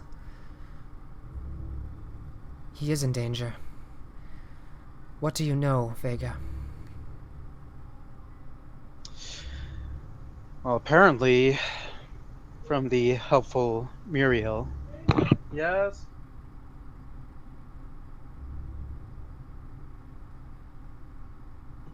I've learned that he has undergone some harrowing experience. And also, she seems to be quite afraid of her sire. So I'm sure he is not the most stable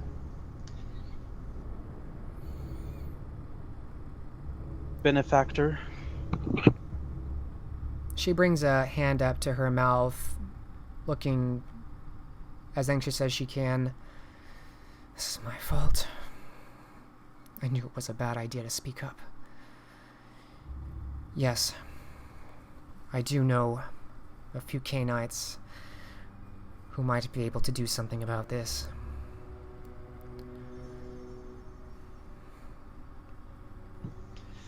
Ah, wonderful.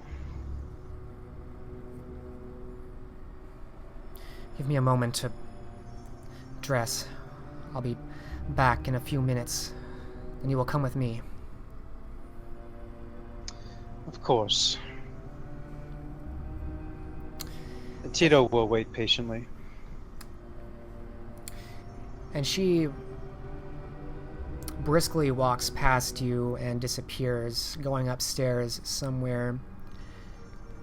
And true to her word, it's really only perhaps 4 or 5 minutes before she's back down, wearing a crimson red gown, enough to be seen in. It's not exactly loungewear. And she nods at you, not actually waiting for you. She's walking to the door, to the front door of the manor. She looks like she's in a rush now.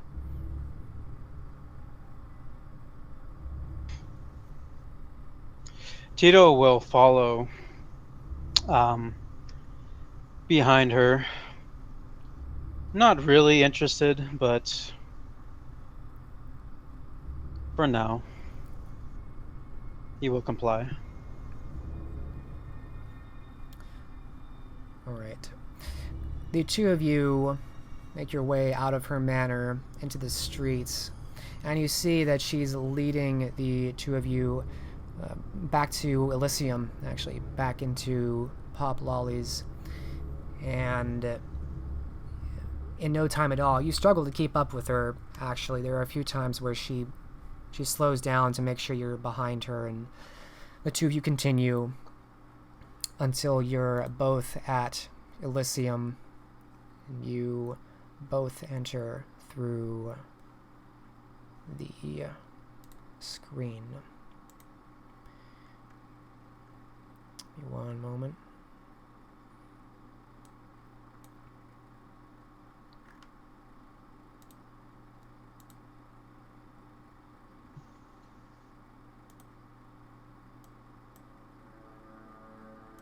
Oh, that's what I want.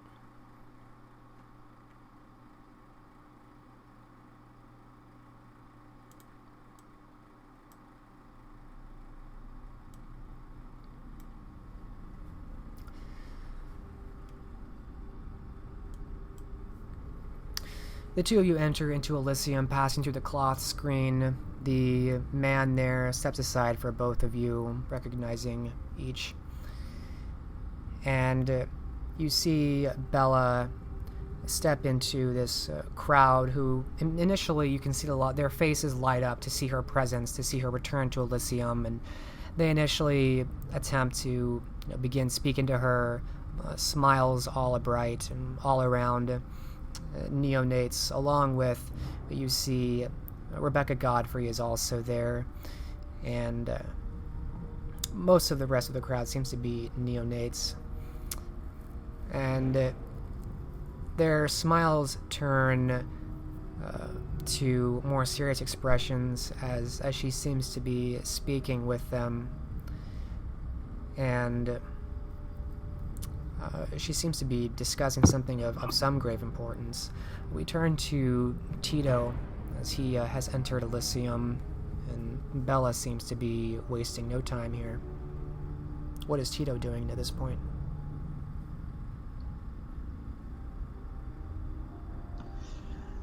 I'm sorry. Does it look like she's waiting for Tito to speak or something? No, it looks like she's occupied for a moment. I'm just... What do we see with Tito as he enters Elysium, and he's... Well, he'll look around Elysium, just taking notes of who's there, wondering who Bella Matea actually has in mind. As I said, it seems most of the crowd she's speaking to are neonates. Is Tito looking for anyone in particular in Elysium? You said Rebecca Godfrey was one of the... Yes, Keeper of Elysium. The Toreador. Okay. Is there anyone else of note, or is the rest just neonates? In all of Elysium, or who she seems to be speaking to? In all of Elysium. Give me a minute. Let me look really quick.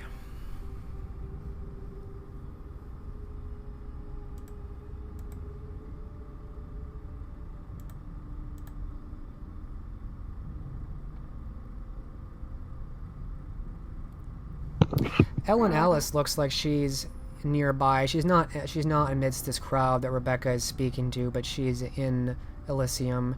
She seems to be sitting and speaking with someone else. You also see your sire, Juliet, has returned to Elysium this evening, and she's speaking to the former Chamberlain, Genevieve Silvers. Let's see here. Intriguing. Simone Deschamps is idling at the outskirts. She seems to be attempting to listen in to this discussion, but you suspect that she's not really part of the crowd that Bella means to speak to. You don't see Helen. You don't see any of the Nosferatu, or at least none that are showing themselves. Let's see here.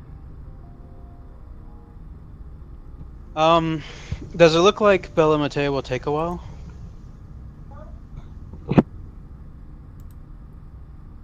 You can't immediately tell. She seems to be speaking to them, and they seem to be speaking back, asking questions perhaps. You're not sure unless you join this discussion or something. You suspect Well, Tito- that she's raising some group that can come out. Well, Tito will look for someone else to speak with while she's busy with that. He'll start with a greeting to Ellen. Ellen looks like she's rising to leave, but then she stops when you intercept her.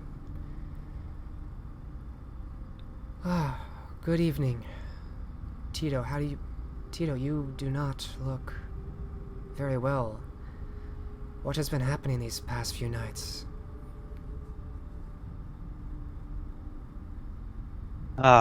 Ellen, don't let it concern you. I'm perfectly fine. I thought I saw you enter with Bella Matea. That's interesting. She seems to raise an eyebrow and waits to see, perhaps, if you'll explain. Yes, her child has gone missing. He too. By God. It seems a new Canite each week. Yes. There have been many disappearances, but this one may be simpler to solve.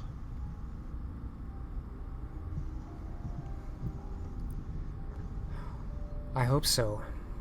These disappearances have got many of us very concerned. Some are considering leaving.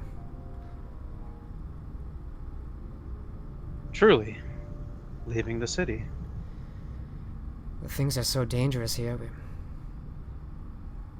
Some of the younger, who do not have as many roots here, have discussed the idea of it, yes. Oh, look. The sheriff. Perhaps he can help. And she points to the entrance as the sheriff, Sheriff Jack Timbers. He makes his way through the screen into Elysium.